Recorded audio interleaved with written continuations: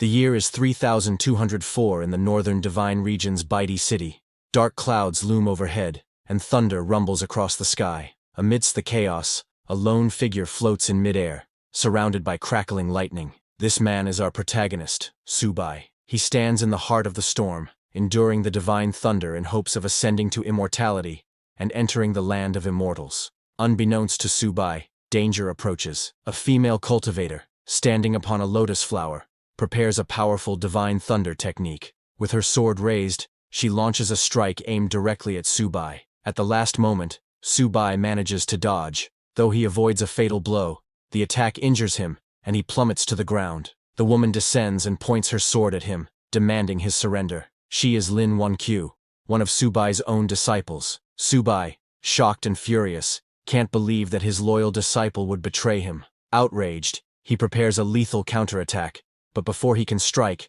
another disciple, Bai Yuyu, launches a sneak attack from behind, piercing a hole through Subai's chest. Bai Yuyu then turns to Lin Wankyu and insists that, despite their master's many sins, they should at least let him die with some dignity. Subai, gravely wounded, can only laugh at the betrayal. He had never treated his disciples unfairly. How could they do this to him? Enraged, he vows that he will not die alone. If he goes down, he will take them with him. Just as he is about to unleash another technique, a third disciple named Xuer activates the falling treasure copper coin, slamming Subai into the ground. He lies there, immobilized, stunned that even Xuer would side against him. Two other disciples, the eldest and the fifth, are missing, and Subai wonders about their absence. Xuer commands her master not to resist, blaming him for countless crimes that cannot be forgiven, and warning him not to blame anyone else for his fate. Hearing this, Subai only laughs and asks if they truly believe the false charges against him.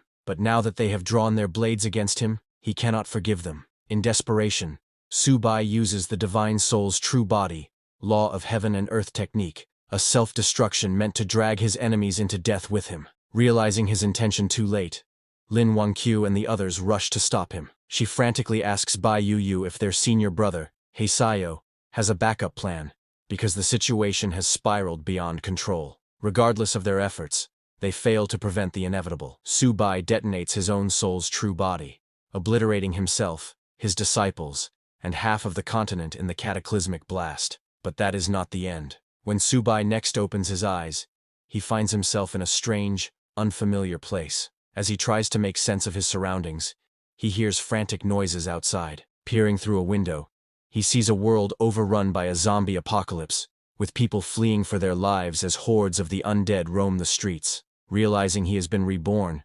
Subai's thoughts turn back to his traitorous disciples. Why would they betray him? What did they stand to gain? For now, those questions must wait. His priority is to train this new body to its peak, return to the world of immortal cultivation, and make his former disciples pay for what they did. He attempts to gather spiritual energy as he once did. His cultivation had been close to the immortal realm, so if he can just sense the ambient spirit power, he should be able to progress swiftly. Yet to his shock, he feels nothing. Thinking his body might be too weak, he looks outside again and realizes the truth. This world has no spiritual power at all. Furious, he could hardly believe it. How is this possible? Without spiritual power, there was no way for him to cultivate in this world. In fact, merely surviving here would already be extremely difficult. Just then, a man and a woman burst into the house, having barely escaped from the zombies outside. They looked terrified, as though they had nearly died. The yellow-haired boy immediately grabbed the woman. Another person, possibly named Vertical,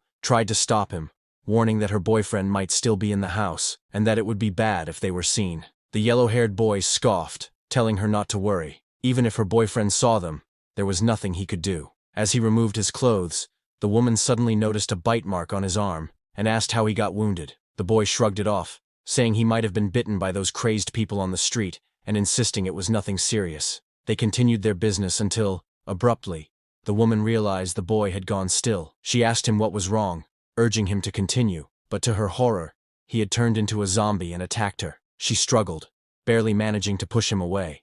Meanwhile, Subai heard the commotion and wondered if someone else was in the house. Searching through the memories of his new body, he recalled that the woman was supposed to be his girlfriend, and the yellow-haired boy was her lover. Subai smiled bitterly, realizing that the original owner of this body had also been betrayed by those closest to him. Opening the door, Subai saw the now zombified boy lunging at the screaming woman. She noticed Subai and begged for help. He stared at her coldly, said nothing, and watched as the zombie tore into her flesh. Then, without a word, he closed the door behind him, thinking, serves her right. In a world with no spiritual power, Subai knew he had to find a way to survive. Otherwise, he might die here before ever returning to his original world. Sitting on the floor, he tried to retrieve something, anything, from his sea of consciousness that could save his life. Yet with his current cultivation level, advanced magic items like the 9 Changes Spirit Pellet were beyond reach. All he could do was rely on luck and hope for the best. Finally, he pulled out a low-level magic weapon, the 10,000 Souls banner. Subai was disappointed. How could he have ended up with such a low-level magic weapon? He had hoped to retrieve something that could truly save his life in this chaotic world. Just as his frustration peaked, a blue window suddenly appeared before him. System prompt. It has been detected that the host has obtained the magic weapon 10,000 Souls banner. The host is now bound to the 10,000 Souls banner system. Current system level 1. Capacity 10 souls. Upgrade requirement to level 2. Hunt down an elementary mutant. Curious, Subai wondered what sort of system this could be, especially attached to a mere low-level weapon like the 10,000 Souls banner. As far as he remembered, the banner's only function had been to collect souls. The system then explained that by using the 10,000 Souls banner, he could harvest the souls of the dead, convert their soul power into spiritual power, and feed it back to himself. The higher the banner's level, the stronger the souls it could collect, and thus the more spiritual power Subai would gain in return. There was a catch. Any person who had been dead for more than 5 minutes would have a soul that completely vanished, rendering it uncollectible. Subai smiled. So it really is possible to transform soul power into spiritual power. Even if this world lacked natural spiritual energy, he realized that, with zombies everywhere, there was no shortage of materials to harvest for cultivation. He remembered the girlfriend who had betrayed him and the yellow-haired boy, both now zombies, banging on the door. Subai opened it, and the 2 zombies lunged at him. He swiftly killed them with the 10,000 Souls banner, but to his surprise, they continued moving even after he attacked. At that moment, he activated the banner's true power, collecting their souls and converting them into spiritual energy. Subai was amazed to feel a breakthrough in his cultivation almost immediately. After absorbing their souls, he now had 2 controllable souls at his command, and his spiritual power had grown noticeably stronger. He couldn't help but smile. Despite its humble appearance, the 10,000 Souls banner had proven to be far more powerful than he ever imagined. Sometime later, outside, people were running in all directions, desperately searching for any safe place to hide. In the midst of this chaos, Subai was also looking for supplies. His body was still too weak. I can't do much cultivation in this condition, he thought. First, I need to find some supplies, then consider upgrading the 10,000 Souls banner. Suddenly, a group of zombies perched atop a nearby building heard the commotion below and leaped down into the fleeing crowd. Among them was a plump, blonde-haired woman who panicked upon seeing the zombies heading toward her. In a desperate attempt to save herself, she grabbed another woman from the crowd and threw her at the zombies, using the poor victim as a human shield. Subai happened to witness this horrifying act, and was shocked to recognize that the woman who'd been thrown to the zombies looked exactly like Lin Wangqiu, one of his disciples who had once betrayed him. Furious and confused about her presence here, he quickly summoned the 10,000 Souls banner and killed the zombies attacking her. Lin Wangqiu gasped with relief, grateful to be rescued. How did you end up here?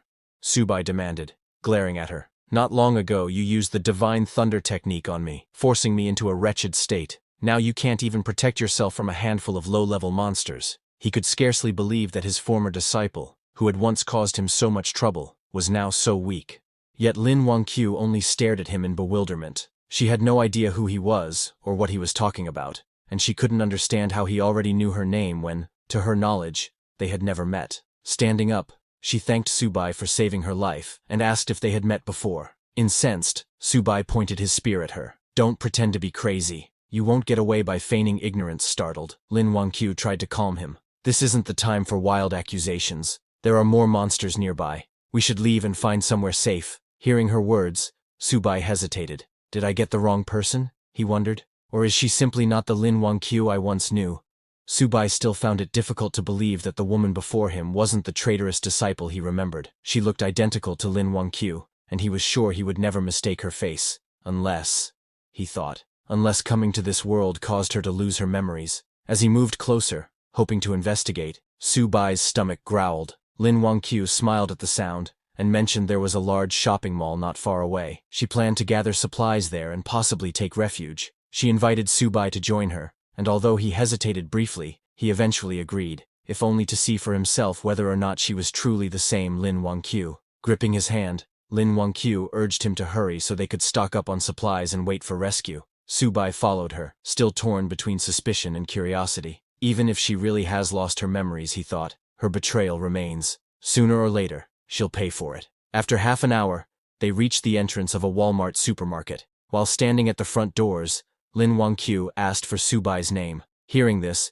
Su-bai realized she truly seemed unaware of who he was. She wasn't faking her confusion at all. He refused to let his guard down. Stepping past her, he answered curtly, "Su-bai." Following a brief introduction, Lin Wangqiu invited him to head inside. She suggested they use the store's resources and wait for rescue. But to their surprise, the supermarket was already crawling with zombies, and not just ordinary ones. Among them was a mutated zombie that stood out. It kept mumbling phrases like, "Apply for a card, get 50% off," before slaughtering several normal zombies in its path. Then it charged straight at Su-bai. Su-bai smirked as he felt the creature's aura. It's probably at the initial stage of the spiritual sea realm, he realized. That must be an elementary mutant. Lin Wangqiu, terrified, hid behind him, urging him to retreat and find safety elsewhere. But Su-bai saw this as an opportunity, not a threat. A sacrifice that could help him upgrade his 10,000 souls banner to level 2. Summoning the banner, he commanded 2 zombie slaves he controlled to attack the mutant.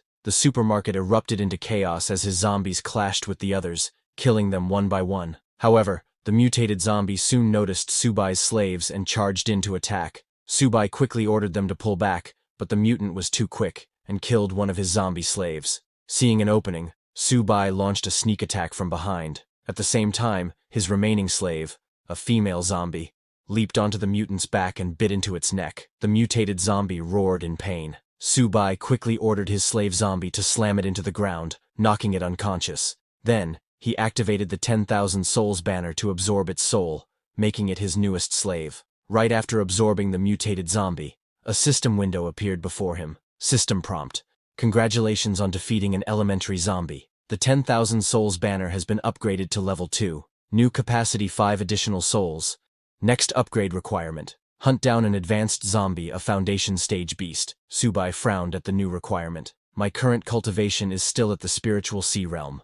To defeat a foundation stage beast, I'll need to absorb more spiritual power first." Meanwhile, Lin Wangqiu was awestruck by Su-bai's display of strength. She had originally dismissed him as some crazed individual, never imagining he was this powerful. Watching her childish admiration, Su-bai found it hard to believe she could be the same disciple who had once betrayed him and nearly ended his life. With the mutated zombie defeated, the survivors who had been hiding in the supermarket cautiously emerged. Relieved that the threat was gone, they began redistributing supplies and preparing to wait for rescue in relative safety. There seemed to be enough resources to sustain them for a while. Lin Wangqiu turned to Su-bai, pointing out how large the stockpile of supplies was. "If we use this wisely, we can stay hidden in a safe place until the rescue team arrives," she suggested.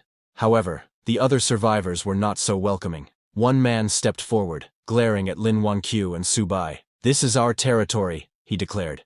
"You can't just help yourselves to our supplies without our permission." Several others quickly agreed with him, insisting that they had risked their lives to gather everything during the chaos. They weren't about to let newcomers take advantage of their hard work. Lin Wangqiu bristled at their accusations and shouted back, "If Mr. Su-bai hadn't killed that mutated zombie, all of you would have been sitting ducks, waiting to die. Now you want to claim these supplies for yourselves and ignore the fact that he saved your lives." However, they didn't believe him.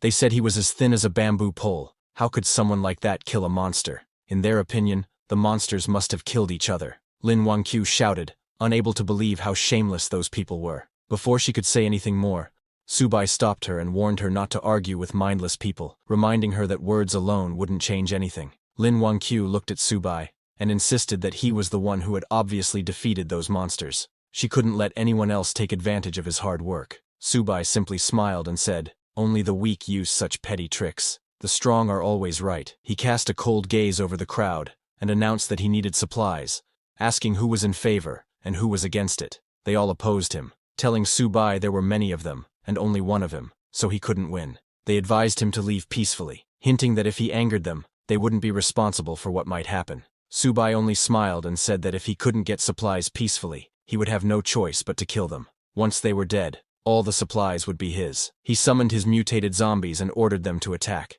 Terrified, the crowd begged Subai to spare them, promising he could take all the supplies he wanted as long as they could keep their lives. But he didn't care. He killed those who had threatened him. The rest fled in terror, trying to save themselves. Standing confidently, Subai asked if anyone else wanted to stop him. No one dared say a word. They stood silently, too afraid to even lift their heads. Then Subai turned to Lin Wangqiu and told her to take whatever she wanted. No one would dare oppose them now. She nodded and began collecting supplies. After stuffing her bag, she asked if Subai needed anything. He smiled and said that in return for saving her, all he wanted was help carrying some supplies. Secretly, he was testing her to see if she really had amnesia, or was only pretending. Lin Wangqiu agreed, packing his share of the supplies. Subai was confused. He didn't know if she really was his disciple Lin Wangqiu, or if he himself had lost his memory. After a few minutes, she finished packing and asked whether they should stay and wait for rescue or head elsewhere. Subai turned to leave,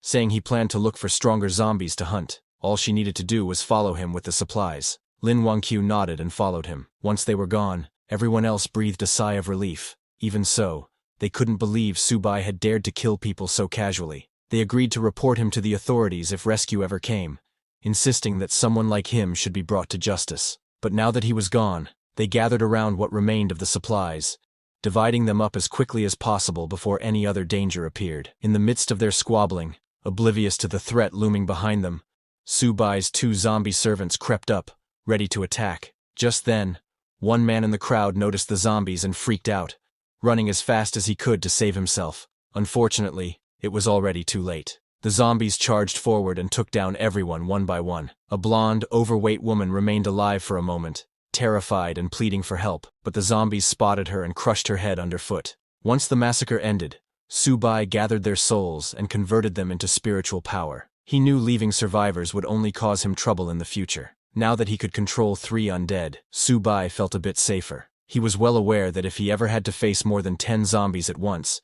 he'd have no choice but to retreat. Until his level rose, he would keep a low profile. Meanwhile, Lin Wangqiu, who had been following him, was exhausted. She asked if they could rest somewhere, but Subai told her he had no time to waste. If she slowed him down, he would leave her behind. Embarrassed, Lin Wangqiu insisted that she believed Mr. Subai would never abandon her. He smiled and asked why she was so sure, reminding her that they were strangers, and he could do as he pleased. Lin Wangqiu confidently replied that she knew the location of the powerful zombie he was looking for. Intrigued, Subai asked how she knew. Lin Wangqiu explained that, back at her university, she fled the campus after spotting a strange creature near the lake. It gave off an unusual scent, and she was certain it was dangerous. Nervously, she admitted she wasn't sure it was the advanced zombie Subai sought, but it certainly seemed formidable. Hearing this, Subai reasoned that if it was anything like the mutant beast in the supermarket, it was worth investigating. He told Lin Wangqiu to lead the way. Pleased that he believed her, Lin Wangqiu happily guided him toward the campus. Sometime later, the two of them finally reached their destination, but the campus was overrun with zombies. Lin Wangqiu stopped, scanning the surroundings anxiously. Seeing her hesitate, Subai asked why she had stopped yet again. Lin Wangqiu whispered for him to lower his voice. So many people at the school had turned into those creatures, and if they accidentally drew attention, they'd be in huge trouble. Subai told her not to worry, declaring he would handle the situation. He summoned his zombie servants and ordered them to clear a path.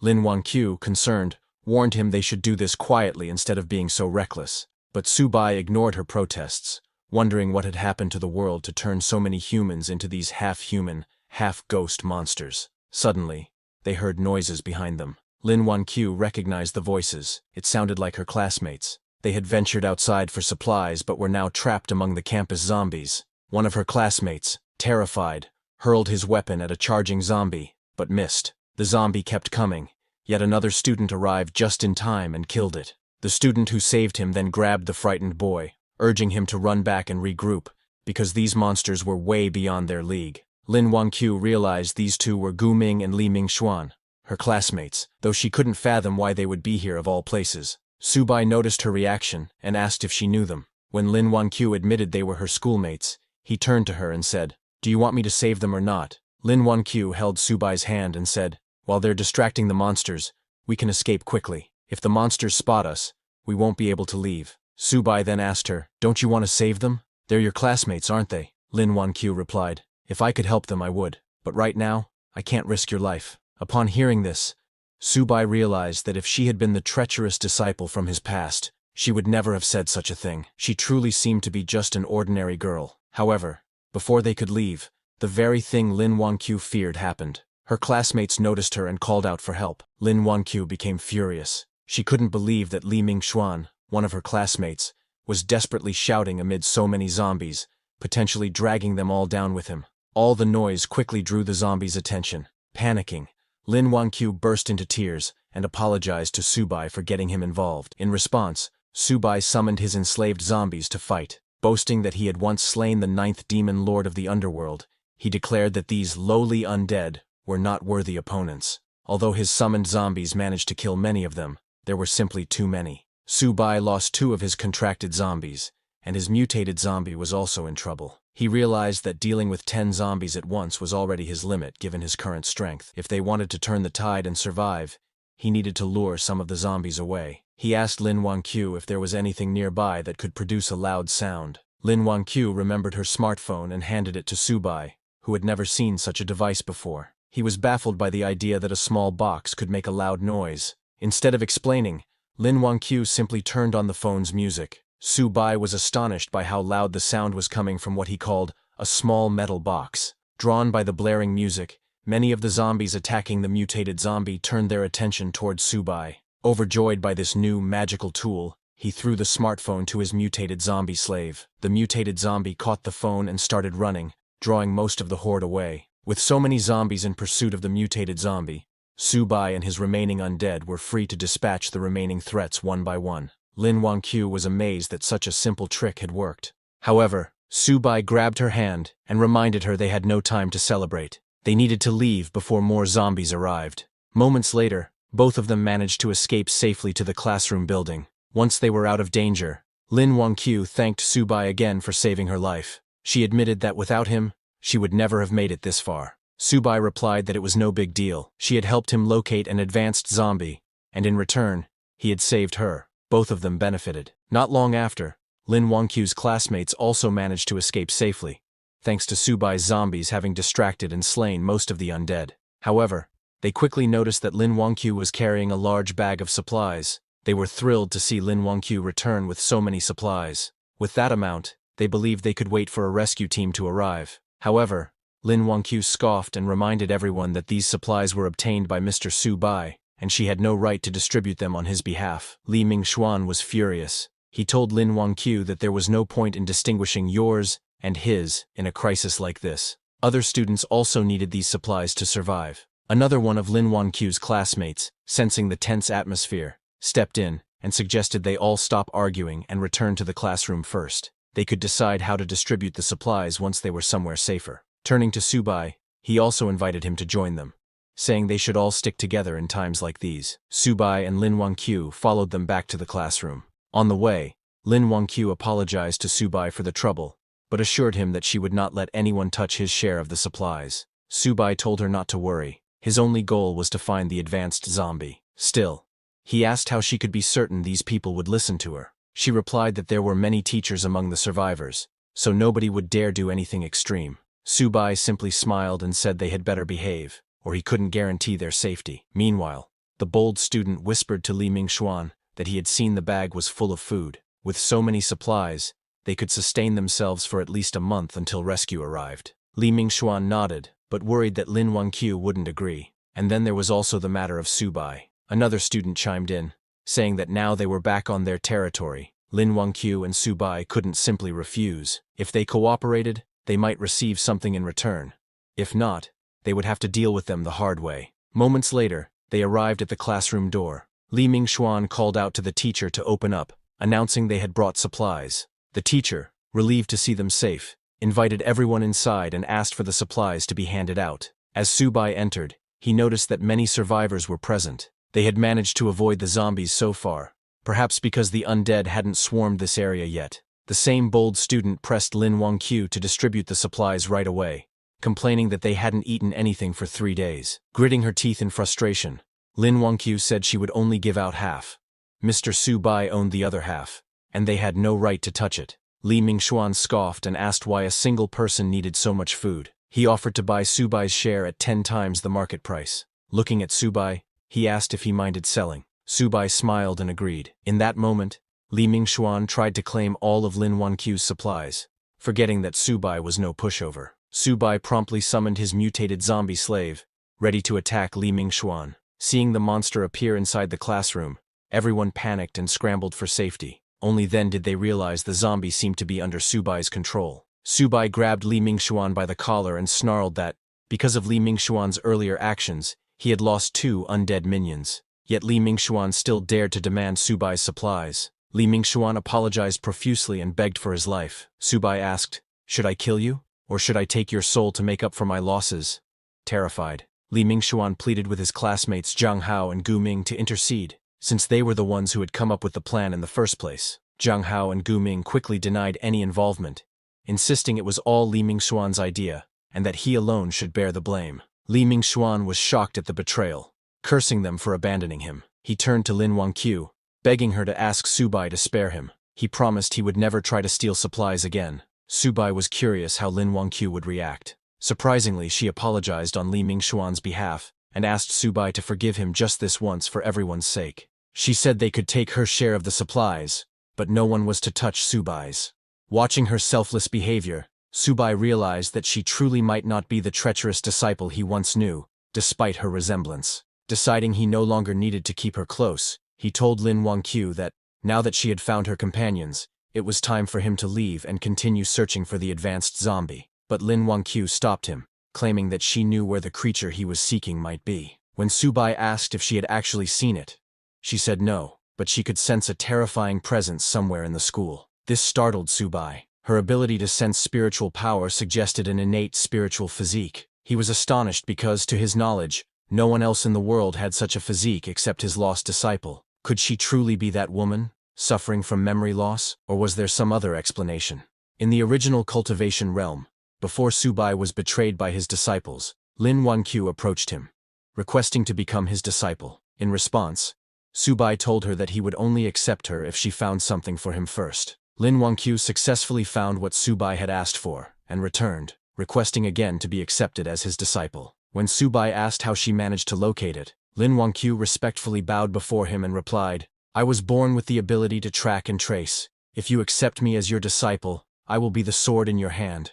I will never let you down." Seeing her determination, Su Bai accepted her as his second disciple. With her innate spiritual physique, her future achievements would not fall short of his own. However, Lin Wangqiu humbly told him, "My life was saved by you. I would never dream of surpassing you. I only wish to serve by your side and ease your burdens." Su Bai walked up to her and said, "Stop calling me senior. Now that you're my disciple, you should call me master." That was the moment Su Bai learned that Lin Wangqiu possessed the innate spiritual physique. Although he wasn't sure how she had lost her past memories, for him, it didn't matter. He was still planning to kill her. He extended his hand to capture her soul and make her his servant, dooming her to eternal soul refinement. But suddenly, Lin Wangqiu grabbed Su Bai's hand and urgently warned, "That thing I've been sensing, it's really coming this way. We must leave now before it's too late." Hearing this, Su Bai fell silent. Then, in the next moment, he burst into laughter like a madman, shocking everyone in the room. He thought to himself,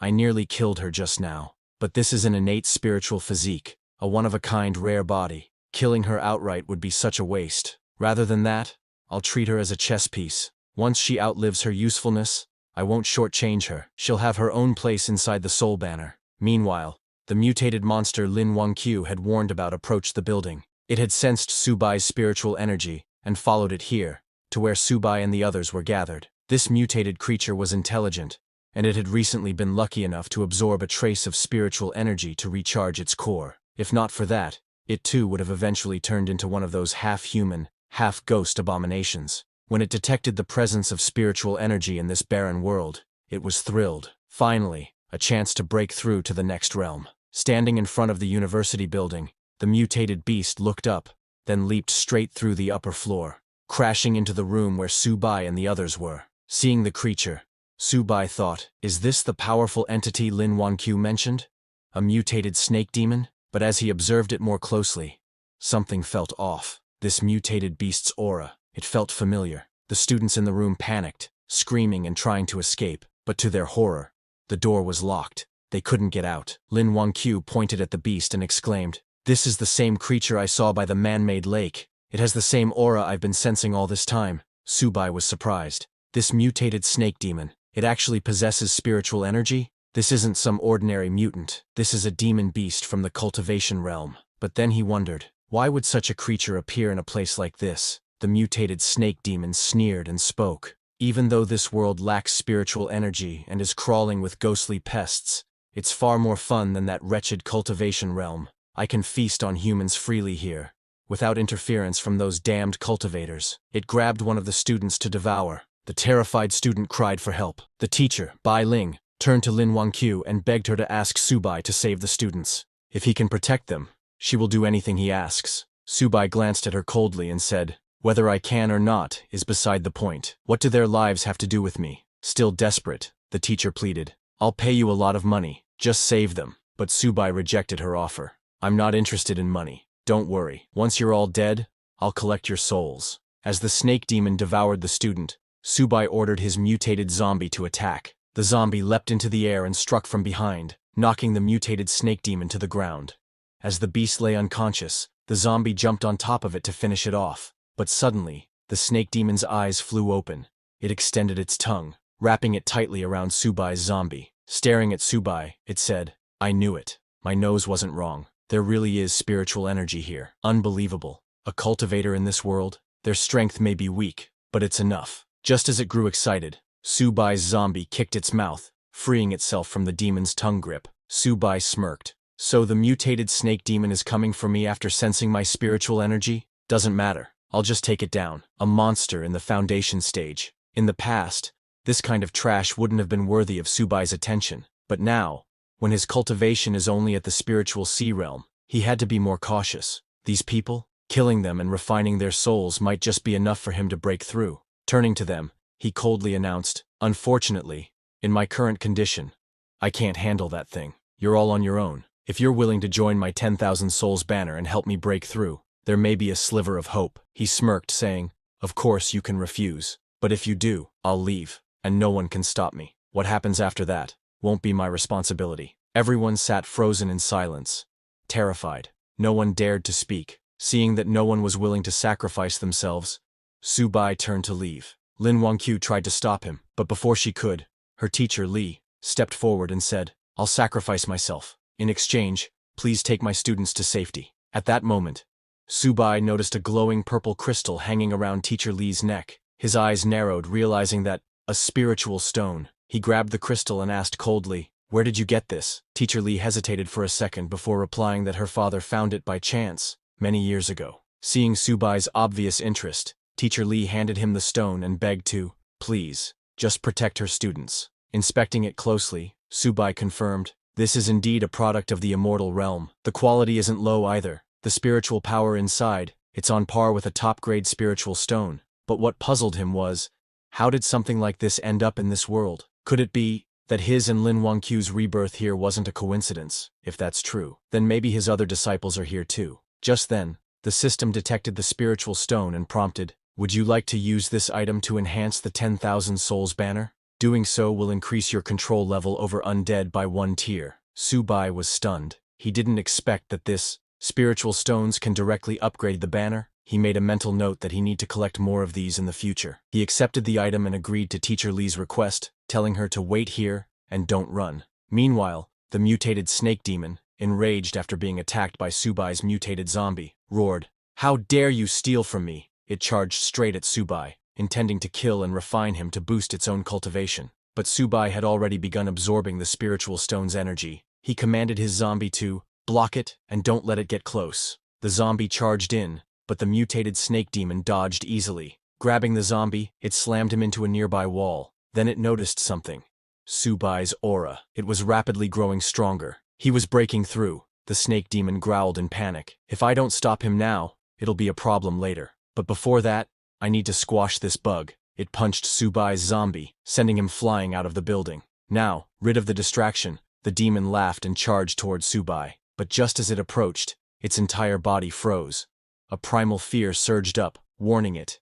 Danger, Subai smiled, his body glowing with spiritual light. My 10,000 souls banner needs a foundation beast for sacrifice, he said calmly. And that's you. The mutated snake demon was stunned. Ask what is happening. Suddenly, Subai's mutated zombie, now evolved from ordinary class to evolutionary class, returned. Towering over the snake demon, it grabbed the creature by the neck. Subai gave the command it to kill him. The zombie stabbed its sharp claws into the demon's chest, piercing clean through. Then it lifted the demon into the air and hurled it across the building. But just before falling, the mutated demon clung to the edge and caught itself. Breathing heavily, it realized that it underestimated Subai. It didn't expect him to break through mid-battle. Still, it wasn't ready to give up. He roared that, "It's not enough to defeat me."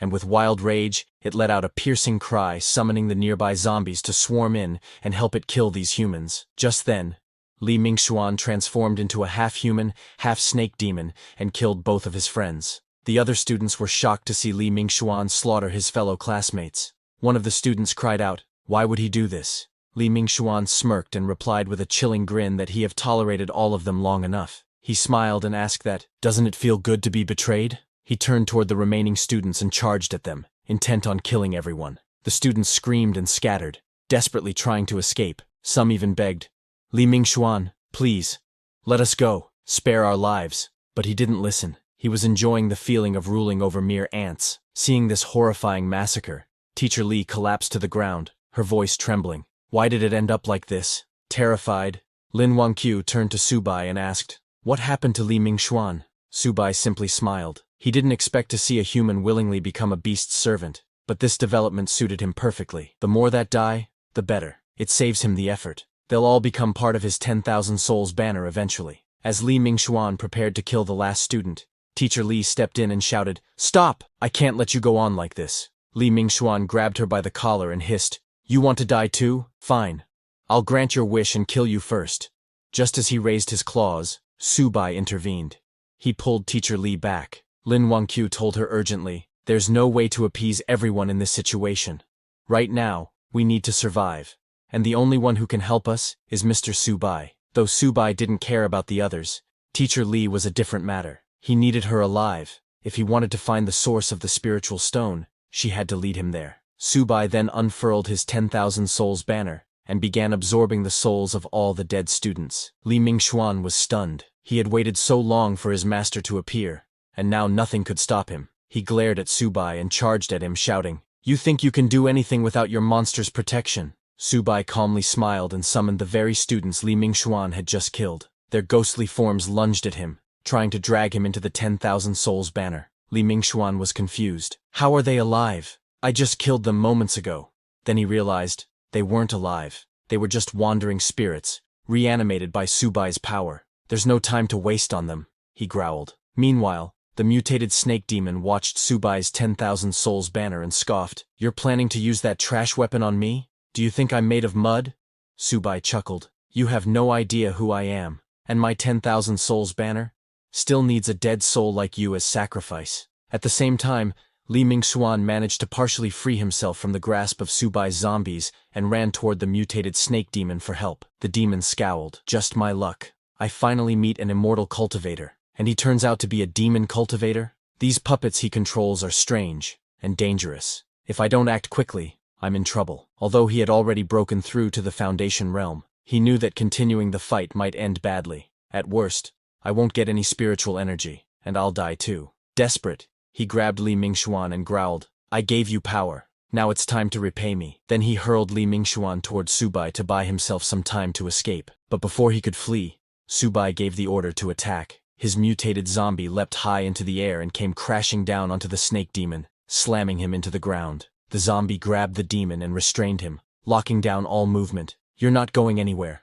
Just as the mutated snake demon struggled to break free, Subai made his move. He transformed several of his zombies into stone statue form, anchoring them into the demon's limbs, binding its hands and feet so tightly it couldn't move an inch. The demon let out a pained roar, its body shaking violently. Blood oozed from the cracks in its scaled flesh as it cried out in fury and humiliation. "I admit defeat. For today," it hissed, its voice trembling with suppressed rage. "But don't think this is enough to hold me forever." In a desperate move, the demon's main body detached from the larger snake host and fled into the distance like a dark shadow melting into the horizon. Li Mingxuan, who had just barely survived, watched the escape in panic. "Don't leave me behind. I haven't escaped yet." But before he could move, the remaining students, those who had narrowly survived his betrayal, surrounded him, cold hatred burning in their eyes. "Karma always comes back around," one muttered. "You really think you'll walk away after killing so many of us?" Fear flooded Li Mingxuan's eyes as he stumbled back. "Stay away. I'll kill you if you come any closer. I swear." But the crowd no longer feared him. They descended on him without mercy, fists and feet replacing words. Li Mingxuan died the same way he lived, violently and utterly alone. Nearby, Lin Wangqiu turned toward Subai, her voice filled with disbelief. "That monster. We're really just letting it go." Subai only smirked. "It's just a lowly snake demon. Does it really believe it can escape my spiritual sense?" Far away, the mutated snake demon, now free from its bindings, let out a long breath. It had narrowly escaped death, but one question clawed at his mind. Where did that demonic cultivator come from? Then a chilling realization crossed his thoughts. Could he too have been pulled into this world through the chaotic spatial rift? "Just like me," he scoffed. "Doesn't matter. I'm free now. A Foundation establishment cultivator like him, he'll never find me." But he was wrong. Before he could take another step, a shadow fell over him. Subai appeared directly behind him. "Try running again," he said coldly. "Let's see if you can escape my spiritual sense now." Terror flooded the snake demon's expression. His whole body trembled. He could not understand. How did he track me this fast? How strong is his spiritual sense? Subai didn't waste time. He ordered his mutated zombies forward. As the beast tried to flee, lunged in, grabbing the demon's legs and arms, pinning it down. The mutated zombie struck its vital point, sealing its core. The snake demon howled in agony, completely paralyzed. "If I can't live in peace, none of you will," the demon bellowed. He activated his final skill, Serpent Shadow Clone. Dozens of shadowy snake clones burst forth, swarming towards Subai. Laughing, the demon mocked, "Your soul banner is useless now. Once I devour you, your puppets will vanish." But Subai showed no concern. He raised his 10,000 souls banner, calmly scanned the illusions, and in a flash, stabbed the real body. The snake demon gasped. "How did you see through it?" "Not even nascent soul cultivators could." Subai's expression remained unchanged. "If you weren't still useful, I would have shattered your soul already." With that, he unleashed the soul-binding power of the banner. Black tendrils wrapped around the demon's very spirit. "You'll never get me," the demon roared. "I'll destroy my soul before I serve you." In a final act of defiance, it attempted to self-destruct its soul, but once again, it had underestimated Subai. With a single thought, Subai activated his spiritual sense manifestation. His soul form materialized in front of the demon, grabbing and stopping the detonation mid-explosion. The snake demon stared in horror. "That pressure. You're not Foundation establishment," his voice cracked. "Soul formation?" The truth hit him like a blade to the chest. He had offended a soul formation powerhouse. He dropped to his knees, pleading, "Don't kill me. I was wrong." But his pleas fell on deaf ears. The 10,000 souls banner absorbed his soul in its entirety. System notification. "Congratulations. You have slain an evolved level creature. Soul banner has leveled up to level 3. Max controllable souls. 10. New feature unlocked. Enhancement mode. You can now feed spiritual energy-infused objects to your undead souls to boost their strength." Subai stood silently, staring at the faint glow of the soul banner. He was amazed. He hadn't expected that spirit stones could be directly fed to the undead. If that was true, then as long as he had enough stones, he could rapidly forge a powerful undead army. In that case, he thought, gathering spirit stones must become a top priority. Once he gained enough strength to protect himself in this chaotic world, it would be time to visit his loyal little disciples. Meanwhile, back at the university, Teacher Li turned to Lin Wangqiu, her voice laced with concern. "Subai went after that monster. Isn't he in danger?" But Lin Wangqiu replied calmly, "Don't worry. Mr. Subai will be totally fine. A monster like that is no match for him." Teacher Li let out a quiet sigh of relief, but curiosity soon crept into her eyes.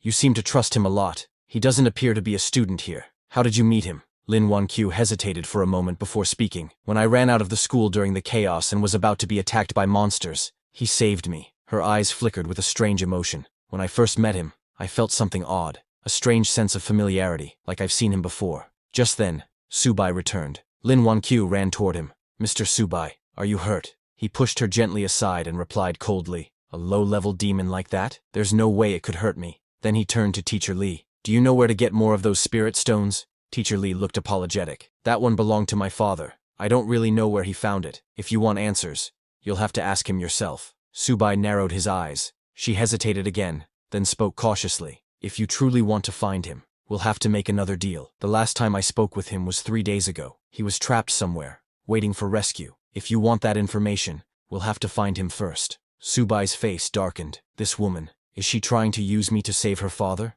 If the old man had knowledge about spirit stones, it would be worth the time. Fine, he said. I'll go with you, but listen carefully. If I find out you're lying to me, not only will you die, but everyone else will too, including your father. Teacher Li trembled under his gaze but nodded quickly. Understood. I'm sure my father won't disappoint you. She then turned to her surviving students. We're leaving with Mr. Subai. There was a wave of relief among them. They were leaving this nightmare. But not all were so lucky. Many students had died during the chaos. As Subai looked at their bodies, he raised his 10,000 souls banner and summoned their souls.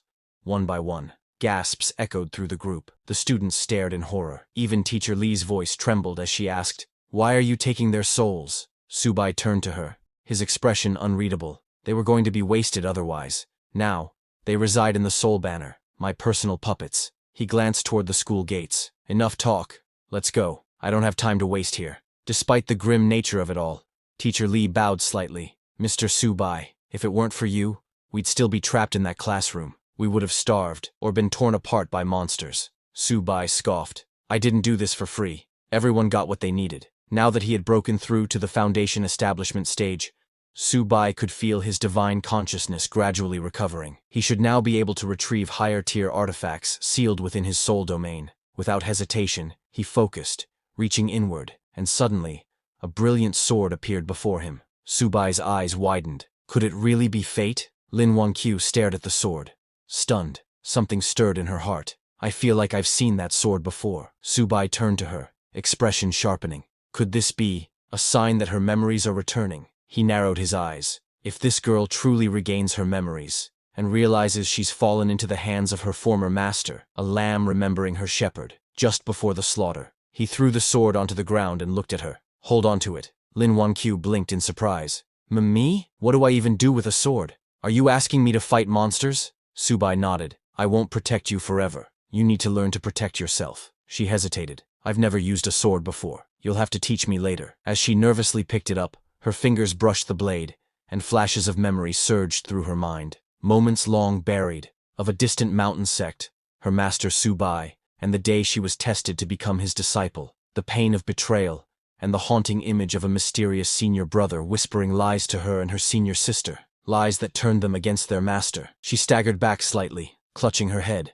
The fragments were blurry, incomplete. At last, Lin Wanqiu finally saw her master's face, the very master she had betrayed, and he looked exactly like Subai. Seeing the angry gaze of her master, Lin Wanqiu got so frightened that she lost consciousness and fell to the ground. Seeing her suddenly fall, Teacher Li and the others were shocked. But before anyone could help her, Subai, realizing that Lin Wanqiu's memories had returned, immediately raised his soul banner and released his newly controlled snake beast to attack and kill her. Before Lin Wanqiu could even understand or say anything, the snake beast coiled its muscular body around her and began squeezing. Seeing Subai attacking Lin Wanqiu, Teacher Li and her students were too shocked. Teacher Li ran forward, begging Subai to stop, but Subai didn't even flinch. The snake beast continued tightening its grip, suffocating Lin Wanqiu slowly. Lin Wanqiu struggled and somehow managed to free her mouth. While coughing, she said, "Mr. Subai, your monster has gone insane. Please, help me quickly."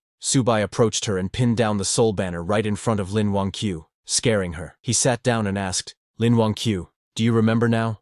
Scared and confused, Lin Wanqiu asked, "Remember what? What are you talking about?" Teacher Li pleaded with Subai to save Lin Wanqiu, saying she was a good child. Subai was also confused, not understanding what was going on. Lin Wanqiu's reaction just now didn't seem fake. and he wondered if it could really just be a mere restoration of her memories for a split moment. But he was not sure, so he decided to investigate it himself. He placed his hand on Lin Wangqiu's head and used Soul Search to look into her memories. He saw all of Lin Wangqiu's memories, himself included, but found nothing. He knew that memories couldn't be faked, and wondered if she really had not recalled her past. Both Lin Wangqiu and Teacher Li looked at Subai, scared and confused. After confirming for himself, Subai decided to let her live for now. He stood up, called back the snake beast, which released Lin Wangqiu and returned to the soul banner. Subai then walked away as if nothing had happened, telling Lin Wangqiu, "Maybe this sword doesn't fit you that well." He took back the sword and told everyone, "Don't waste time." Teacher Li then turned to her students and told them,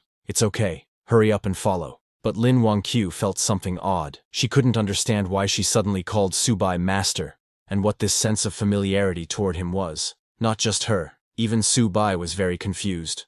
Wondering if this was all God's will, he decided he would definitely investigate this matter. After walking for a few hours, Teacher Li led them all to a building. Pointing at it, she told Subai, "This is one of my family's properties, and my father last contacted me from here. But it looks like he wasn't able to evacuate because of those monsters." Looking at the building, Subai said, "If that's the case, let's go check it out." But a student of Teacher Li suggested that they should not go in, and would just wait here for Subai and the others to come out. Other students agreed, saying they might not be able to help Boss Subai if they went in. So, it's better to meet them here again. Subai said, "No problem," and told them, "Since I took you out of the school, my part of the deal has been fulfilled. Where you go now has nothing to do with me." Teacher Li looked at her 3 students who were scared, standing there. She told them, "Stay here and don't run around. When they come out, we will take you to the official shelter. It's safe there." The students told her not to worry, saying they would definitely stay put. After Teacher Li left with Subai and Lin Wangqiu, those students sighed with relief, saying, "We are free." A girl told the others that she didn't dare breathe deeply for fear that Subai would kill them if displeased.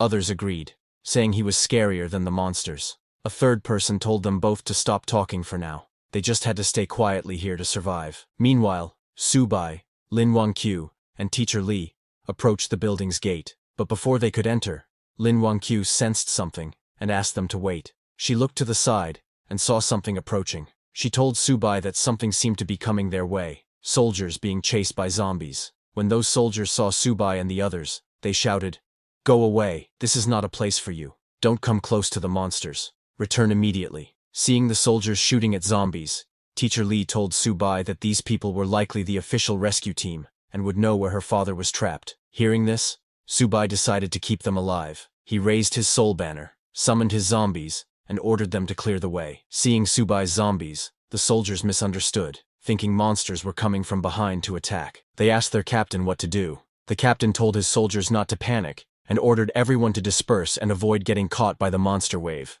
All the soldiers hid in the cracks between the buildings. After the soldiers got out of the way, Subai's zombies attacked the zombies coming from the front. The mutated zombie swung its sharp claws, slicing hundreds of zombies in one strike. The snake beast wasn't far behind. It opened its huge mouth and devoured the zombies. Seeing Subai's zombies attack the other zombies, the soldiers became confused. One soldier asked his captain why these monsters were fighting each other. Another said he had never seen such a strange thing during missions. Even their captain was confused, asking, "What's going on? What kind of fight is this?" Subai's monsters continued killing the zombies, making a path for Subai. Soldiers hiding behind walls were very confused. Their captain told them not to be careless, and to evacuate now before the monsters noticed them, saying they would only be safe when the awakened were sent in. Hearing that, a soldier said, "I heard those people in the bureau praise them for being amazing, but are they really that great? We're all the same in the end. How can they be superior?" The captain told that soldier he said that because he hadn't seen their power. He said he once saw an S-level awakened, just one person, fighting against thousands of troops. Hearing about one man fighting thousands of troops, a soldier said, "That's too exaggerated. Are they superhumans?" Suddenly, a soldier saw Subai and the others walking toward the zombies. Confused, he asked,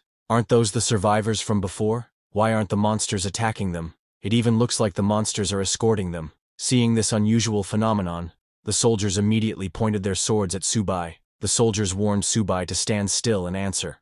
Otherwise, they would open fire. But Subai didn't even look at them, and continued walking ahead. Seeing this, the soldiers asked their captain if they should open fire. But after seeing Subai controlling the monsters, their captain lowered his gun and told his soldiers to forget it, because this person was not someone they could handle. The captain came out of hiding and asked Subai to wait. He introduced himself as Xiao Changqing, the captain of the 3rd Search and Rescue Team of Z City, and asked Subai if they were the awakened sent by the higher-ups to assist them. Hearing that, Subai finally stopped and looked back, asking the captain what he meant by awakened. The captain replied that Subai was not the one he was referring to, and then tried to ask if Subai was the awakened. But before finishing his sentence, he stopped, thinking that since Subai was not a registered awakened from the bureau, could he be a lone wolf? That would be bad news. Then Teacher Li stepped forward and told the captain that they were here to find someone, her father, Li Zhenghao. Hearing the name, the captain told Teacher Li that Li Zhenghao was on their rescue list. They had been informed that he had important information, so the higher-ups required this person to be rescued. Hearing that, Subai asked the captain if he knew where Li Zhenghao was. The captain said yes, but told Subai that the place was in the heart of the region, and given the current situation, it would be hard for them to rush in there. Just as the captain said this, the walls on their side broke, and more zombies poured out. Because of this new zombie wave, they all got surrounded. Immediately, the soldiers started shooting at the zombies, but it was still not enough. Panicked, the captain turned to Subai, telling him that even if he was not affiliated with the government, they hoped he could lend them a helping hand. He added that it didn't matter if they all died, as long as they could send one person out to pass on the news from here, it would be fine. Subai agreed without hesitation, saying he would get them out of here, but they needed to lead him to the target in exchange. The captain agreed. Subai immediately called his monsters to attack the zombies. The mutated monster and snake monster jumped on the zombies, crushing them to the ground. Subai's mutated monster sliced off hundreds of zombies in one strike, while the snake monster shot fire from its mouth, burning thousands of zombies. The soldiers were shocked to see how strong Subai's monsters were. One soldier asked his captain if this was some kind of superpower, adding, "Isn't this too extreme?" Another asked if all awakened were like this, and if any one of them could destroy everything like this. He added that compared to Subai, what they had in their hands was just a fire stick. With a serious expression, the captain told his soldiers that not all awakened were that strong. This man right in front of them was definitely one of the best. Even among officially registered awakened, he had never seen someone capable of manipulating monsters for his benefit. So Subai's level must be at least C level. While Subai's monsters were fighting, Lin Wangqiu sensed something and told Subai to watch out, saying something was coming. She pointed above and told Subai that it was coming from the sky. Just as she said that, a huge monster jumped off a building, shouting, "Anyone who enters my territory without my permission will die." A huge night monster landed right in front of them. Seeing the huge night, the soldiers panicked and asked what kind of monster it was, because they hadn't been told about this level existing in this place. When Subai saw the night monster, he immediately recognized the aura of the perfect foundation realm. He hadn't expected a monster of this level to be lurking here. Moreover, it seemed different from the ordinary undead. The night monster pointed his mace at Subai and shouted, "My family, follow me to defeat the invaders." Hearing his voice, all the zombies in that area charged at Subai. Seeing them coming, Lin Wangqiu panicked and asked Subai what they should do now. Subai told everyone to get ready to fight. Even if it meant dying, they would fight the monsters. Subai was very excited to see the night monster, knowing that sure enough, this was a rare undead creature with intelligence. If he could capture its soul and send it into the 10,000 souls banner, there was a high probability that the souls of his subordinates would gain independent consciousness. Subai stepped forward with Lin Wangqiu and Teacher Li and told the soldiers to step back, saying this night monster was his prey. Subai was confident that as long as he captured it, there was hope to create an army of undead with independent intelligence, which would greatly enhance his combat power. He then summoned his monsters and ordered them to attack. Subai's monsters charged at the night monster at super speed. The mutated monster jumped into the air and punched the night monster with full power, blocking its mace with its blackened fist. Taking this opportunity, the snake monster coiled its muscular body around the night monster's leg, making it unable to walk. The night monster looked down and saw that Subai was controlling the undead. Realizing that this human was very dangerous, the night monster became very angry. It released an energy blast from its body, sending all of Subai's monsters flying. The night monster raised its mace and, while gathering energy, shouted, "I'm the lord of the undead. How can a mere human stand against me?" Saying that, the night monster swung its long mace at Subai's monsters, aiming to kill them all in one strike. Seeing the night monster's power, Subai was a little surprised because it looked like the night monster had combat capabilities comparable to at least a Golden Core realm warrior. Now Subai began to wonder where this undead monster had come from. When that undead monster unleashed his full power, a guy was watching it from afar, standing on the rooftop of a building. Seeing Subai, that guy in glasses smiled, saying, "A sweet prey discovered. My lord will surely be pleased." He called his lord, and suddenly a dark figure appeared in the sky. That glasses guy told his lord that he had found a foundation-building cultivator who could control the dead. Hearing that, his lord ordered the glasses guy to kill and seize his body, saying the spiritual energy in his body was extremely valuable, and if he succeeded, he would be rewarded. Hearing that, the glasses guy laughed and told his lord, "Don't worry, because the Bone Fiend Lord is already hunting him down." On the other hand, that undead monster swung his huge sword to attack Subai. Seeing it coming, Teacher Li and Lin Wangyu got very scared. The soldiers standing behind started shooting at the undead monster, saying they would fight with everything they had. Lin Wangyu grabbed Subai's hand, saying that even if she died, she would stay by his side. Seeing the sword coming, Subai closed his eyes and sensed that it was a Golden Core Realm undead lord, but it was just a fake. Its true strength was merely at the peak stage of foundation building, and even though Subai had lost all his cultivation, he was not someone a beast like that could stop. He immediately took out the sword he had given to Lin Wangyu before, then manifested his Dharma body of the peak level. His Dharma body was very huge, and it unleashed itself. Subai used it to cut down the undead monster's sword. This completely shocked the undead monster, and it looked ahead, shocked to see Subai's Dharma body, asking, "How is this possible? How is there a manifestation of the heavens and earth, which is a nascent soul secret technique?" Seeing that, even the soldier's captain got shocked, saying, "This is stronger than any ability user I have ever encountered. This is just insane." A soldier asked the captain, "Are there really ability users this powerful?" But on the other hand, Subai started sweating because he had just barely gathered a bit of spiritual energy, and now, it was all gone. But getting a scaled king in return was worth it. Seeing that even a nascent soul secret technique was being used,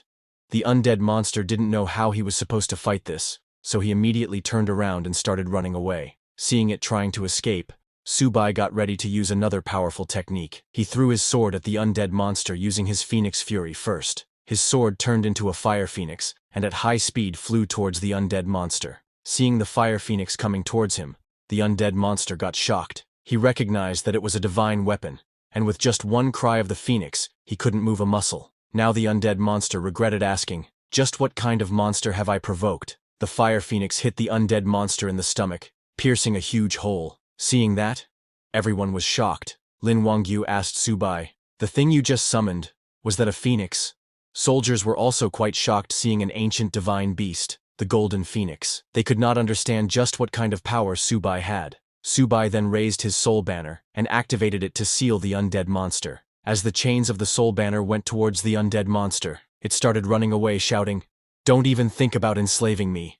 I, the Bone Fiend Lord, will never surrender." But before it could run away, the Bone Lord got caught by the chains of the soul banner. Seeing that Bone Lord finally admitted defeat, saying even if it was frustrating, following a nascent soul powerhouse sounded far more promising than sticking with that brat. The soul banner sucked in the Bone Lord and closed its mouth completely, trapping him inside. Immediately, a system notification came congratulating the host for slaying a commander-level creature. With that, the 10,000 Souls banner leveled up. Host's current realm is Chi Refining Stage. 10,000 Souls banner level is 4. Controllable boss level undead is 1. Controllable advanced undead is 2 and could control 5. Controllable normal undead is 10 and could control 20. But before Subai could get happy seeing those notifications, he suddenly started coughing. Forcing the manifestation of heaven and earth overexhausted him, and even caused his realm to drop. Seeing him coughing, Lin Wangyu immediately asked if he was okay. But suddenly a voice came from the soul banner. It was the Bone Lord. He addressed Subai as Lord, and offered to help him recover some strength. After seeing Subai stabilizing, the Bone Lord immediately appeared in human size, and transferred some of his spiritual power into Subai. A system notification came telling Subai that his current realm was now mid-stage of foundation building. Seeing that, Subai smiled because it was a step beyond his previous stage of foundation building. He understood that the soul energy in the 10,000 Souls banner gave him extra boosts. Subai turned and told Bone Lord it was quite thoughtful, offering his spiritual power to him. Bone Lord and Subai now knew that since it belonged to his banner, it served him alone, and only hoped he would trust it. Bone Lord was acting like that because after seeing the manifestation of heaven and earth, and that divine weapon infused with Phoenix power, It understood that Su-bai must have been in the nascent soul realm before arriving in this world, and with that foundation, he would surely reach the peak once more. And if it served him well and followed in his footsteps, it too could rise to the top again. Thinking all that, he could not stop himself from laughing. Worried, Lin Wangyu asked Su-bai again if he was okay, because just now, she saw blood at the corner of his mouth. Seeing her all worried about him, Su-bai got more confused. He really didn't get why Lin Wangyu and the others tried to assassinate him before the transmigration, but he guessed it didn't matter anymore. The attempt already happened. The reason didn't matter. What mattered now was figuring out this world and getting more spirit stones. He then turned to the soldier's captain and asked him to take them to see Li Zhenghao. The captain said yes, also addressing him as Lord Su-bai, but when they turned to leave, they saw that hundreds of zombies had surrendered to them. Seeing that, Su-bai got annoyed, saying, "These zombies just keep coming." Just then, Bone Lord came out of the soul banner in its spirit form and shouted at the zombies, "Blind beasts, don't you kneel when you see our lord." Hearing Bone Lord's words, those zombies slowly backed off and created a path for Su-bai and his team to go. Seeing that, a soldier got too shocked and told his friend that Captain Xiao just said Su-bai could take on 100 by himself, and he didn't believe it. But this wasn't fighting 100. These zombies were kneeling and showing submission. The soldier said, "This Su-bai is terrifying. Ability users are like gods." Even Teacher Li was amazed, thinking, "This young man is remarkable. That golden phoenix from earlier, and the ability to harvest and command souls. In this chaotic post-apocalyptic world, could he become the new hero?" Meanwhile, in a faraway house, it was the house of that glasses guy's master. He reported to his master that the Bone Fiend Lord was killed. Hearing that, his master got shocked, saying it's impossible. The glasses guy sent some pictures, telling his master it's the truth. He wouldn't dare make false reports. These were some images captured from the scene. When that glasses guy's master saw the techniques Su-bai used, he immediately recognized that it was the manifestation of heaven and earth and Phoenix Fury Sword, because he was none other than Su-bai's disciple, who provoked his other disciples who killed Su-bai. He immediately recognized that it was his master Su-bai. He was very angry seeing that his master had arrived in this world too, and his master's progress was faster than his. He knew that he must hurry and find the junior sisters. He told the glasses guy that he recognized this Su-bai, and ordered the glasses guy to mobilize all his forces and kill him as soon as he stepped into the prison land. He also told the glasses guy that if he failed, then he should kill everyone inside the prison lands.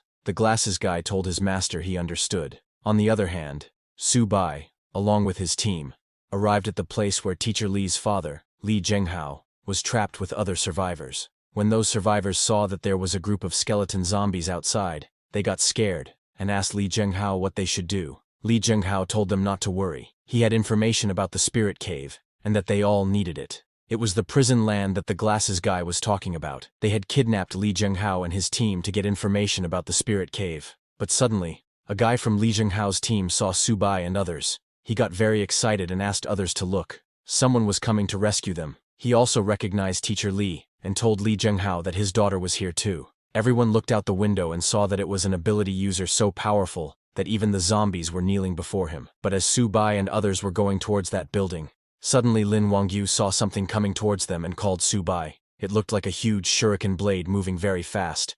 Seeing that, Bone Lord immediately came out, telling his master Su-bai not to panic and to leave it to him. Bone Lord used his huge mace to block that giant shuriken blade, but just as he blocked it, a skeleton ninja came out and kicked him hard, pushing Bone Lord back. That skeleton ninja recognized Bone Lord and was surprised to see that it wasn't dead, and that it even switched sides. Bone Lord stood beside Su-bai and told the skeleton ninja that this was his new master. He warned the skeleton ninja to get out of his way quickly if he was smart. Seeing Bone Lord's arrogance, the skeleton ninja smiled and asked, "Who are you to command me?" Skeleton ninja ordered his skeleton subordinates to attack them, saying, "Master said, kill them, and you'll be greatly rewarded." When Su-bai saw that skeleton ninja, he immediately realized that this skeleton ninja was like the Bone Lord, seemingly at the Golden Core realm, but actually just at the peak of Foundation establishment. He took out the sword from before again, and asked Lin Wangyu to watch closely. He threw the sword at the skeleton ninja and used his phoenix cry. The whole sword turned into a fire phoenix and charged at the skeleton ninja. Seeing that fire phoenix, Lin Wangyu got a familiar feeling, but she didn't understand why she couldn't remember anything. When the skeleton ninja saw the fire phoenix, he realized that it was a divine artifact, but it was already too late, and neither the skeleton ninja nor his subordinates could move. Subai knows that there is no need to further exhaust himself. At Foundation Establishment mid-stage, wielding Phoenix Cry, he can already defeat those at the peak of Foundation Establishment. He told Bone Lord that now the skeleton ninja is all his. Hearing that, Bone Lord got very excited, saying that's just what he wanted. He thanked his master for giving him this chance. Bone Lord immediately jumped at the skeleton ninja to destroy him with his own hands. Because of the Fire Phoenix, the skeleton ninja could not escape. It got hit by Bone Lord's mace, and its head went flying. Immediately, a system notification came congratulating Subai for killing a commander-level creature. His experience points increased. Seeing that his experience increased but there was no level up, Subai got a little disappointed. On top of that, the level 4 10,000 Souls banner can still only control one boss-level undead. But Subai didn't think much of it, and asked Bone Lord if it could handle this skeleton ninja's golden body. Hearing that, Bone Lord got surprised. Subai told Bone Lord that maybe it would help him break through to the next level. Hearing that, Bone Lord got very happy, and thanked Subai for his grace, saying he would serve him with utmost loyalty, even unto death. Immediately Bone Lord started devouring the skeleton ninja's body. He was laughing at the skeleton ninja because, thanks to joining Master Subai, he survived. Otherwise, it would have been the one getting devoured. As Bone Lord devoured the skeleton ninja's body, its whole body got full of energy. He laughed and told Subai that after consuming the skeleton ninja, its power was now firmly at the Golden Core realm, and if it encountered this blood zombie again, it could take on 10 of them. Seeing that Subai killed the skeleton ninja with one strike, the people trapped in that building got very happy, thinking they were saved. A guy said, "This young man is the most powerful ability user I have ever seen." But suddenly, a shadow landed on top of that building's rooftop, and seeing that, everyone stopped talking. Before they could do anything, that shadow broke the glass window of the building, scaring all the people trapped inside. That shadow was a huge bird-like monster, whose whole body was made of Boke. That Boke Birdman roared and sent out a sound wave so powerful that it broke all the glass windows of the building. As the sound wave went towards Subai and others, Bone Lord came forward to protect them, telling Subai to be careful. When Subai saw that this Birdman was a genuine Golden Core realm with full spiritual energy, he got very excited, thinking if he could kill it, he would surely break through to the peak of Foundation Establishment, and the 10,000 Souls banner would also break through to level 5. On the other hand, people trapped inside the building got very scared seeing that it was the Bone Bird Man. They started shouting that they were done for, that they were all finished. They thought even Subai, who slew the skeleton ninja, might be powerless against the Bone Bird Man because the team of ability users who rescued them earlier killed zombies like they were chickens. But when the Bone Bird Man appeared, they were instantly killed. It took less than 5 seconds. All 12 ability users died without even putting up a fight. After sensing the Bone Bird Man's power, even Lin Wangyu got scared, thinking it was over. They were truly finished. On the other hand, inside the building, when Teacher Li's father saw everyone panicking, he asked everyone to please hold on a bit longer. They must believe in the young man by her daughter Jingya's side. That glasses guy was also there, looking at them from a faraway building. He was the one controlling all those monsters who attacked Subai. He was very excited because his master wanted him to kill Subai, but didn't believe he could. So the glasses guy had decided to kill Subai and show his master. That's why he summoned the Bone Bird Man, a Golden Core realm monster with 5 clones, each with different abilities. He smiled and waited to see how Subai would handle this. When that Bone Bird Man saw that Subai was a Foundation Establishment mid-stage cultivator, he laughed, saying, "Such delicious flesh and blood. Today, he shall become my food." The Bone Bird Man then raised his huge wings and used his powers. Just as he flew into the sky, he split into 5 Bone Bird Men with different colored wings. As all 5 of those Bone Bird Men flew above Subai, the Red-Winged Bone Bird Man roared loudly, sending a very powerful sound wave at them. That Red-Winged Bone Bird Man's power was sound, and the sound it created was so loud that everyone immediately fell to the ground. Their heads started hurting like crazy. Even Bone Lord's head was hurting. He told Subai that this Birdman was his previous master's trump card puppet, with the strongest power. The one making the sound now is the Sonar Birdman, and there's also Venom, Blade, Bronze Wall, and Titan. Hearing that, Subai got worried because of that sound. Though Subai was not in pain like Lin Wangyu, his internal spiritual energy was being suppressed. If the others attacked simultaneously now, it would be quite troublesome. So Subai immediately raised his soul banner and told Bone Lord that since it said it could take on 10, he would leave this to him. Bone Lord immediately jumped at the Bone Bird Man, telling Subai to leave it to him. Bone Lord immediately jumped to attack the red Birdman, but the yellow Birdman used its huge wings to block his mace. Then the blue Birdman came and shot blade-like wings at Bone Lord. While both of them were fighting, the purple Birdman charged at Subai and the others. When Subai saw it coming, he immediately took out his sword to fight. Just as the purple Birdman got near, Subai used his Phoenix Force sword division technique and swung with full power to attack the purple Birdman. But the purple Birdman quickly stopped himself and then swung mid-air to attack Subai with its sharp wings. Subai ducked down to dodge its wings, but got cut on his arm. Seeing the blood dripping from his arm, Subai realized that this sound wave was too powerful, affecting both his speed and accuracy. His strength was now less than even early Foundation establishment, and he couldn't overuse the Divine Avatar technique again, because using it repeatedly in a short time would shatter his soul. Subai now didn't understand what he should do next. But Subai is the mighty emperor, and has slain demon kings before. He knows that this mere Birdman is just a matter of time. Once he breaks through the Sonar's influence and regains his strength, with the Phoenix Cry Sword, he will have a chance. He raised the Soul Banner and released all his zombies and slaves, ordering them to charge. Subai's zombies and the giant snake charged towards the Birdman, but even all of them were no match for the Birdman and his clones, who were flying into the air and using 5 different powers. As Subai was struggling, suddenly one attacked him from behind, injuring his back. As Subai fell to the ground, that Birdman laughed at him for trying to stop the sonar power, saying it was impossible. Seeing them laughing at his master, the Bone Lord got furious and challenged the Birdman, saying, "Aren't you Su Haoji's trump card? Is this all you've got?" Hearing that, the green Birdman attacked the Bone Lord, mocking him that his strength was spent. Yet he still tried to talk tough. It told the Bone Lord that even breaking through to Golden Core meant nothing, because under the sonar power everyone was on the ground, unable to fight back. Teacher Lee was very scared to see that this Birdman's one cry made everyone paralyzed. Even the soldiers were scared, saying this skeleton Birdman was an abomination. How could they possibly defeat it? Lin Wangyu said, "It's over. Everyone is going to die here." Seeing their condition, the glasses guy laughed because his master said he couldn't kill Subai, but now Subai was completely defenseless. He told them to enjoy being tortured to death slowly by the Bone Birdman. Seeing them all struggling, Teacher Lee's father came to the window and shouted, telling Subai to stop fighting because he couldn't beat the Birdman. He begged Subai to run, to please take Li Jingya and leave this place. Seeing that there was no way out, annoyed, Subai wondered if he really had to use that move. But before he could do anything, suddenly a strike came flying towards the Birdman.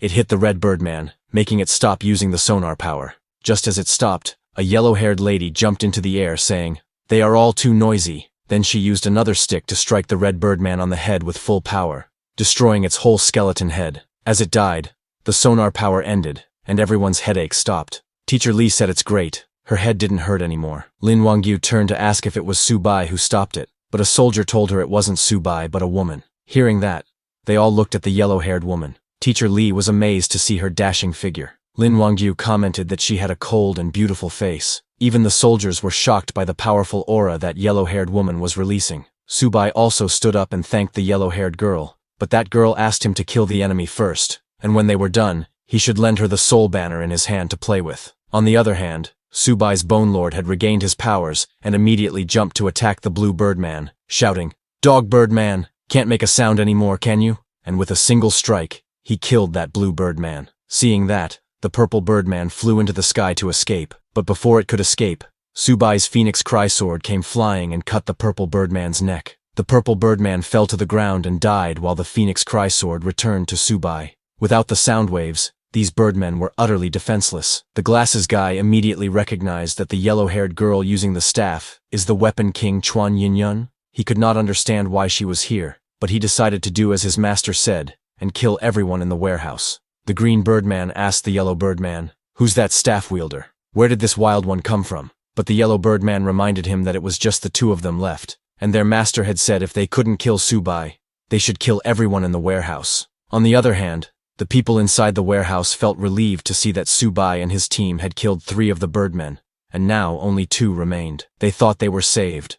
They thanked heaven and Subai. Teacher Lee's father confidently declared that now no one could stop them from surviving. But just then, the yellow and green Birdmen charged towards the warehouse at full speed. Seeing that they were targeting the warehouse, Teacher Lee shouted, asking Subai to please save her father. Knowing that Teacher Lee's father had information about the Spirit Stones, Subai ordered Bone Lord to stop those two birdmen. Bone Lord charged at them, shouting, "Birdmen, don't you dare run away!" He swung his huge mace and struck the yellow birdman with full power, destroying its whole body. But the green birdman used the opportunity and reached the warehouse. It smashed through the window and entered. Seeing that, everyone inside panicked and ran, but there was no place to escape. Immediately, the green birdman opened its mouth and released a green fog. Everyone who inhaled that green poison immediately fell to the ground. The green birdman laughed, telling them to taste the flavor of absolute poison. Teacher Lee's father also breathed in that poisonous gas, and while calling his daughter's name,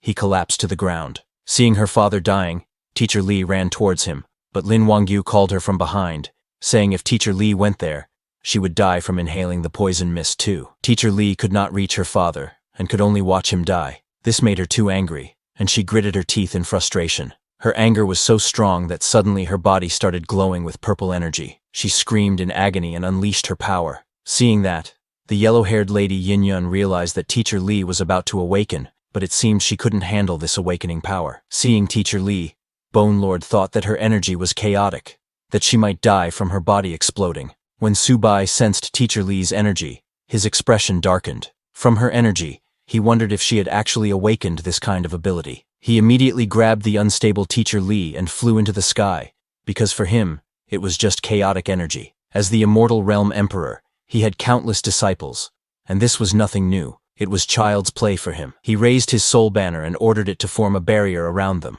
As the barrier formed, Subai immediately started channeling his energy into Teacher Lee's body, knowing that with proper guidance, it often yields twice the result with half the effort. When Lin Wangyu saw Subai and Teacher Lee like that, she felt that this scene was too familiar to her. She saw a vision in her mind where she was standing in front, and Subai was behind her, channeling energy into her. Seeing that vision, a word came into her mind: Master. She could not understand why she felt a bit sour seeing Subai and Teacher Lee together. After a few minutes, Teacher Lee came down to the ground.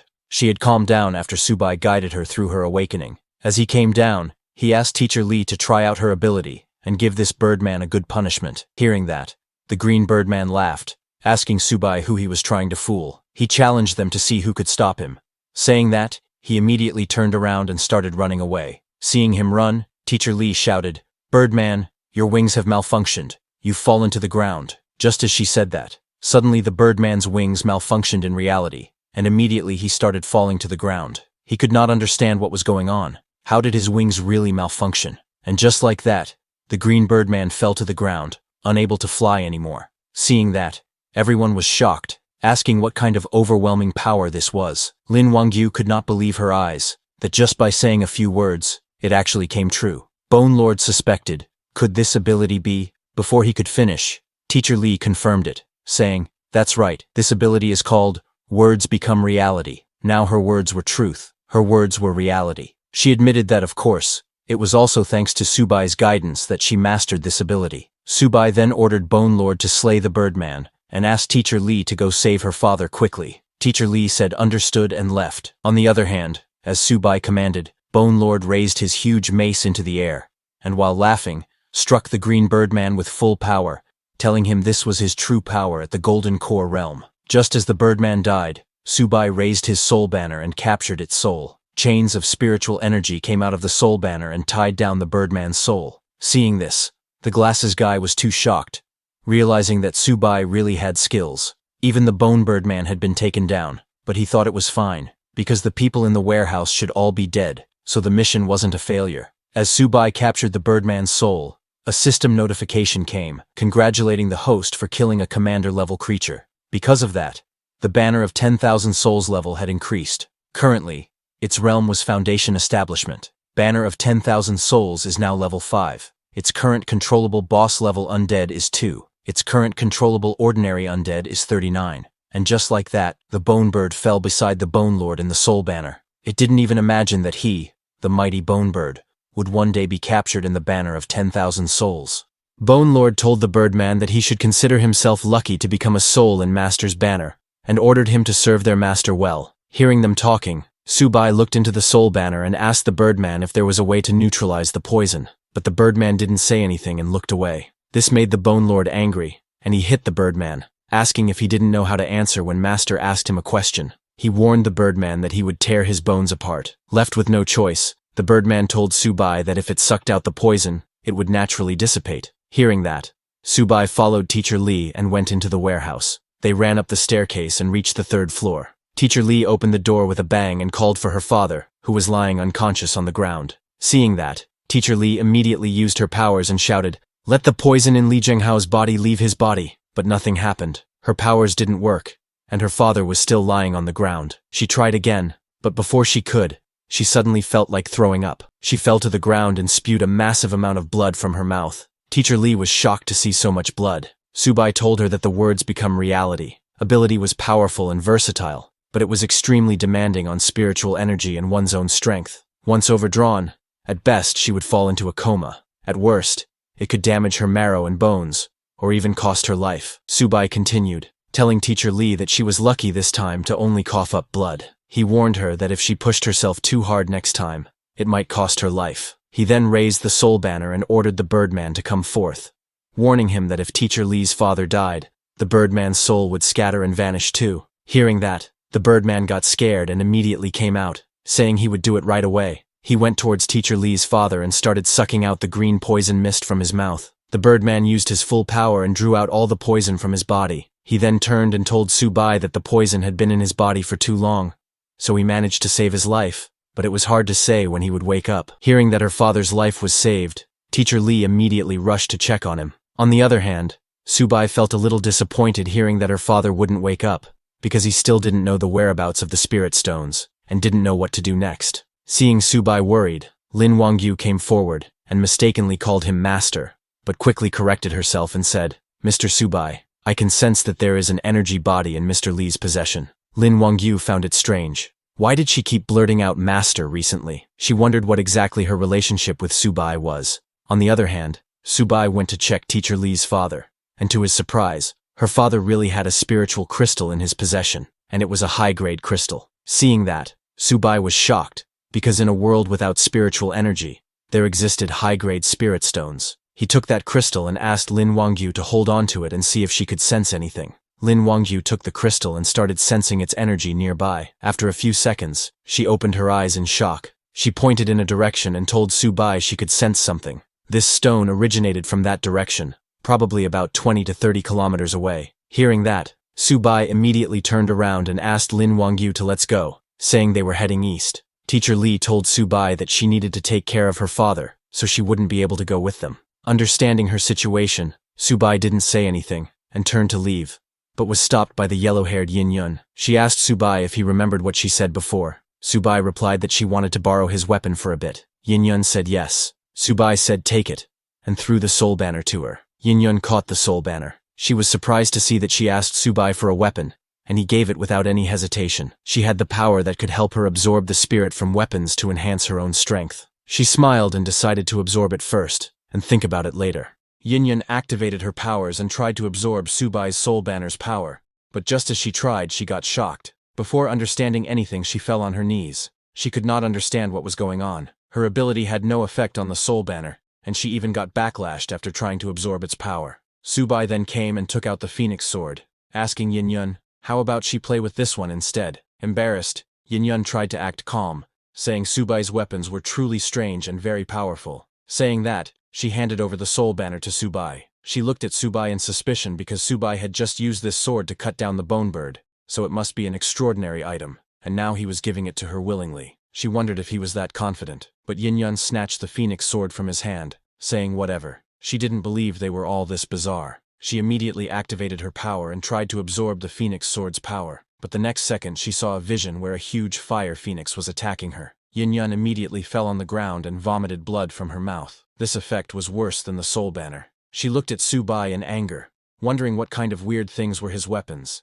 Countless souls, and now a divine phoenix. Now she wanted to know exactly who he was and what his ability was. When Subai saw her looking, he smiled. He had realized that her ability was absorbing the spirit of weapons, and it was quite common in that world. But unfortunately, the Phoenix Cry Sword was a divine artifact, and the banner of 10,000 souls was given by the system, even beyond a divine artifact, and she was only at the peak of Foundation Establishment realm.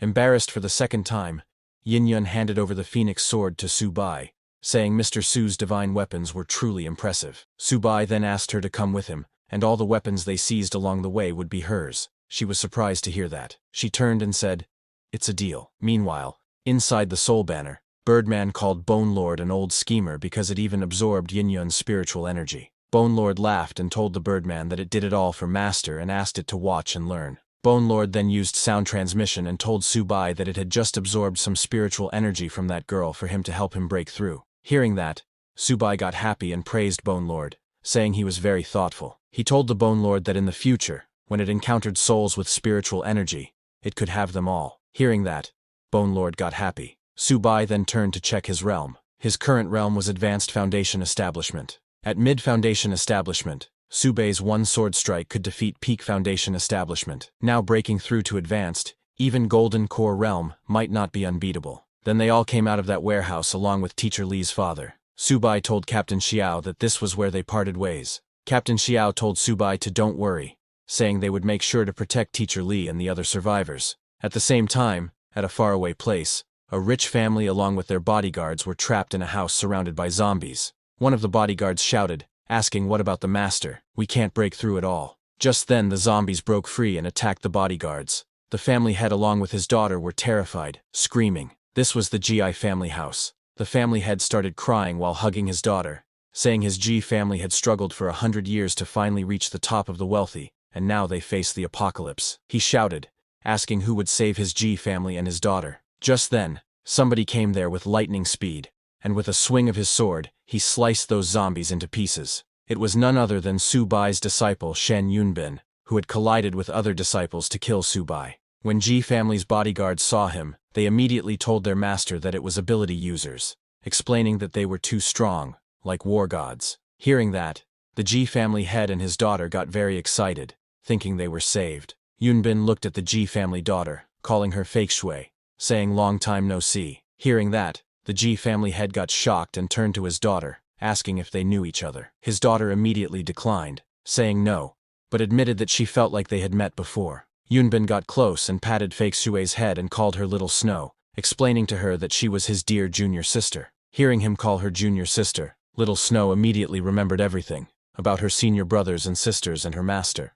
When Subai's face snapped in front of her eyes, she opened her eyes in shock. She called Yunbin's senior brother and told him that she seemed to remember everything now. Saying that, she laughed and activated her power. Many coins started floating around her immediately. Yunbin congratulated Little Snow as her memory and ability had been restored, and told her that now it was time to deal with more important matters. Little Snow said yes. She turned and threw some coins in the air. Those coins spread around the GI family house and created a golden barrier, pushing all the zombies out of it. Little Snow told her father that this was farewell. She was leaving with her senior brother on important business, and told him to don't leave the space where the coins were. Zombies couldn't enter there. Saying that, she left from there. After coming out, she took a deep breath and said the air here was very polluted, but compared to underground, it was too fresh. Yunbin told her that now was not the time for nostalgia, adding that if they didn't eliminate Master, this world would become even worse. Hearing the word Master, a smile came on Little Snow's face. She smiled and said, "My beloved and respected Master, why did you do this? Since you're not dead, my senior brother and I will have to continue our righteous patricide." Yunbin told her that their master was now heading to the spirit cave, so they must get there first, obtain the spirit stones, and then kill him. Meanwhile in the city, Yunbin's disciple, that glasses guy, was standing on the rooftop of a building. He was shocked to see that his mission failed, but he laughed because in his eyes, there was no such word as failure. He decided that as long as he killed Subai and his master gave him that thing, he could return to his own world. On the other hand, while Subai, Lin Wangyu, and Yin Yun were going, some people who were getting attacked by zombies asked for their help, saying, "Ability users, save me." But Subai just walked past them. Seeing those people, Lin Wangyu asked Subai if they were really not going to save them. Hearing that, Yin Yun called her naive, explaining that they couldn't save everyone. In the apocalypse, improving their own strength was key. Then, after they left the city,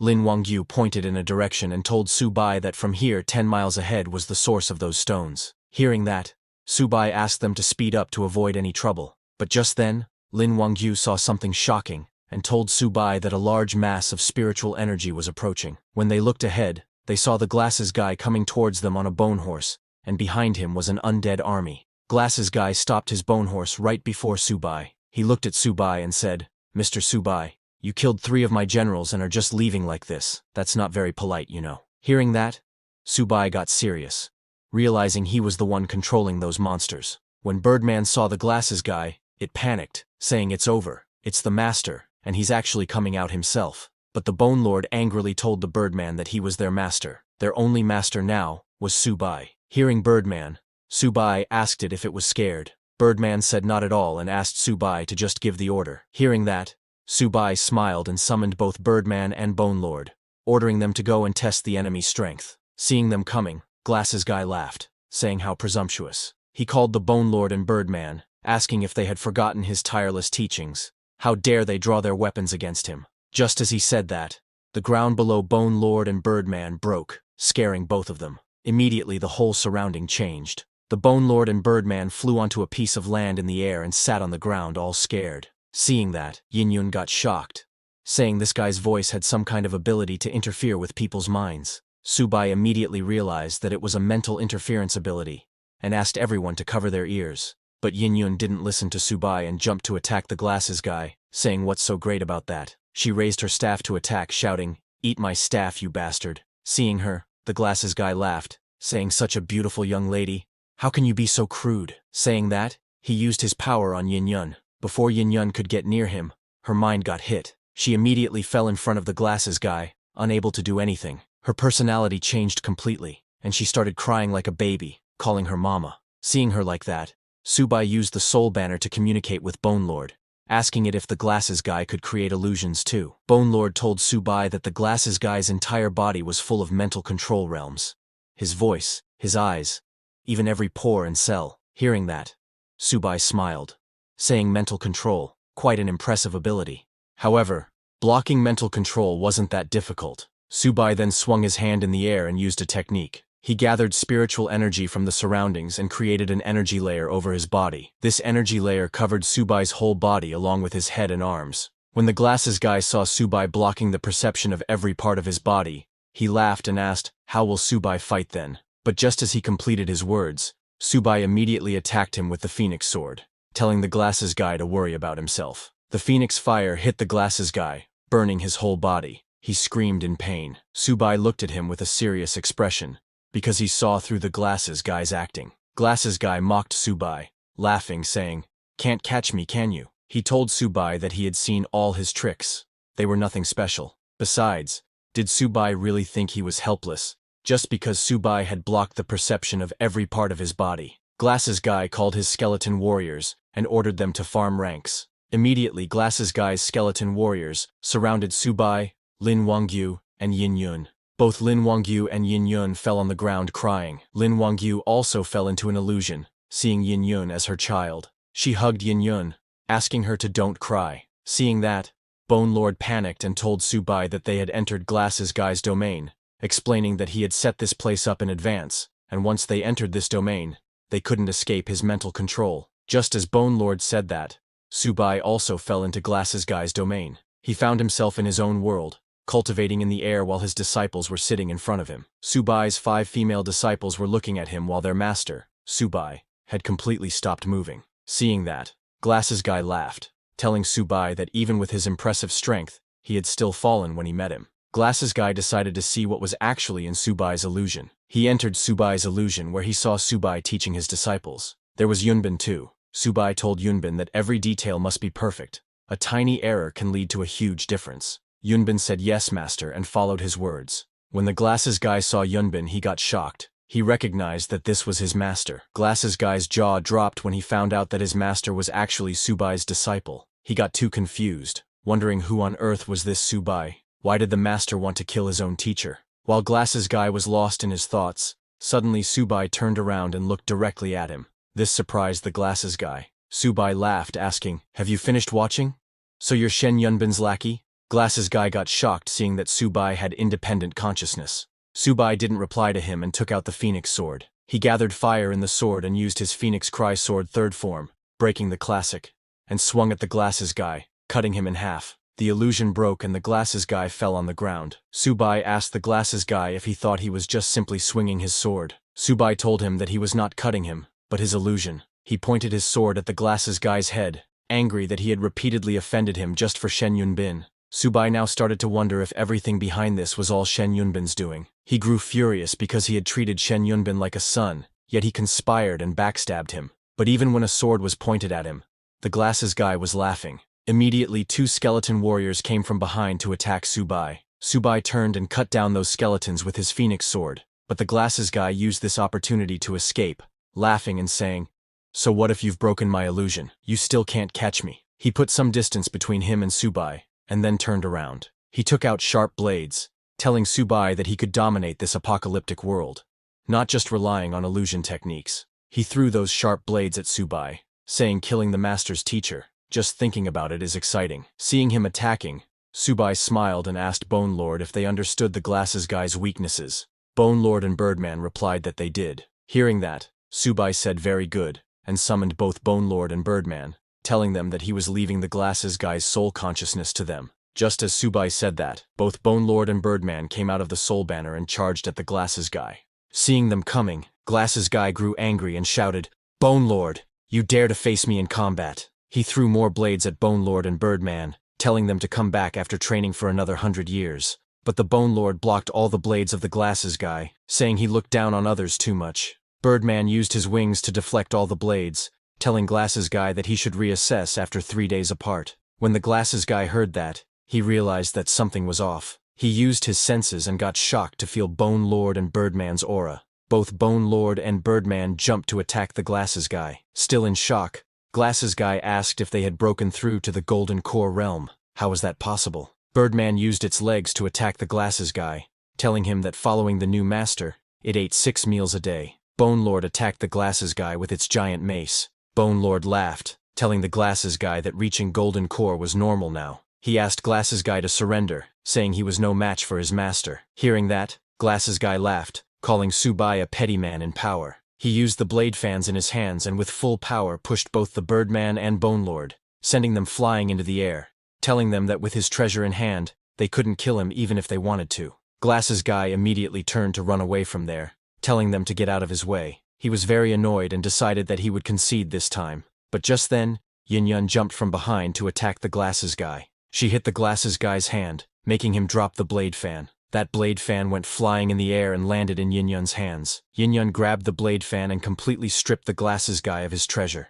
She then used her power and absorbed that blade fan's spirit into herself. That spirit power was too sweet for her, making her feel very good. She then threw the blade fan on the ground right in front of the glasses guy. When the glasses guy saw that, he immediately picked up the blade fan, but when he tried to use it, he got shocked. He could not understand why it wasn't responding at all. But before he could understand anything, Yin Yun kicked him in the face, sending him flying away. Her kick broke the glasses guy's glasses. After defeating the glasses guy, Yin Yun turned and thanked Subai for the treasured fan, saying it smells good. After the glasses guy was defeated, both the Bone Lord and Birdman came running to him. Both Bone Lord and Birdman used their giant mace and kicks to finish off the glasses guy. Bone Lord grabbed the glasses guy's corpse, laughing, saying, "Old master, I'm going to eat your soul now." But before he did, the Birdman attacked the Bone Lord, asking to let him eat because he hadn't eaten before. Bone Lord pushed the Birdman saying, "Go away, you are new here. Why are you butting in?" Hearing that,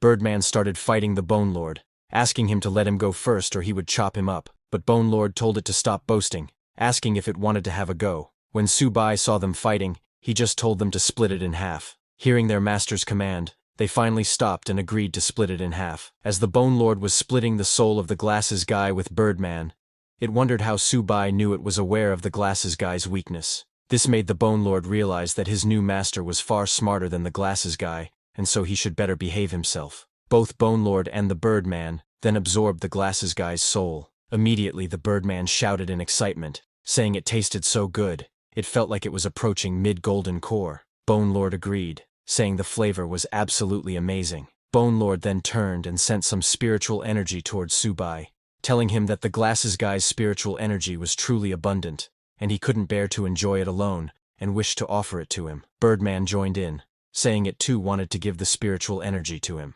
Subai absorbed that spiritual energy, and thanked them. Subai then checked his status window. Subai's current realm was Peak Foundation Establishment, and the banner of 10,000 souls was at level 5. Its current controllable boss level undead was 2, and current controllable common undead was 30. Subai was shocked to see that the banner's level didn't increase, but his realm improved quite a bit. Subai realized that as long as he found the spirit cave, breaking through to Golden Core was within reach. Now that Subai had reached peak foundation establishment, he could explore his sea of consciousness again. Subai then tried to touch his consciousness, and got shocked. He could actually touch it. It was too wonderful. Meanwhile, 10 miles away from there in a rocky area, on a huge mountain's backside, there was a huge cave, and Yunbin and Little Snow were standing at the entrance of the cave. Looking at that cave, Little Snow asked her senior brother if this was the place, adding that she could feel the spiritual energy was very dense inside. Yunbin asked her to let's go in quickly, or they might miss their chance.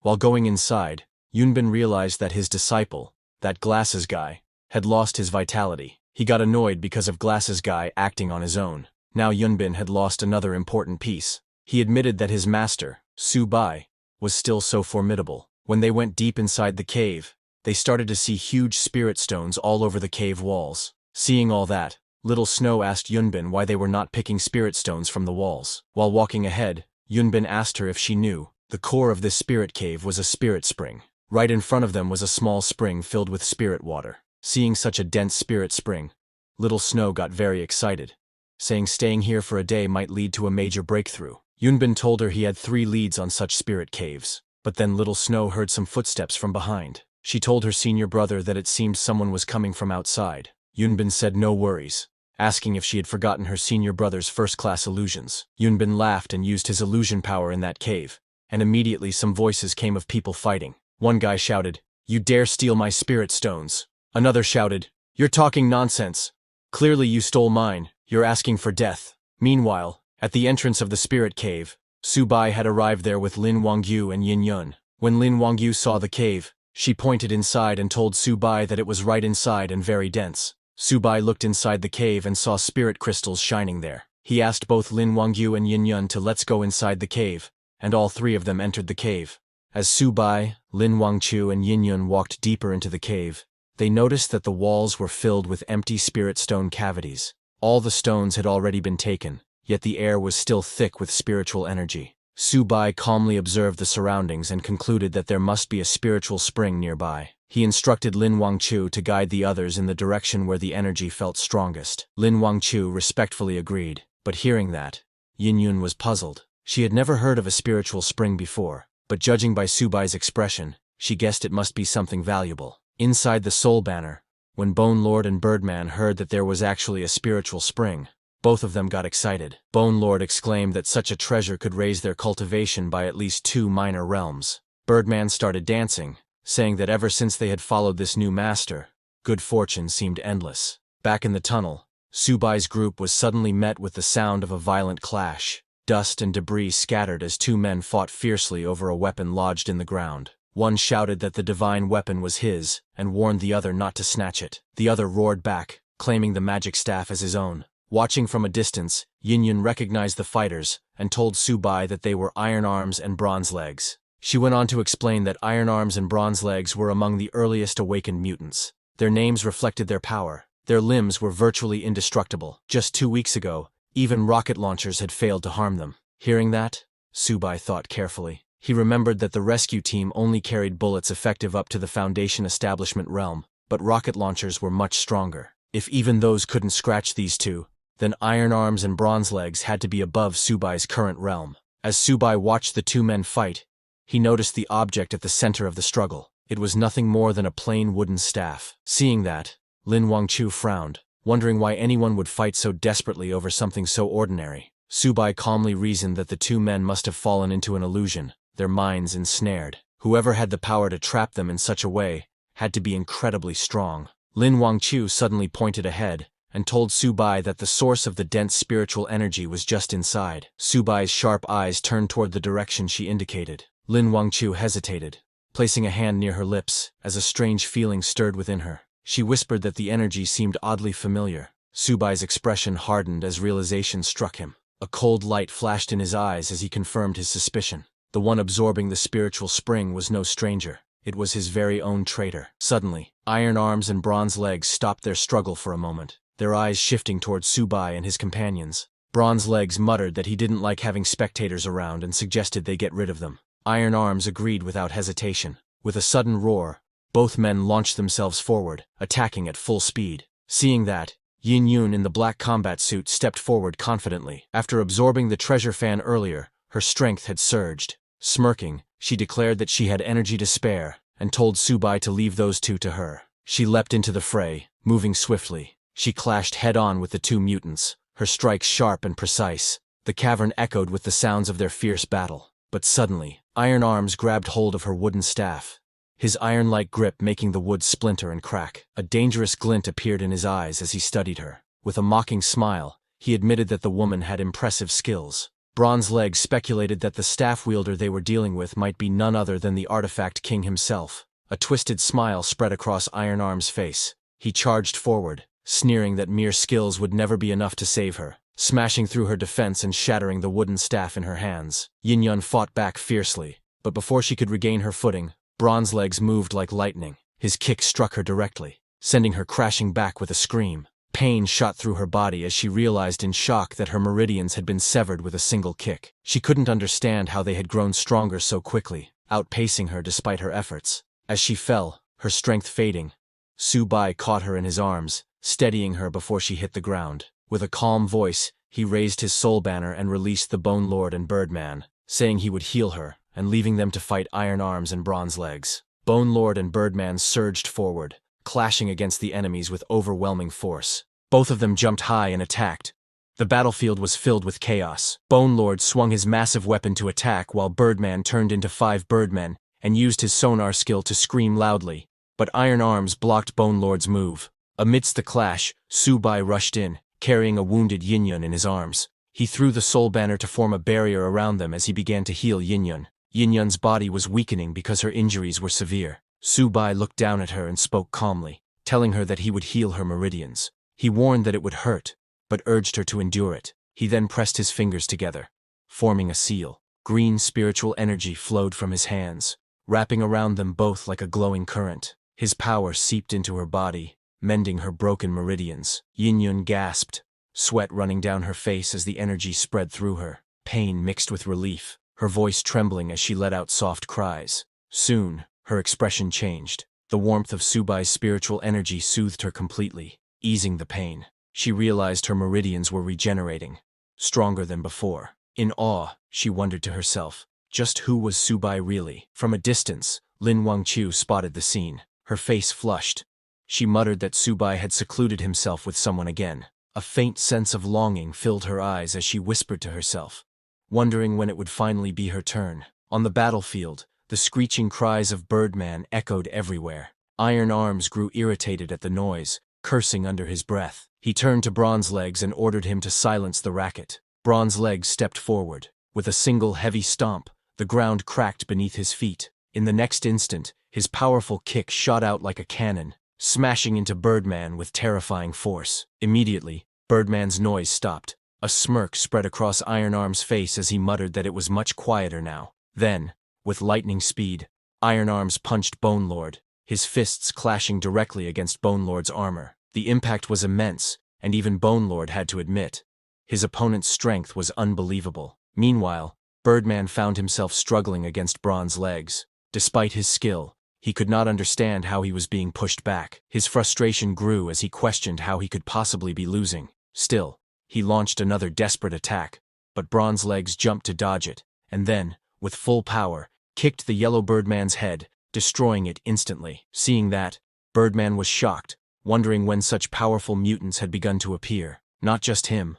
Iron Arms was also attacking Bone Lord fiercely, slamming his blows against the massive warrior. Bone Lord grunted in pain, muttering about his old bones as he struggled to withstand the assault. Then all the Birdmen attacked Bronze Legs together, mocking him, saying he couldn't kick them because they had wings to escape with. Meanwhile, deep within a glowing cave pool, Yunbin and Little Snow sat in the water. Little Snow listened to the distant rumble of battle, and commented that the fighting outside was growing intense. She also sensed a presence that felt strangely familiar. Yunbin opened his eyes, his tone calm but certain. He told her that the presence was none other than their dear master. Realization struck her, and she quickly urged that they needed to break through faster, for their master was already near. Meanwhile, on the battlefield, Subai called back his soul banner while holding Yin-yun beside him. Both of their bodies swirled with energy, shaking the ground. Just then, Bone Lord and Birdman cried out in pain as they were struck down. They came flying and hit the cave wall with a solid impact. Weak and desperate, Bone Lord admitted to Subai that he was powerless here. Worried, Birdman suggested that maybe they should retreat. Iron Arms mocked Yin-yun, calling her the once great artifact king who had now fallen so low. Without hesitation, Bronze Legs ordered Iron Arms to stop talking and kill them. Seeing them coming, Yin-yun urged Subai to run, warning that their power had grown dangerous and unpredictable. But Subai stood firm, gripping his sword that burned with energy. Seeing that, Bronze Legs charged forward, scoffing at the glowing sword. He boasted that a single sword could never stop him, and shouted that he would break it in half with one kick. But as his leg met the blade, the fiery sword cut straight through.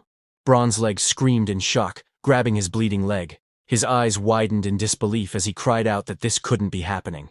Seeing that, Bone Lord and Birdman shouted with excitement. They declared that their master's sword was no ordinary weapon. It was a divine blade. Not even the strength of Iron Arms or Bronze Legs could withstand its power. With great zeal, they praised their master, chanting that all should hail the sovereign. Bronze Legs, cloaked in black, suddenly cried out that he surrendered, yet he arrogantly added that if he chose to flee, no one could possibly stop him. Hearing that, Subai only smiled calmly and took out a rope from his inventory. Without hesitation, he lashed out the rope. The strike was swift and precise, binding the fleeing Bronze Legs. Bronze Legs fell hard to the ground, groaning in pain as he was dragged back. Desperately, Bronze Legs struggled against the ropes, but no matter how much force he used, the bindings held firm. Damn it, he thought, panic filling his chest. What kind of monster is this? It's like crashing into an iron wall. Seeing that, Yin-yun was shocked, realizing that despite Bronze Legs' strength being equal to hundreds of thousands of pounds, he could not break even a single thread. Subai stood tall with the rope still in his hand, his calm expression making the struggle of his opponent seem meaningless. He then gripped the rope tightly in his hand, and Bronze Legs screamed in fear. Subai explained that the rope he held was normally used to tie up his ox, but today, it would be used to bind his opponent instead. He told him to consider it an honor. Seeing Bronze Legs tremble, Yin-yun, in shock, questioned Subai. What kind of ox would need such a rope? Unable to believe it, scared Iron Arms stammered, asking Subai if it was a joke. Hearing Subai's words, Lin Wangchu's eyes widened as memories surfaced. She recalled a heavenly savage ox, a divine beast at the Tribulation Passage realm. The realization struck her. It was the immortal binding rope, but she couldn't understand why she remembered such a thing. None of it made sense to her. Struggling on the ground, Bronze Legs glared up, demanding that Subai fight him properly without the cursed rope holding him down. But Subai didn't listen. He swung his sword. Blood splattered across the battlefield as a fierce strike landed. Subai's commanding voice called out, ordering Bone Lord and Birdman to devour the fallen enemy's soul. Immediately, Bone Lord and Birdman took Bronze Leg's soul. Bone Lord praised Subai, saying the master's sword was unstoppable, capable of cutting down even the strongest defenses. Birdman declared that following the new master was the best choice he had ever made. Bone Lord laughed darkly, savoring the soul of Bronze Legs, which was nearly at the Golden Core realm. He said it was delicious, and with their new master, they could feast 8 times a day. Watching this terrifying scene, Yin-yun's heart raced. She wondered what kind of power Subai had awakened. His strength seemed unimaginable, far beyond what she had ever expected. Even Iron Arms trembled as cold sweat ran down his face. He realized the thread was far too powerful, and even the sword in Subai's hand felt strange. Fear filled his heart. He realized that there was no way they could win. Absolutely no way. Iron Arms approached Subai from behind, each step heavy and intimidating. Unable to hold back his fear, Iron Arms fell to his knees and begged. He admitted he had been blind to such overwhelming strength and pleaded for mercy. Desperate to save himself, he offered the Divine Heaven Staff, the weapon he and Bronze Legs had once fought over. But Subai only looked down at him, unimpressed. He said he had preferred him back when he was arrogant and defiant. Confused, Iron Arms turned to pick up what he thought was the Divine Heaven Staff, but to his shock, it was only a rotten stick. His eyes widened in disbelief as he shouted, demanding to know where his real weapon had gone. Subai explained to him that he was caught in an illusion. The so-called Divine Heaven Staff had never been real. Rage and confusion twisted Iron Arms' face. He crushed the stick and roared, demanding to know who had cast such an illusion on them. Subai pointed toward the wall of the cave and revealed that the one responsible was hidden inside. With a calm but commanding voice, he ordered them to break the wall. Yunbin and Little Snow, soaking in the spring, noticed the noise in the distance. Little Snow remarked that it seemed their master had already subdued those two men. Yunbin smirked with confidence. After absorbing the energy of the spiritual spring, he had broken through to the Golden Core realm. He thought about how troublesome his master had been before, but now, with his newfound strength, he could kill them effortlessly with just a flick of his wrist. Meanwhile, the wall of the cave shattered open as iron arms struck through it, revealing the way forward. On the other side stood Yunbin in a blue robe with Little Snow. Subai pointed towards them and told Iron Arms that those two were the ones who had trapped him in an illusion. With a calm tone, he ordered him to go and kill them. Enraged, Iron Arms roared that he did not hit women, so the man in blue would die first. With fury, he charged forward. He swung his fists at Yunbin, shouting that anyone who dared to use illusions on him deserved death. But to his shock, Yunbin dodged all his punches by moving so fast that Iron Arms couldn't land a hit. Suddenly Little Snow took out golden coins that flitted in the air. Little Snow, with long red hair, raised her hand and formed a spell sign with her fingers. Golden coins burst from her, filling the space with dazzling power. The attack hit Iron Arms directly. The explosion of energy sent him staggering back, smoke rising from his body as his armor cracked and burned. He struggled to stay on his feet, groaning in pain, before crashing to the ground face first, blood spilling from his mouth. Yin-Yun watched in shock. She whispered that the power she had just seen was unbelievable. Lin Wangqiu said it was coins falling from the sky, but she couldn't understand why it felt strangely familiar.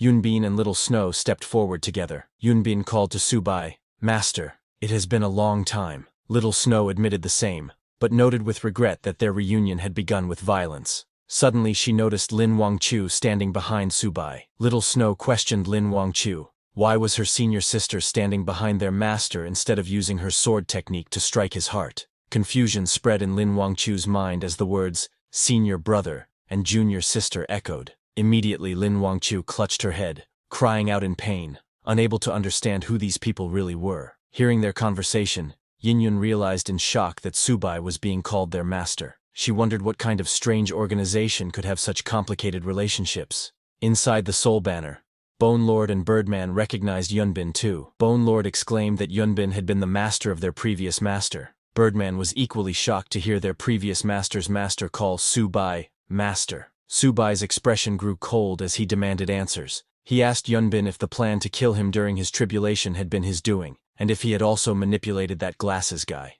Anger flared in Subai's heart as he reminded Yunbin that he had raised him for over 867 years, only to be betrayed. But Yunbin dismissed the questions and suggested they draw their swords instead. Little Snow stepped forward, her presence commanding and dangerous. As she flitted in the air, she told her senior sister that she should stand by their side, otherwise she too would be eliminated.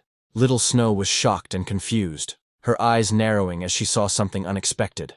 Lin Wangqiu, standing confidently with determination, had stepped forward to protect Subai. Little Snow was stunned because she hadn't expected such defiance. The air grew tense as they faced each other. Little Snow shouted angrily, demanding if Lin Wangqiu even knew the kind of terrible things the Subai she was protecting had done. But Lin Wangqiu, standing firm, glared back and replied that from her point of view, they were the true wrongdoers. Her voice was filled with conviction. Even though she hadn't known Subai for long, Lin Wangqiu declared her faith in him. She shouted that if anyone wanted to harm him, they'd have to go through her first. Her courage infuriated Little Snow, who snapped back in rage, summoning her coins of power and shouting that Lin Wangqiu was asking for death. Just then, Yin-Yun suddenly jumped in front of Lin Wangqiu, blocking the incoming attack with swift movements.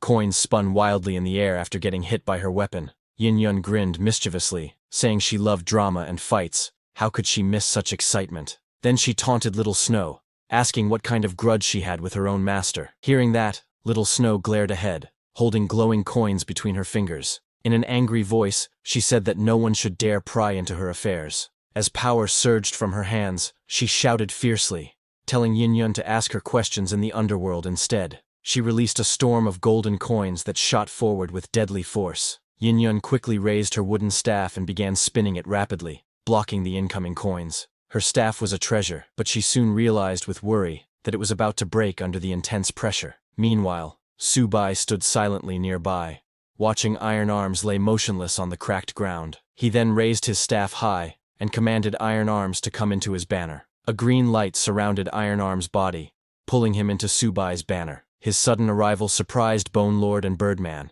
Inside, Iron Arms looked around in shock, finding himself between two intimidating figures, the Bone Lord and Birdman. Still confused, Iron Arms asked what this 10,000 souls banner was. Subai said in a cold voice that if Iron Arms became his servant, he would be granted an undying body. Hearing that, Bone Lord clicked his tongue and said they had gained another comrade. Birdman crossed his arms and complained that it was just another mouth to feed. Iron Arms looked around in disbelief, feeling his body again. He couldn't believe he had been revived. He wondered if these two strange figures were now his companions. Clenching his metallic fists, Iron Arms shouted with determination that being a servant was fine. As long as he lived, there would always be a chance to rise again. Watching all this, Subai reflected on his past life. Back then, he had ruled through strict orders and harsh discipline, which caused his followers to betray him. But this time, he wanted to change. He decided that true leadership was about balancing kindness and authority. He faced his new servants and spoke sincerely, telling them that even though they were bound to serve him,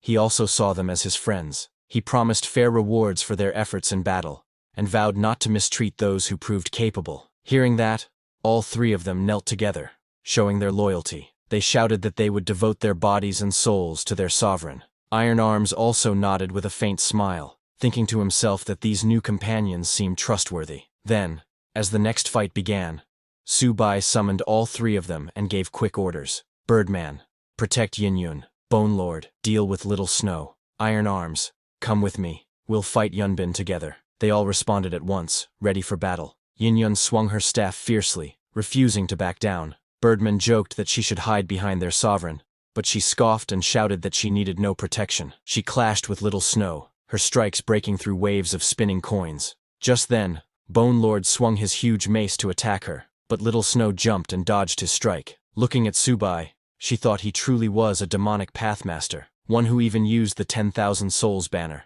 With anger in her voice, she said she would destroy the banner's spirits first. Little Snow glared forward, her hands glowing with golden energy as lightning crackled around her. With a smirk, she asked Subai if he still remembered this move. Raising her hand, she gathered energy, forming a massive glowing copper coin above her. She swung her arm down with force, using her treasure-fall technique. The giant coin descended with crushing power. Bone Lord below tried to resist but groaned in pain.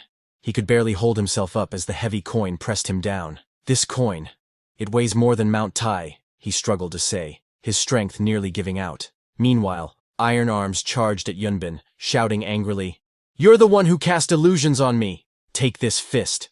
He launched a powerful punch, but Yunbin didn't even dodge. He just stared at him with his white eyes. Iron Arms' eyes widened in shock as his body suddenly froze. He fell to the ground, confused and unable to move. Yunbin then looked at Subai and mocked, saying, "Master, have you fallen so low as to let trash lead your charge?" The iron-armed man twitched on the ground, furious and embarrassed, asking Yunbin who he was calling trash. But Yunbin completely ignored him and took out a sword. Holding it firmly, he acknowledged his teacher Subai's skill, admitting that everything he knew about swordsmanship came from him. With a determined look, he proposed a duel and suddenly attacked Subai with a powerful strike. The force of his swing tore through the ground, radiating energy. Lin Wangqiu nearby watched in shock. She was amazed that such a simple sword move could carry so much power. Subai also took out his phoenix sword and explained to Lin Wangqiu that this technique was called sword fall, a blade empowered by spiritual energy. He told her that it could destroy everything in its path,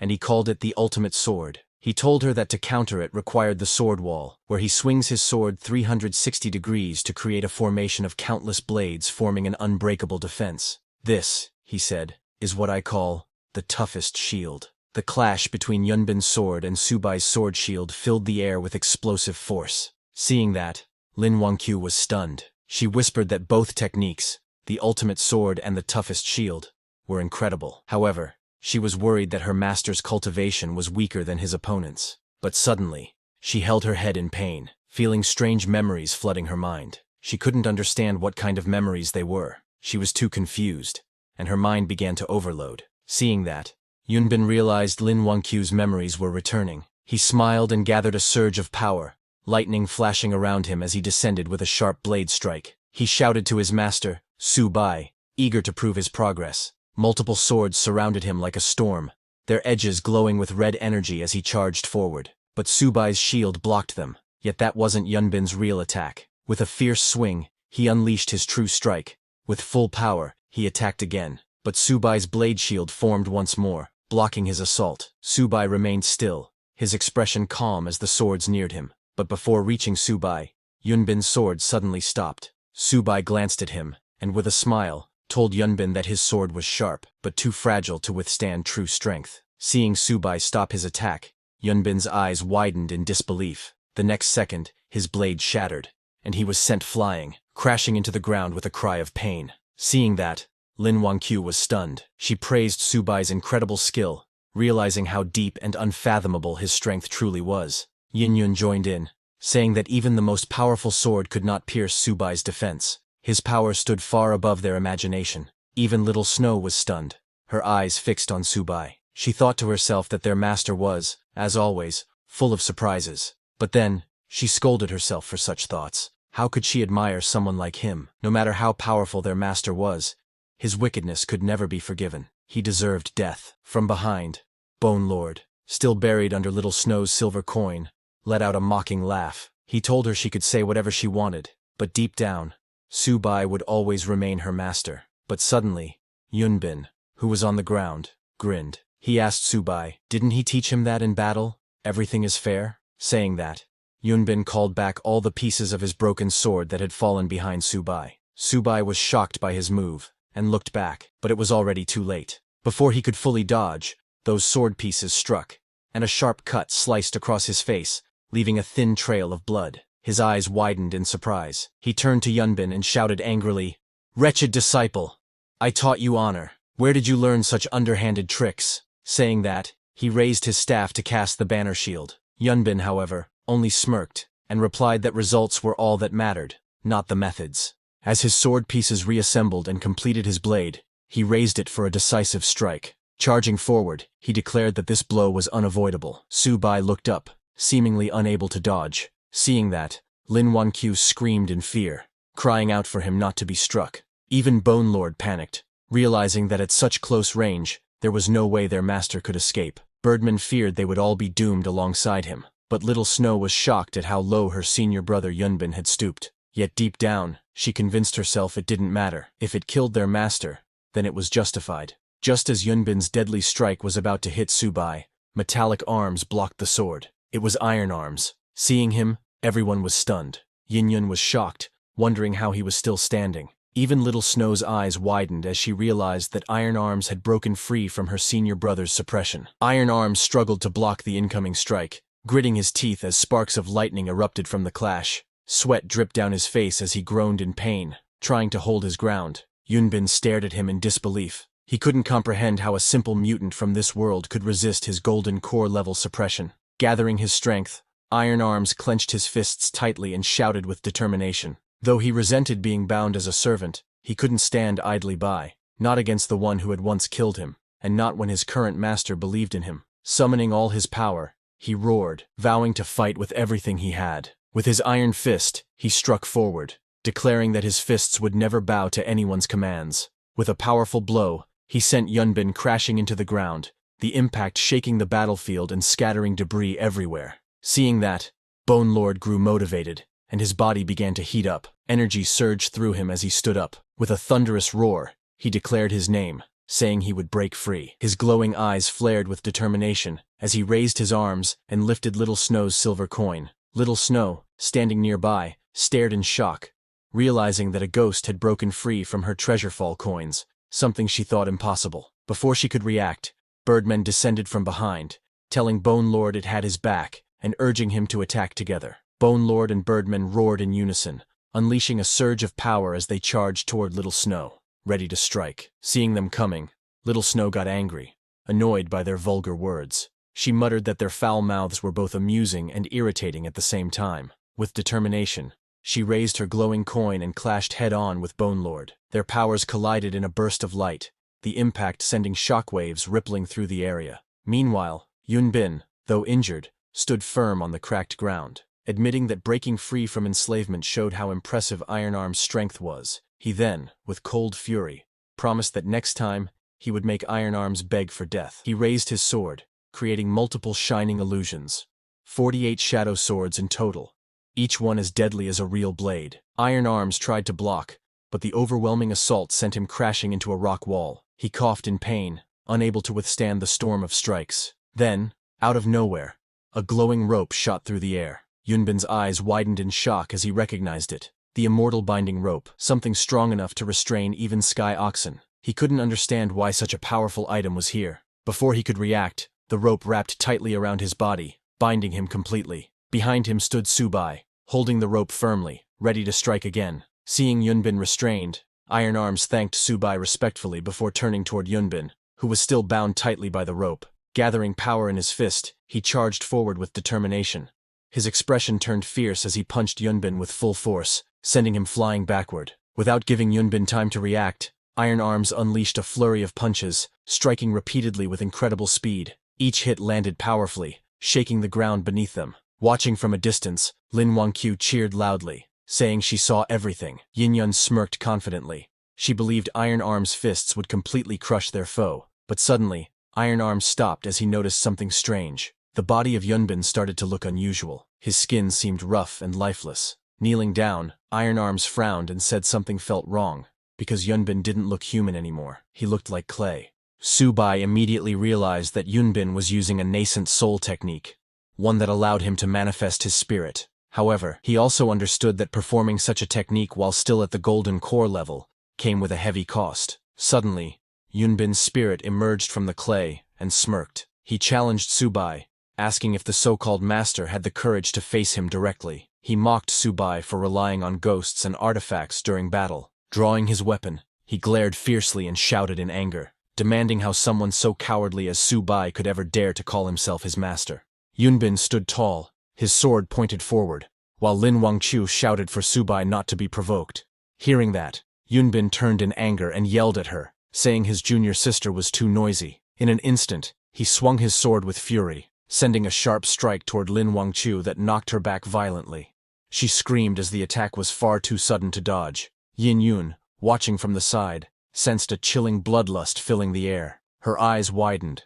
She could feel the killing intent behind that sword strike. Nearby, Bone Lord clenched his weapon tightly, realizing the power of the attack. He muttered that even he couldn't block such a sword and feared the worst, thinking the master's woman was doomed. However, before the sword could reach its target, Subai swiftly reacted and threw his sword. Seeing that, Yunbin laughed, saying the sword that was thrown couldn't possibly block his attack. Just then, a golden coin-shaped artifact flew through the air, glowing brightly. It intercepted the attack, shattering the sword's momentum and saving Lin Wangqiu just in time. Seeing that, Yunbin's expression twisted in disbelief, and he looked back. From behind, Little Snow stepped forward, reminding Yunbin that the one he attacked, Lin Wangqiu, was their junior sister. But Yunbin only glared back coldly, saying that a junior sister who protected the master was useless to him. Hearing that, Little Snow stared at him in disbelief, unable to comprehend what she had just seen. Her senior brother had actually attacked their junior sister. His actions felt foreign and unfamiliar, as if he were no longer the person she once knew. Realizing what he had done, Yunbin looked startled and quickly tried to calm himself. He admitted that he had lost control in the heat of the moment. He turned to Little Snow and thanked her for blocking the sword. He said that if not for her, he might have seriously injured their junior sister, Wangqiu, and couldn't have forgiven himself. Hearing that, Little Snow looked at him with softer eyes, thinking that he was still the senior brother she respected. As they were talking, a loud splash echoed as Subai's sword plunged into the spirit spring. Everyone watched in shock as ripples spread across the surface. Yin Yun gasped, realizing that Subai hadn't blocked the sword for Lin Wangqiu. Instead, he had thrown it into the spirit spring. Bone Lord questioned the purpose of such an act, something he had never heard of before. Even Yunbin let out a mocking laugh, facing Subai with a twisted grin. He asked if his master had gone mad, his tone filled with disbelief and ridicule. But as he stood by the spring, suddenly the water rippled strangely. His sharp gaze followed the disturbance as the surface began to tremble. Suddenly, the spirit spring's surface erupted in blinding light as a massive burst of fiery energy shot upward. From within the explosion, a majestic phoenix made of golden flames emerged, spreading its wings wide and illuminating the entire canyon. The onlookers stared in shock. Its power was overwhelming. Birdman was shocked to see a real phoenix. Bone Lord trembled, realizing it wasn't an illusion, but a real phoenix carrying an aura from ancient times. Yin Yun stared at the fiery creature, wondering if it had come from the sword. She remembered trying to absorb that very sword before, and smirked at the thought. Seeing the phoenix, Yunbin was stunned. He couldn't believe a phoenix of such scale had manifested. The spiritual energy in this world shouldn't have been enough to summon something this powerful, yet the impossible was happening before his eyes. The spirit spring glowed brightly under the wings of the fiery phoenix that soared above it. Subai stepped forward and told them that a spirit spring shouldn't exist in a world with such weak spiritual energy. But if it did exist, it must mean the spring had a guide. He continued explaining that there were only two substances capable of guiding spiritual energy: the spirit rhinoceros crystal and the guiding mist. Since the guiding mist was condensed from pure spiritual energy, something that shouldn't exist in this world, the only possibility was the spirit rhinoceros crystal. Lin Wangqiu seemed thoughtful, as Subai mentioned that the spirit rhinoceros crystal was useless to humans, but extremely valuable for nurturing divine weapons, one of the top 3 substances for that purpose. Little Snow watched her master, and couldn't help but admire him. Even though he had committed countless wrongs, his wisdom and insight still fascinated her deeply. The phoenix above them spread its wings wide, blazing with divine fire. Its golden flames filled the sky as it shot a fireball toward the ground, engulfing everything in searing light. Yunbin tried to withstand the heat, but the phoenix's fire was overwhelming. The holy flames were so intense that even coming close made one feel like melting.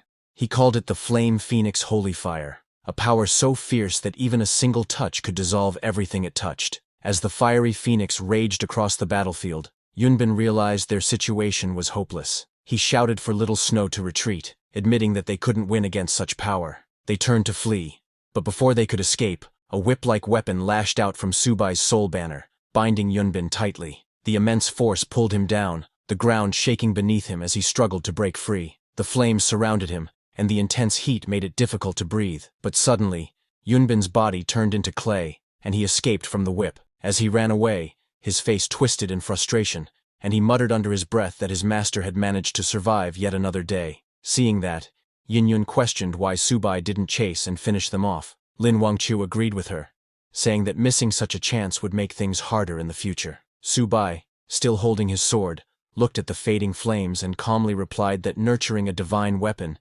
didn't mean it had fully regained its true power. As the fiery phoenix's form loomed above them, he revealed the truth. The magnificent display had been nothing more than a bluff. As Subai stood calmly, holding his sword glowing with fiery energy, the golden phoenix spread its wings and entered the blade. The radiant light filled the cavern, making the air hum with divine heat. From a distance, Bone Lord watched, admiring his master's strategy. He remarked that his master's understanding of human nature was remarkable, using such a perfect bluff to scare the enemies away without even fighting. Birdman said it was a brilliant empty fort strategy, proving once again how formidable his master truly was. Then Subai turned toward Iron Fist and thanked him for his hard work. Hearing that, Iron Fist was stunned. As a servant whose life could be taken at any moment, he never expected his master to thank him sincerely. Soon after, the group approached the spirit spring. Subai dipped his feet into the glowing water, feeling its warmth ripple around him. As Subai sat inside,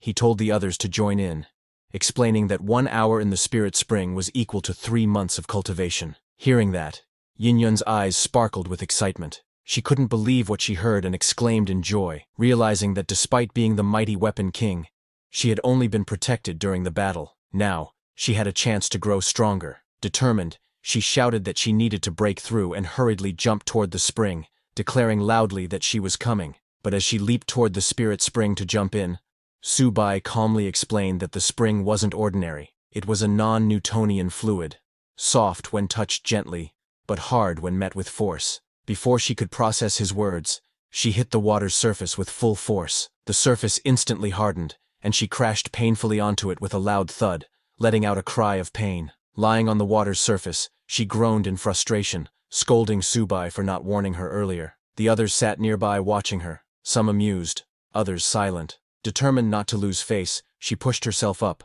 muttering that she wouldn't fall for anyone's smooth talk. Meanwhile, Bone Lord and Birdman soaked in the spirit spring nearby, steam rising around them. They let out satisfied sighs, saying it felt like millions of ants were crawling through their bones and that their nerve cells were growing rapidly. At a distance, Iron Fist watched Subai quietly. He thought about how strange it felt to serve someone after being his own master for so long, but to his surprise, he realized that following Subai didn't feel bad at all. Inside the spring, Yin-Yun relaxed as the warmth spread through her body. The pain she had felt before disappeared, replaced by a tingling sensation. Her eyes glimmered as she sensed her power stirring once more. She was on the verge of a breakthrough. Lin Wangchu sat at the edge of the spirit spring, her expression firm with determination. She clenched her fists and told herself that she needed to awaken too. She couldn't keep holding Subai back. As her feet touched the glowing water, a wave of warmth spread through her body. She gasped softly, feeling both surprised and comforted by the strange sensation.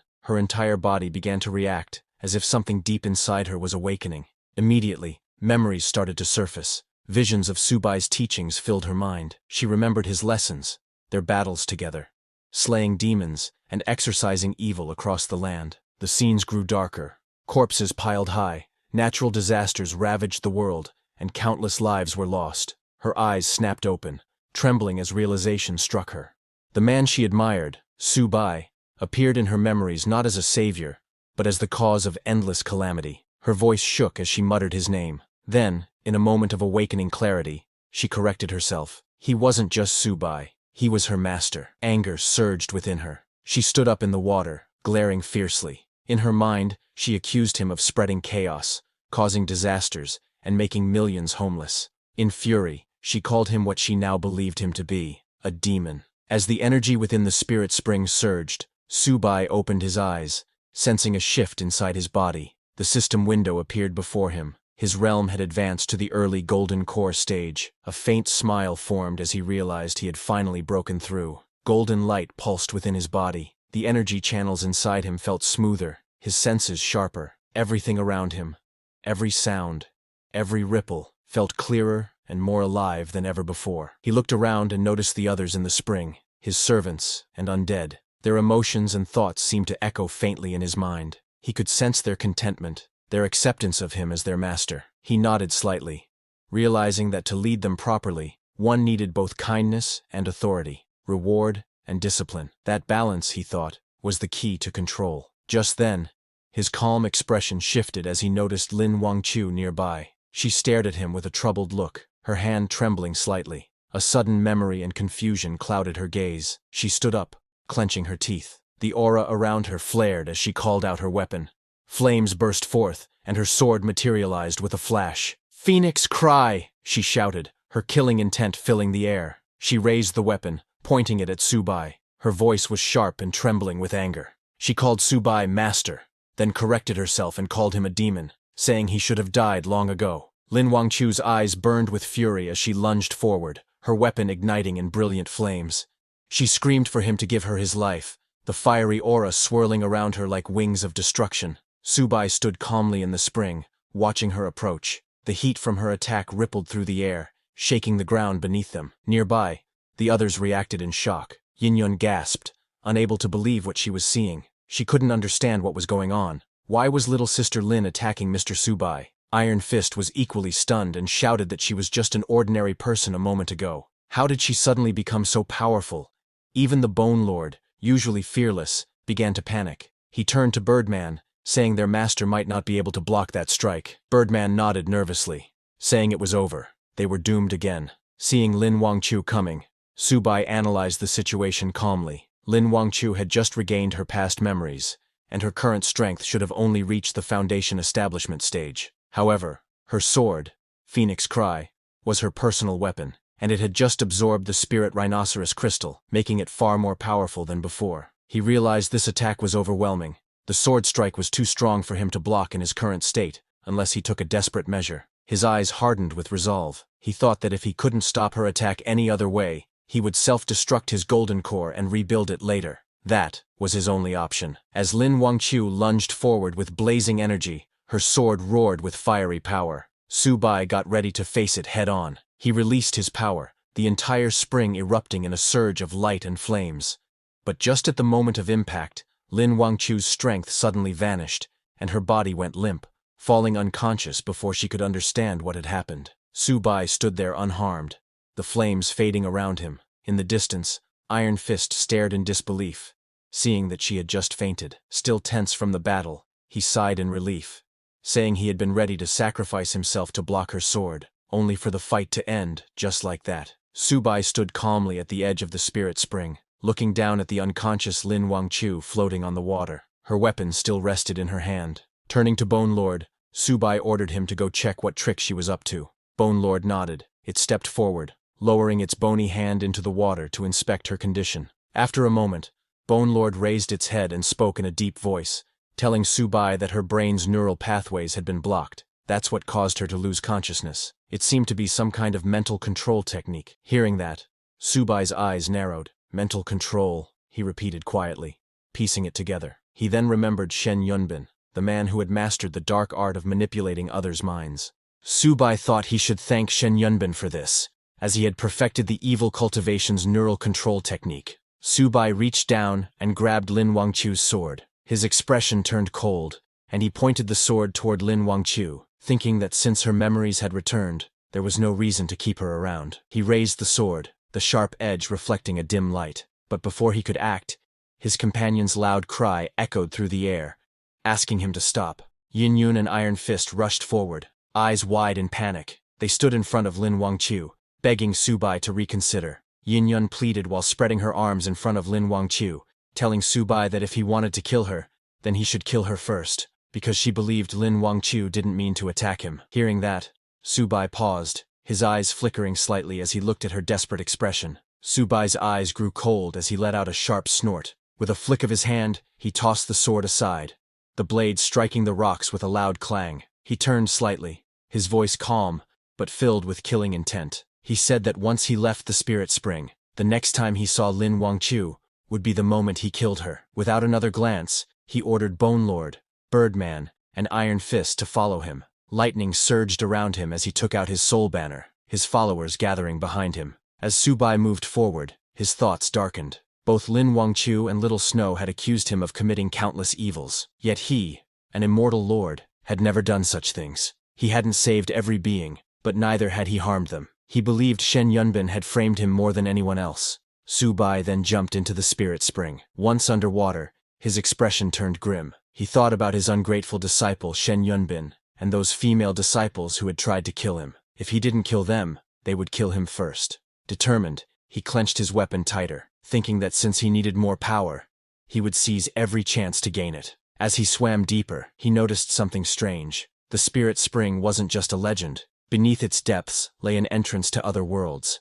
The unknown below shimmered with both danger and possibility. As he reached the ground, his eyes sharpened as glowing crystals illuminated the underwater path. He was shocked to see that place, his gaze fixed ahead as he descended into the mysterious realm. As Subai swam deeper into the glowing green depths of the spirit spring, the light of the crystals guided his way. The walls around him shimmered like jade, and ancient runes glowed faintly beneath the water. He reached out his hand and pressed it against the shining wall. The moment his palm touched it, the wall trembled and began to open, releasing waves of powerful spiritual energy. A strong current surrounded him, twisting and surging with force. The energy pulsed violently as his body endured the pressure. Subai clenched his teeth, holding firm against the storm of spiritual power. Suddenly, he felt a shock run through him and grunted in pain as light exploded around him. When the energy finally settled, he looked around in awe. The air was thick with spiritual energy, so dense it almost felt tangible. It was on the same level as the previous immortal realm. But soon, he realized something was wrong. The energy wasn't pure. It carried traces of poison. He narrowed his eyes, covering his mouth as he thought. He couldn't absorb this energy directly. Still, with his body's resistance, he could endure it for at least an hour. Just then, faint buzzing sounds echoed through the glowing mist. Subai lifted his head to see dozens of strange flying insects emerging from the energy clouds, their wings sharp, their eyes glowing red. The poisonous creatures had noticed his presence. Subai raised his soul banner and ordered Bone Lord to attack the incoming swarm. Bone Lord came out of the soul banner and roared in response, charging forward without hesitation. With his massive weapon, Bone Lord smashed through the air, shattering several flying creatures in a single swing. Each kill echoed with system notifications. As he killed advanced monsters, he gained 10,000 Souls Banner XP. The messages repeated rapidly, one after another. Subai noticed the change. Earlier, Killing corpse minions and regular monsters hadn't increased the 10,000 Souls banner's experience, but now the numbers were climbing. He realized the truth. These mosquito-like creatures were advanced class monsters, and there were countless of them swarming around. A faint smile formed on his lips as he muttered that this smelled good. Sensing the surge of energy in the air, he raised his weapon, the 10,000 Souls banner, as ghostly wails filled the space around him. The banner spun violently, drawing in the souls of the fallen monsters. Meanwhile, Bone Lord, Birdman, and Iron Fist devoured some of those monsters' souls. Iron Fist bit down on one of the creature's souls, green liquid spilling from his mouth. He laughed, saying this was delicious, and that it felt like his strength was growing again. Bone Lord looked out in excitement, saying he saw a huge batch up ahead. Subai's eyes glinted coldly as he raised his hand and ordered them to charge and kill them all. His army roared in excitement, rushing forward as the air filled with the sound of wings breaking and the cries of the damned. The 10,000 Souls banner began to glow brightly as its level rose to 6. A system message appeared, revealing its new ability. It could now pull in 100 souls at once, forcing them to battle among themselves until only the strongest remained. The victorious soul would then stabilize and take up a regular undead slot. Subai looked at the glowing banner and smiled, saying this was interesting. With energy swirling around him, he raised the banner high and commanded, "Spirits, come forth!" The 10,000 Souls banner unleashed a powerful force. Countless glowing mosquito-like spirits were pulled into an otherworldly space, their wings buzzing violently as they began to clash. One by one, they fought fiercely, struggling to devour each other until only the most powerful remained. Meanwhile, outside the spirit spring, in the cave glowing with a reddish hue, Yin-Yun rested quietly in the spring. Steam rose softly around her as she soaked in the warm water. Beside her, Lin Wangqiu was lying on the ground, but she slowly began to wake up. As she opened her eyes, she became cautious, her expression cold and serious. As she saw Yin-Yun still in the spring, she muttered under her breath, recognizing her as Yin-Yun, one of the people connected to that villain Subai. Her grip tightened around her sword's hilt as her thoughts darkened. She decided it would be safer to eliminate Yin-Yun first, before dealing with the main threat. But as she prepared to strike, a sudden wave of killing intent filled the cave. Yin-Yun sensed it instantly, her sharp eyes flashing open. She stared toward Lin Wangqiu, her calm replaced by focused alertness. In that moment, Yin-Yun realized Lin Wangqiu had changed. She was no longer the kind or innocent girl she once knew. Yin-Yun clenched her weapon underwater, annoyed at herself for saving Lin earlier. She thought she should have left her to Subai. Still, if Lin dared to attack, she was ready to strike back and break her leg in a single blow. Lin Wangqiu raised her sword, ready to act, but hesitation filled her mind. Her thoughts wavered. A villain is a villain, but Yin-Yun is Yin-Yun, so why can't I do it? Her hands trembled slightly as reason returned to her eyes. Lowering the blade, she whispered to herself that she couldn't recklessly kill the innocent, even in a world full of enemies. As Lin Wangqiu turned to leave the cave, Yin-Yun, still in the hot spring, looked up in surprise and asked where she was going. Lin didn't answer. Her steps were unsteady, her hand pressed against her head as she muttered in pain. She remembered the time Yunbin pointed his sword at her. Her expression darkened as she realized Yunbin was determined to kill her. Thinking of her past, Lin Wangqiu's heart twisted. She whispered about her senior brother, wondering if he truly wanted to kill her just because she had chosen to stand by her master. And yet, her evil master had held back when dealing with her. Her head throbbed again, and she clutched it in pain. The more she tried to think clearly, the more confusion clouded her thoughts. Emerging from the cave into the light, she gazed at the blue sky and spoke softly to herself. She called her master a villain, someone unforgivable, and convinced herself that if he lived, the world would fall into chaos. She repeated again and again that she should trust and follow her senior brother. Just then, cold laughter echoed through the air, familiar and eerie. Lin Wangqiu froze, her eyes widened as she recognized the voice. It was her senior brother's laughter. Pain shot through her head as the laughter grew louder, echoing endlessly in her mind. She screamed, clutching her temples in agony. Dark birds flew up from the forest below, scattering into the bright sky as Lin Wangqiu fell on the mountain path, unconscious. At the same time, in the spirit spring, as the 10,000 Souls banner spun in midair, violent energy surged throughout the area. The air trembled as countless souls trapped within the banner clashed against one another in a chaotic storm of power. Subai sat calmly at the center of it all, eyes closed, while his Bone Lord stood guard beside him. The battle between the gathered souls intensified, bright bursts of blue light erupting in every direction. Iron Fist raised his armored fist, protecting the area from the soul fragments flying out of control. Moments later, Subai opened his eyes and said calmly that the banner had already collected 100 souls.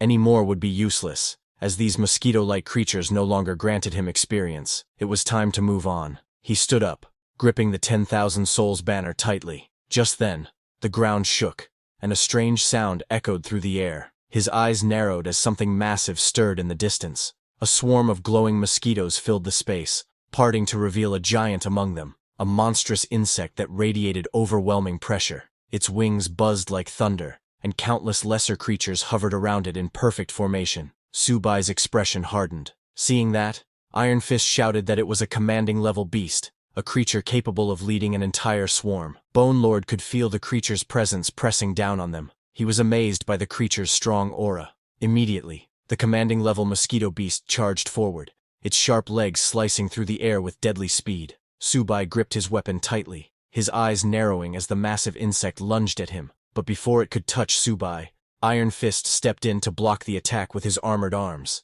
The impact was too strong. His armored arm shattered under the force. He fell back, clutching his injured limb in pain, muttering through gritted teeth that his arm was broken. Bone Lord quickly moved beside Subai and spoke in a deep, urgent tone, warning that this place was not suitable for a prolonged fight. He advised his master to withdraw before the situation worsened. Subai stood silently for a moment, thinking. His poison resistance was nearing its limit, and staying longer could be dangerous. Still, his gaze hardened as he looked at the giant mosquito beast hovering before him. Leaving now would be the safe choice, but letting such a valuable creature escape would be a great loss. With determination burning in his eyes, Subai decided that abandoning this treasure would be truly regrettable. Looking at his summons, Subai felt that their bodies were getting weaker. He realized that they couldn't hold on much longer and had to leave first. He swung his soul banner underwater and summoned them back into the soul banner. Then, from that glowing wall of spiritual energy, he came out of that world. He swam toward the surface, thinking that this world was still very dangerous. He needed to become stronger. He needed to break through. But while he was going, suddenly a very bright light came out of the wall of spiritual energy. Seeing that, he wondered if the giant mosquito was still following him. Suddenly the giant mosquito broke through the wall and came into this world. But just as it entered this world, its large body shrank into a smaller form. Subai looked at the red mosquito and thought to himself that it must have been weakened when it crossed into this world. He smirked slightly at this. He then said that since the mosquito was already here, it should not think about escaping. He raised the banner in his hand and swung it forward, telling the mosquito to get inside the banner. A large space unfolded, and the red mosquito was pulled inside, where many other smaller mosquitoes were. Immediately, the red mosquito started attacking the other small mosquitoes. Subai watched and understood that the red mosquito was suppressed because of its bloodline. He looked at that world behind the spiritual wall and thought that there was still much he had not explored, but he decided to stop chasing other worlds for now. Instead, he wanted to find more spiritual caves so he could grow stronger. He remembered being called the villain by Lin Wangqiu and wondered why that was. He also questioned why Yunbin had betrayed him. To understand these things, he felt he needed even greater strength. While swimming upward through the water, he asked Iron Arms what commanding level meant. Iron Arms replied that he had a catalog and offered it so Subai could understand better. Subai opened the scroll and found detailed information about different factions, lone individuals, and spiritual caves. He was pleased and said that it was very useful. Later, he returned to the red water pool. Yanyun there asked where he had gone. He ignored the question and asked where Lin Wangqiu was. Yanyun replied that Lin Wangqiu had left about half an hour ago and mentioned that she had tried to kill her too earlier. Hearing that, Subai told Yinyun that once someone turns bad, they cannot return to how they were. Yinyun crossed her arms and said that it was good. Ling Wangkel did not act, or she would have killed her first. Subai got dressed and started walking out. From behind, Yinyun asked where they were going next. As they stepped out of the cave together, Subai told her that they were going to the next spiritual cave. Meanwhile, in the same mountain range, a group of hunters walked along the mountain road. One of them said that there was a place up ahead, and hoped they could find spirit stones to level up again. But then one of them pointed forward, saying someone was lying on the road. It was Lin Wangqiu. They moved closer, and saw a beautiful girl lying there in the middle of the path. Seeing that she was holding a sword, one of them said she must be a mutant. Their leader, a man in a mask, called out to the girl in white named Bai Yu. He told her that he found a mutant who had passed out and asked her to help. Bai Yu looked at Lin Wangqiu and suddenly stopped. Her eyes widened. She felt something familiar.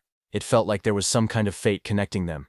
Bai Yushu placed her hand on Lin Wangchu's chest, and green healing energy flowed out. Yushu told her leader that this girl had suffered a mental injury and that her nerves were unstable, but she also said they were lucky because they found her in time.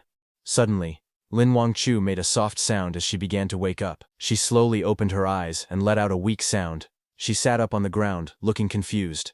She looked at the white-haired girl in front of her and called out to her, saying she was her junior sister. Yu looked surprised and asked if she was being called sister. She asked Lin Wangchu if she knew her name was Yu Yu. Hearing that, Lin Wangchu realized that Yu Yu had lost her memory too, just like her. But then she thought that forgetting things might not be such a bad thing. Yu helped Lin Wangchu stand up, explaining that she had been attacked mentally, and if they had not helped her, she might have gone insane. Then someone asked who could be so cruel as to attack her. Hearing that, Lin Wangchu suddenly remembered everything. She held her head and screamed. She shouted that her head hurt a lot. Seeing that, Yu Nu told Lin Wangchu that this mental attack was very vicious. If she had not treated her, the attack would have killed her. Lin Wangchu remembered someone laughing, and realized that it was her senior brother. She said her senior brother wanted her dead. She looked at Yu Yu, and repeated that her senior brother wanted to kill her. She gave a strange laugh while saying it. Hearing that, Yu asked Lin Wangchu how she knew her name. She also asked who Lin Wangchu and this senior brother she mentioned were. Hearing that, Lin Wangchu looked troubled. She asked Yu Yu what she should do. She wondered if she should trust her senior brother, or trust her master. Hearing this, Yu asked which one was good and which one was evil. Lin Wangchu looked down at the ground, and, with a deep voice, said that she didn't know anymore. Yu got confused hearing that. She told Lin Wangchu that she didn't fully understand what Lin Wangchu meant, but she knew that as mutants, their duty was to slay demons, uphold justice, and save the world. Hearing Lin Wangchu agreed. Her eyes became firm. Lightning formed around her body. She said that if she couldn't trust anyone else, then she would trust herself. She said she would fight beside Yu Yu from now on, slaying evil and saving the world. Then Yu Pai's party leader, a man with a mask, introduced himself as Wang Zongyang. He welcomed Lin Wangchu to the Qingyang team. Lin Wangchu then introduced herself. The man in the mask said they would work together to kill evil spirits and save people. Lin Wangchu nodded and agreed to go with them. Then, as the group walked through a rocky path, Lin Wangchu thought the scene felt familiar. One of the men told her that there was a spirit cave ahead, and that spirit stones were inside. They asked her to come with them to pick spirit stones. Lin Wangchu answered softly that she would go. Meanwhile, at Yangshi City, in ruins, the sky was red, and the ground was covered in broken buildings and dust. Su Bai and Yinyan arrived there. But just as Yinyan looked at the city name sign, she got shocked, saying this was wrong. Hearing her, Su Bai got confused. He said that according to the map, the spiritual cave should be ahead. But Yinyan told him the place in front of them was Yangshi City. Hearing that, Iron Arms explained that Yangshi City was the first place where a disaster happened in the eastern province. Many people died, possibly over 1 million. More than 10 teams of powerful fighters came to help, but they were all killed. With a serious face, Iron Arms told them this place had become like hell on earth. But Su Bai didn't listen to them, and entered the city. Yun followed him, asking him to wait for her. She thought quietly to herself that she had gotten stronger recently, so she should be able to protect herself. Also because Su Bai was with her, she believed there was nothing to fear. Then suddenly zombies appeared. There were thousands of them. Seeing them, Yunjin thought that although these zombies were not very strong, their number was huge. But without any hesitation, Su Bai walked into the ruined city. Yunjin was very nervous because they had just entered the city. Suddenly, a message appeared in front of Su Bai, saying that the Ghoul cultivation was complete, and the Ghoul King had been created. It asked if he wanted to take it. He chose to accept it. Another message said the collection was complete, and now 1 ordinary undead had been collected out of 10. Hearing that, Su Bai lifted his soul banner and spoke to the Ghoul King, telling it to go. The Ghoul King, which looked like a large flying insect, flew out. It rushed into the crowd of zombies and began killing them. The zombies screamed as the Ghoul King attacked. Blood splattered everywhere. Bone Lord, watching from the soul banner, was shocked. He wondered if this was the master's new servant. He felt that the Ghoul King might even be stronger than him. Seeing the Ghoul King, Iron Arms realized that he still needed to train more. Yin watched as the Ghoul King killed all the zombies. She realized she didn't need to worry. She felt relieved. Su Bai looked at the Ghoul King in front and told it that it did well. He told the Ghoul King to come back into the banner, saying there would be a chance for it to become a powerful servant in the future. The Ghoul King entered the soul banner, and was put in a barrier. Looking at Bone Lord and the others, The Goo King wondered if it would become a true servant like the others around the master. It said that it would work hard for its master. Hearing this, Bone Lord, Birdman, and Iron Arms grew quiet, not knowing what to do. Then a hand suddenly came out from under broken stones. An old man climbed out and called out for Subai to wait. The old man ran toward them. He thanked Subai and Yainyun for saving them, but he warned them not to go forward any further, because it was dangerous ahead. Hearing that, Yainyun smiled and told the old man not to worry. She explained that they both had special powers, and they were very strong. The old man shook his head and said softly that they did not understand. The old man then explained to them that Yangshi City was the first city to fall after the apocalypse. He said that the monsters in the outer areas were just ordinary ones, but the deeper someone went into the city, the stronger the monsters became. He said that inside the city, there were monsters taller than buildings. He mentioned that there was once a team of 30 superpowered people who entered. They were strong and killed zombies easily, like cutting melons. However, that entire team was wiped out before they could even enter the middle of the city. The old man continued. He said that he once saw a very strong man and woman holding hands and running away like they were desperate. In the end, the man was hit by a monster and died, his body crushed into pulp. Hearing this, Yun looked at Subai, and while hesitating, asked quietly if they should retreat. Iron Arms told Subai that the danger ahead was extremely great. He said that the most important thing now was for Subai to improve his strength first. Subai listened to them all and then smiled slightly. Subai walked forward through the ruined city, saying that luck has always been like this. He said this was both an opportunity and also luck. In the distance, the old man watched them. He sighed and said that it was hard to convince a ghost with kind words. A child beside him called the old man grandfather, and asked if those two were also going to face the huge monster. The old man told the child to call everyone out. He said that since the zombies were killed, they were free and could leave. Hearing that, the children cheered loudly. They shouted that everyone was saved. Hearing the child's voice, more and more people came out from hiding and began to celebrate. They laughed and said that they were finally saved. They called for others to come out too. A large group of survivors gathered in the street. They shouted that they were saved and safe now. But suddenly, a man who was hiding in a cave shouted at the boy named Xiaodong, telling him that his real grandfather was still lying in the basement. The man in front of them was not his grandfather. He told them to come back quickly. Hearing that, Xiaodong turned and looked at the old man in confusion. He called out, asking if this person was really his grandfather. The old man lowered his head and suddenly smiled strangely. Then the old man's body changed. A monster inside him came out, with long tentacles forcing their way out of his mouth. The monster spoke, saying that they had finally come out and shown themselves. The monster's tentacles spread out as it revealed its true form, shouting that it was starving. A huge mutant monster appeared. Everyone panicked. They shouted that it was a mutant and they should run.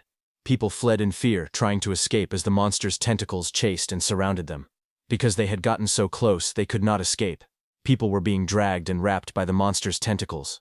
They shouted in fear, asking for help. The monster made a creepy laughing sound as it looked at them.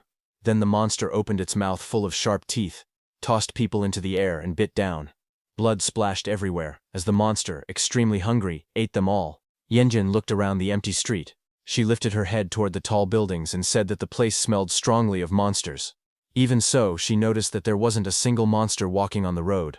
Her expression showed confusion as she stood ready with her weapon. Far ahead, Subai walked calmly with his weapon resting on his shoulder. Yanjin followed behind him, but the shadows of several monsters moved quietly around them. Yanjin suggested that they should take a detour, but Subai told her to hold on because they were almost there. Yandian stepped forward with confidence. She said she was very brave and wanted to follow him even in a dangerous place like this. As she took another step, a monster hiding below grabbed her leg, its fingers wrapped tightly around her thigh. At that moment, a monster lunged forward with its mouth wide open, showing sharp teeth inside a dark circular throat. Its body twisted in the air as it prepared to attack. Yandian looked around quickly as more monsters suddenly leaped from the buildings and the ground. Their bodies flew toward them from every direction. She realized what was happening and shouted that it was an ambush. Subai turned slightly, while Yinyun raised her weapon, surrounded by many monsters closing in fast from all sides. The air filled with swirling movement as the creatures rushed toward them. Subai immediately raised his soul banner and summoned the red mosquito, ordering it to go. The monsters rushed toward them, but Subai's summoned mosquito moved first. It shot forward and cut through the monsters in a single sweep. Bodies were thrown into the air as blood splashed across the road. A system message appeared in front of Subai, saying that killing an advanced monster gave him 10,000 points and more experience for his soul banner. He looked at the message and thought quietly. He realized every monster here was an advanced class. In other places, such monsters were treated like small bosses. But in this strange city they were no different from mosquitoes from another world. Subai smirked slightly as he understood what that meant. Since they were all advanced monsters, he simply needed to deal with them, one after another. With a firm voice, he ordered his other summons to kill again. His undead team of Bone Lord, Birdman, and Iron Fist charged forward with lightning covering their bodies. Birdman cried out loudly and flew into the sky. Its scream created a powerful sound wave that spread through the streets. The monsters below clutched their heads and screamed as the sonic attack shook the whole area. Sujai watched Birdman and smiled. He told it that its sonic power had become much stronger. The battlefield shook as the fight continued. Bone Lord rushed forward with his heavy armor and giant axe, smashing through the crowd of monsters. Above him, Birdman spread its glowing wings and released waves of spiritual sound, shaking the creature's minds. The mosquito creature moved quickly between enemies. Its movements were sharp and hard to follow, stabbing monsters from every angle. Beside it, Iron Fist blocked attacks with his metal arms and struck back with powerful punches. Their teamwork made the front line stable. Together, their cooperation looked surprisingly well balanced. The scene showed many monsters falling from their combined attacks. Not just them. Yin Yun also landed a solid hit on one of the creature's heads. The impact sent the monster flying. She looked around at the battlefield filled with low-level monsters. She stood behind Subai and asked calmly why they were wasting time killing such weak creatures. Subai did not answer immediately. Instead, he stepped forward. His hand gripped the soul banner tightly, and power began to surge around him. Lightning-like energy wrapped around his arm and the weapon. Suddenly, a huge burst of blue energy shot upward. It spread out like a storm, wiping out all the weak monsters in front of him. Bodies scattered, and the ground cracked under the force. In the middle of the explosion of power, Subai stood calmly holding the spear, surrounded by the bright blue glow. He finally spoke, saying that killing these creatures was meaningless, and that they were only clearing the path ahead. Then, as the dust settled, the view shifted to the tall buildings nearby. A quiet message appeared, hinting at the next goal, the second item. Another glowing system window floated above Subai, showing that the 10,000 Souls banner had leveled up to level 7. Subai looked pleased as he watched the message. He smiled lightly and thought that 1,000 monsters had been killed very quickly. Another system message appeared, explaining a new ability. It said that the banner could now refine the absorbed souls and turn them into energy that his servants could use. It also said that both Subai and his servants would gain some abilities from the refined souls. A large ancient cauldron appeared, releasing streams of bright blue energy that flowed upward like twisting water. The refining ability activated, pulling soul energy into the cauldron. Subai observed the change and realized this ability gave him even better ways to motivate his underlings. As the energy spread out, it wrapped around his summoned servants. Bone Lord clenched his fist and said he could feel his strength recovering quickly. Iron Fist also felt thrilled, saying it was more than recovery, he felt like he was improving. The Birdman flapped its glowing wings and happily let out loud quacking sounds, shouting that it felt extremely powerful and high in energy. Meanwhile, the mosquito creature flew into a horde of monsters and sliced through them, killing many in a single sweep. Blood sprayed everywhere as the creature tore through the enemies with increasing speed. It hoped that by doing so, it could eventually become Subai's official servant.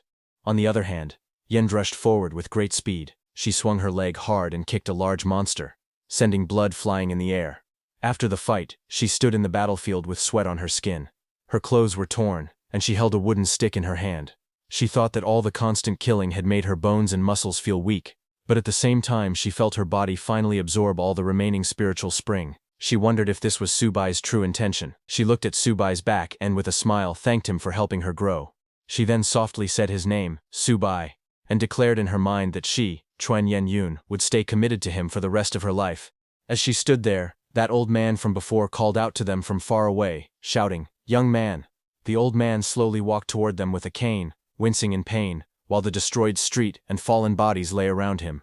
Yen Yun turned, worried, and ran toward him while supporting his frail body. Subai looked back at them without speaking, while the old man struggled forward with a cane, groaning in pain. Yen Yun asked the old man why he had come. The old man replied that he simply couldn't leave them by themselves. With a tired smile, he told them that they were the strongest ability users he had ever met, but he warned them not to move any farther ahead. Subai listened to the old man in silence, his expression becoming serious. Then he turned away, gripping his soul banner. But his full attention was behind him on that old man. He told his summons to get ready for battle, and told the old man not to worry about them. The old man leaned heavily on his cane, his face strained with fear and exhaustion. Yin Yun stood beside him, protectively. As she tried to speak, something unexpected happened. A tentacle-like creature suddenly wrapped tightly around her upper body. Her eyes widened in shock, and she gasped. She stared at the monster restraining her, and shouted in disbelief. But before she could understand anything, she was suddenly grabbed by a thick tentacle. She let out a sharp cry as the tentacle wrapped around her waist and legs, pulling her upward. Her body twisted in the air while the creature dragged her closer. In the next moment, the huge monster opened its enormous mouth. Countless sharp teeth lined the inside of the dark hole. The tentacles pulled her closer and closer toward that gaping mouth as she struggled, biting down on one of the limbs in fear. Far below, Subai rushed forward. Blue lightning wrapped around his soul banner and crackled wildly as he prepared to attack. His body shot upward with incredible speed, surrounded by streaks of electricity. The soul banner extended forward, glowing brighter as he rose high into the sky. He struck downward with a powerful blow. His attack cut through the monster's tentacles, sending Yin flying out of its grasp. The giant creature's limbs split apart, shaking violently from the impact. Yin fell through the air, her body spinning, while Subai dived down beneath her, trying to reach out to catch her. His one knee pressed against the street as he caught her safely in his arms before hitting the ground. When Yin opened her eyes, she saw Subai standing straight beside her. She leaned against him, breathing hard after the near escape. He remained calm, holding his soul banner at his side. He proudly announced that he had reached the Golden Core stage and that his perception ability had improved. He told that tentacle monster that he could sense an aura full of death and that such a trick would not fool him. The giant monster's massive tentacles writhed in the air as its body shifted and pulsed. A thick mist spilled from its form while loud, heavy breaths echoed around the ruined street. Yin coughed weakly, her body trembling. She looked ashamed and murmured that she had been a fool.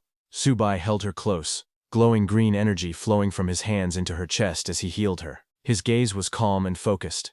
He told her not to talk, and reminded her that she was lucky to still be alive. Even while wincing from the pain, she whispered to him not to worry about her and urged him to handle the monsters instead. Above them, the monster suddenly burst into laughter. Its enormous limbs moved apart, revealing a row of glowing eyes hidden beneath the folds of its flesh. Drool dripped from its sharp teeth as it taunted them, saying that it didn't matter if they had figured out its trick. The creature's mouth expanded into a giant circular maw full of spiraling teeth. It roared that today, Subai and his summons would become its meal. Subai tightened his hold on her and stepped back, preparing for the imminent strike. But before the monster could attack, the Bone Lord suddenly leaped forward with his massive sword raised. His eyes glowed fiercely as he shouted at the monster to stop its rampage. He declared that if anyone wanted to touch his lord, they would have to go through him first. In a burst of speed, he clashed with the monster's tentacles. His blade sliced through the air again and again, while the monster's limbs whipped toward him. The street shook from the impact. Bone Lord laughed boldly, saying this was simply how he fought. Above the battle, the giant red mosquito hovered with its wings buzzing rapidly. It boasted that speed and assassination were its specialties, as it prepared to attack. The huge monster with many tentacles stood in the ruined street as its long limbs twisted around its body. The red mosquito suddenly landed on the monster's shoulder, its wings beating fast under the red glow around them. The monster did not react at first. The mosquito lowered its needle-like mouth and jabbed it into the monster's flesh. Blood splashed out as the sharp needle broke the skin. The monster's tentacles moved wildly the moment it was pierced. It swung its arms and tentacles with great force, shaking the mosquito away. The mosquito flipped and fell through the air as the monster's limbs smashed around, filling the scene with violent motion. Then the monster looked down with a cold expression. Its sharp teeth curled into a grin. In a low, mocking voice, the monster called the mosquito a noisy thing and asked if it was even worthy of sucking its blood. Far above them, a figure rushed downward through a tall blue light. The shape of the man's body was clear as he dropped at full speed. He shouted "Monster!" as he fell like an arrow. It was Iron Fist, who shot down with his fist pulled back, his face full of determination. As he came close, he yelled for the monster to take his punch. His fist slammed into one of the monster's tentacles with explosive force, sending shockwaves in all directions. The impact created a loud burst of light and sound. But when he landed, Iron Fist's expression changed suddenly. His eyes widened, and sweat rolled down his face. He shouted that something was not good. The monster's body suddenly swelled and opened like a giant trap full of sharp spikes. Iron Fist fell straight toward it, and he looked shocked as he shouted that it was a trap. Before he could react, he dropped into the middle of the creature's expanding body. Then the monster closed around him, and he reappeared on top of its swollen back. The monster's tentacles wrapped and moved with terrifying speed. Iron Fist pushed himself up, but blood splattered around him. He yelled for his lord to run. He said this monster was stronger than a commander-level creature. Immediately, Bone Lord rushed forward, shouting for Iron Fist not to panic. He said he was coming to save him. Iron Fist warned Bone Lord to be careful. While he was going, suddenly one of the tentacles that Bone Lord had cut earlier attacked. Bone Lord was shocked to see that the tentacles could survive independently. The monster attacked the Bone Lord with huge force, sending shockwaves through the street. On the other hand, Yin slowly opened her eyes. Her green pupils looked weak, as if she was waking up after being unconscious for a long time. She found herself in the arms of Subai. He explained to her calmly that in a place filled with zombies, an old man had appeared to give advice, and anyone with basic common sense would know that such a thing was not normal at all. Yin lowered her eyes and nodded softly. She said she understood. Then she looked up again, her cheeks turning pink. She told him not to be so harsh with her. She reminded him that she was still just a girl. In the next moment he let go, and she slipped from his arms with a shout of surprise. She landed awkwardly, staring at him in shock. He looked down at her and replied bluntly, telling her that she did not act like a girl. She winced and warned him jokingly, saying that what he said was enough to get someone killed. She then sat on the ground in frustration, pouting with an angry expression. She muttered to herself, wishing that he, being such a straight-faced man, would remain single forever. Not far away, the massive tentacle monster towered over the destroyed city. Subai now stood facing it, holding his weapon.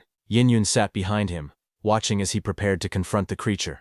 Subai reached a calm state after forming his golden core. He realized something important. He understood that he still had not found his spirit sea. Because of that, he quietly admitted that he did not know what he was able to touch inside this inner space. He reached out his hand toward the strange glowing subspace in front of him. Light flickered, forming glitch-like colors around the surface as he got closer. As his hand neared it, he suddenly felt something change. His eyes widened slightly. The bright light washed over his face, and he gasped softly, realizing that something unexpected was happening. The next second, his hand gripped the handle of a weapon that began to reveal itself from the glowing surface. The blade slid out with a sharp motion, accompanied by bright symbols and a surge of spiritual energy. The weapon was large, heavy, and shaped like a deadly saw blade, with jagged edges and a core that glowed like a red gem. As soon as it fully appeared, it released a violent burst of power. Purple lightning wrapped around the blade and crackled through the air. Subai stood tall with one arm raised high, holding the blade as purple lightning exploded around him and stretched toward the sky. This blade in Subai's hand was the blade he used before entering the God realm. Wherever it moved, even gods would fall. The blade held a record. A single golden core realm cultivator once used it to kill a cultivator from the god wandering realm. That was why it earned its name, the Sawing God Blade. He looked at the weapon with calm familiarity. Lightning continued to dance around it as he tightened his grip. With a slight confident smile, he greeted the weapon like an old companion and said that it had been a long time since they last met. The giant octopus-like monster narrowed its glowing eyes, watching Subai from a distance. Its expression showed annoyance, and it muttered to itself that he was playing tricks. It whispered a question to itself, wondering what the God-wandering realm and the Golden Core realm even meant. But suddenly, its hesitation turned into rage. Its huge jaws opened wide, showing rows of sharp teeth glowing red, and it roared loudly, telling Subai to go and die. At the same moment, the creature's many tentacles swung forward, trying to crush him. Subai held his weapon tightly. Purple lightning crackled across the blade as he moved. His eyes were calm, and his body leaned forward as if he were ready to burst into action. In the next moment, his whole body shot upward, leaving behind streaks of purple energy. The monster raised its massive limbs to block, but Subai came down fast from the sky. Lightning wrapped around him like a storm. He swung the huge serrated blade with both hands. The monster's red eyes widened as it realized what was happening. It tried to react, but it was too late. The blade sliced downward in a long bright line of purple light. A thin vertical beam appeared from the sky to the ground, cutting straight through the creature. For a brief moment the monster froze completely still. Then its huge body split apart from top to bottom. Purple lightning flashed across the cut, and an explosive wave followed. A violent blast of yellow and orange flames erupted as the monster's body exploded. Pieces of limbs flew outward, swallowed by the huge explosion. Pieces of the monster's tentacles fell everywhere. An iron fist came out of the monster's stomach and crashed to the ground. He let out a pained groan as he struggled to get up, surrounded by broken flesh. Not far away, Yenjun watched the destruction with wide shining eyes. Behind her, Bone Lord and Birdman stood proudly. Birdman stared at the scene and asked if this was truly the Lord's strength. Yenjun looked amazed. She noted how the monster was defeated so quickly, and said that Subai was incredibly strong.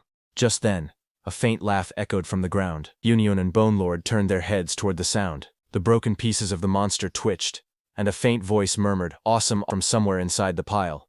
Suddenly, what remained of the monster began to move again. Tentacles shot upward, smashing against the ground and scattering rubble. A dark voice warned them not to think they'd won. From the dust, a new shape rose. What looked like part of the creature's body reformed itself, pulling together into a massive figure. The monster muttered the words, "My body," as it rebuilt.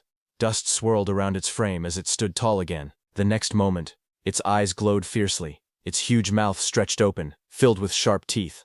The voice grew louder, screaming that its body was invincible. The monster looked excited, and said in a dark tone that it could be invincible, and laughed. Subai stood in front of the creature. He looked calm, and asked the monster whoever said he wanted to kill it. He explained that he only acted to save Iron Fist. Iron Fist was struggling on the ground as Subai told him to get up. Iron Fist realized that his lord Subai had saved him on purpose. He clenched his fists and promised that he would not let the lord down. Subai stared at the monster and let out a short fun. He said that if he guessed correctly, someone would probably kill the creature. He said that with a dark mocking tone. The monster's red eyes narrowed as it listened, anger building up inside it. Then it suddenly shouted for Subai to become its food. It said loudly that it wanted to evolve. The monster floated above the ruined street, its eyes glowing red. It shouted that it wanted to become a disaster-level monster. Its long tentacles swung wildly in the air. Below, Subai, carrying Yun, immediately turned around. Holding her close, he pushed forward, running with her as fast as he could. Subai ran very fast, making Yun fly into the air as he dragged her with him. The monster roared behind them, telling them to stop running forward. It warned them that if they went any further, they would be doomed. But after a few more steps, Subai's feet suddenly stopped, and he stood firmly on the ground. He turned around, facing the monster. As he walked back hand in hand with Yun, he laughed and said that the one doomed should be the monster instead. Hearing that, the monster stopped there. The monster's eyes widened in shock. It stared forward, trembling as it asked Subai what this meant. The monster slowly turned its gaze and looked up. It saw a shadow on top of a building looking at him, surrounded by bright light. As the octopus-like monster lifted its head, its four glowing eyes widened in surprise. It watched as a tall shape emerged from inside the light. The figure's outline grew clearer. It was a giant mantis monster, its huge red eyes shining fiercely. The mantis opened its jaws and let out a sharp, violent screech. Its wings shook the air as it dropped toward the ground, smashing into the street with explosive force. Cracks burst across the floor beneath it as dust shot upward. The mantis monster jumped with lightning speed to attack the octopus monster. The mantis monster swung its long blade-like arms, slashing at the octopus creature. Its movements were fast and furious.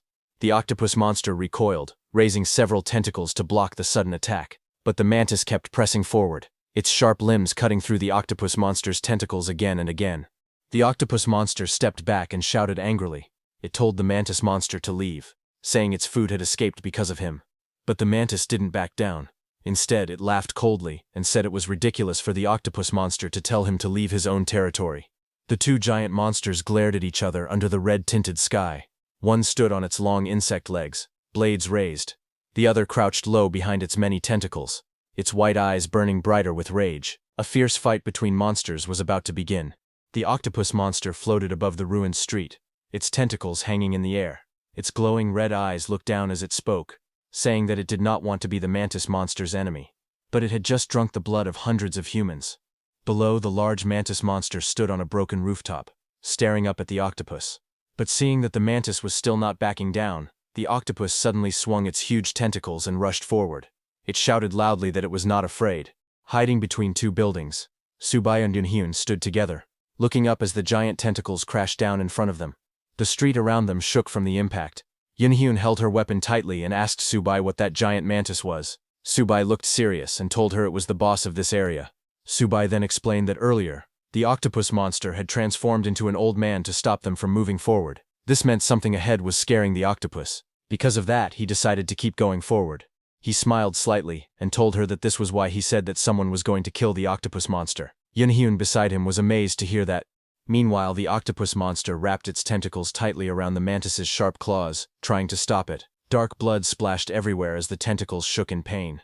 The mantis was using his full power to reach the octopus monster's head to kill it with his sharp claws, as the octopus monster also used its full power to stop the mantis monster. The octopus monster trembled and shouted to the mantis, telling it to listen. It said they should find Subai and kill him first. The mantis leaned forward with its sharp jaws open wide. It screamed back that it would listen, and then rushed in with wild speed.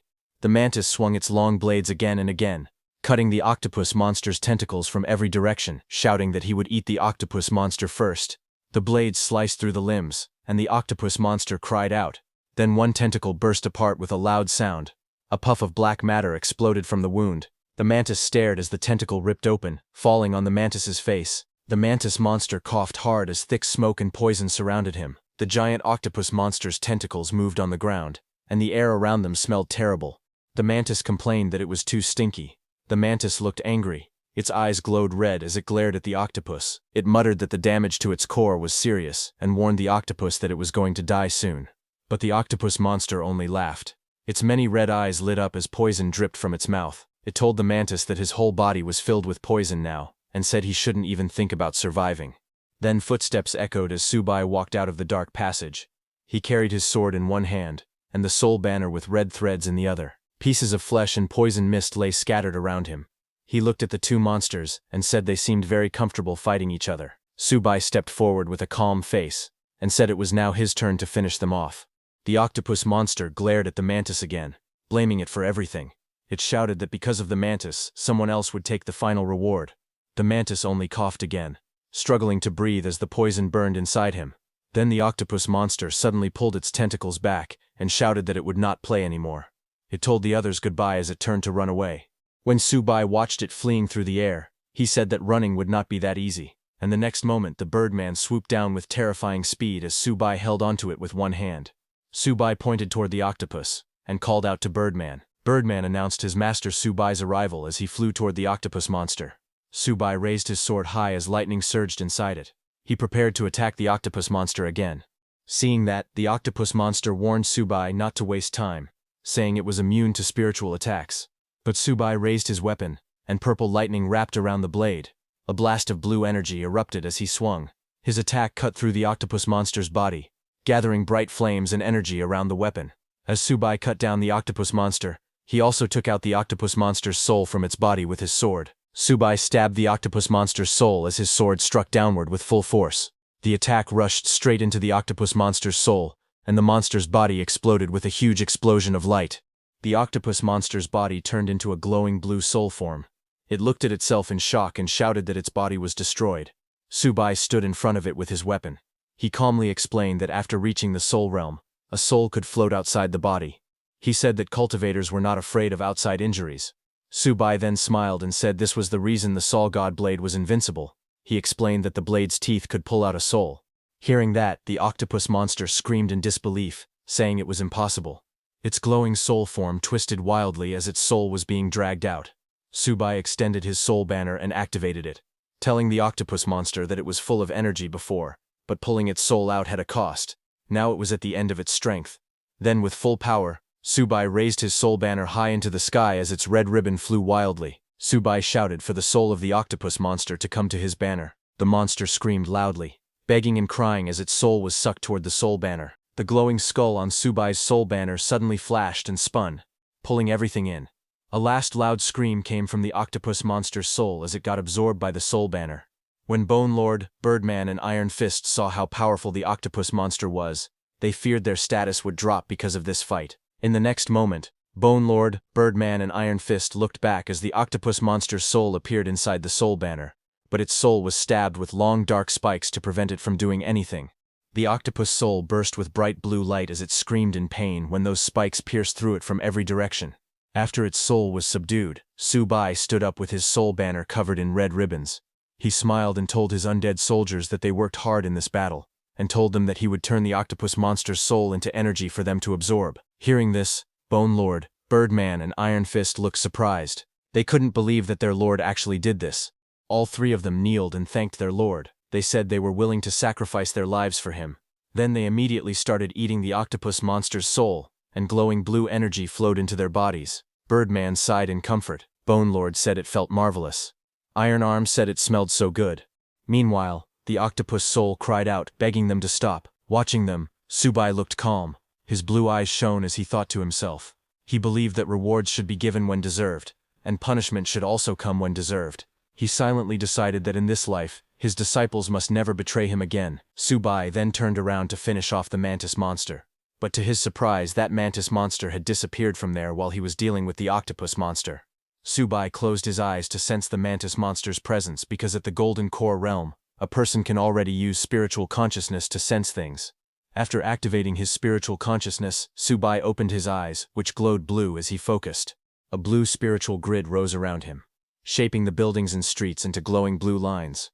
He stood in the center with his blade ready. Looking around, Subai finally located the mantis monster, which was hidden right behind him in a building. Realizing that the monster was over there, Subai moved with lightning speed. Blue and purple energy burst out as he dashed forward at high speed, slicing that whole building in half. He slashed down with his heavy blade, and the attack landed on the giant mantis monster. The blow crashed into the monster with a loud impact. The mantis screamed loudly in pain, its sharp voice echoing through the street as it struggled from the attack. The giant mantis looked frightened. It raised its arms and shouted, asking its lord to save it. Suddenly, the sky turned bright red, and lightning struck, showing that something was coming. A loud sound burst through the clouds. A powerful voice echoed from above, asking who dared to cause trouble. The voice warned that no one should come to Yangshi City and act wild. The red clouds twisted, and the ground cracked open. The figure above shouted again, saying the intruder must be tired of living. Subai looked up at the sky and felt the heavy pressure falling on him. He realized it was the soul realm, and the pressure coming down was extremely strong. Suddenly, a huge fiery hand formed in the sky, as if it had shaped itself inside the clouds. Then, tearing through the clouds, that fiery hand dropped down with burning force and smashed toward the ground. Seeing that fiery hand coming toward him, the mantis monster smiled. The mantis monster pointed at Subai and laughed, telling him that his time of death had finally come. But Subai gripped his sword tightly as the giant mantis loomed before him. He let out a cold snort, his expression unreadable. The mantis flinched back slightly, its red eyes widening as it stammered in disbelief, asking if he was still not stopping. Without responding, Subai swung his weapon in a swift, deadly motion. A flash of blue energy erupted from his blade, slicing through the air toward the mantis. The creature screamed in agony as the strike connected, blue light cutting across its body. Just as Subai killed that mantis monster, that fiery hand came down directly at him.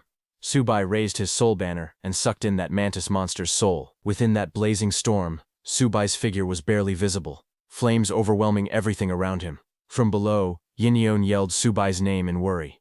That massive fiery hand hit Subai and smashed him into the ground with a solid impact, destroying and burning everything around. Yinyon and Subai's undead screamed for Subai as they watched that fiery hand crashing on him. The one who attacked Subai with that fiery hand was a flame-haired man, who had fierce eyes. That fiery being looked down at Subai and with a sneer declared coldly that Subai had been easily defeated. But suddenly, the flame-haired man stared ahead as his bright white eyes widened. His gaze fell to the ground as cracks spread across the broken street and blue sparks rose from inside his fiery hand. Birdman saw that and was shocked, asking if this was Subai. He was right. Inside the flames, Subai's figure slowly appeared. His body shone in bright blue light while golden flames wrapped around him. Birdman and the others watched from a distance. Birdman shouted in excitement that his lord was alive. He absorbed the octopus monster's skills.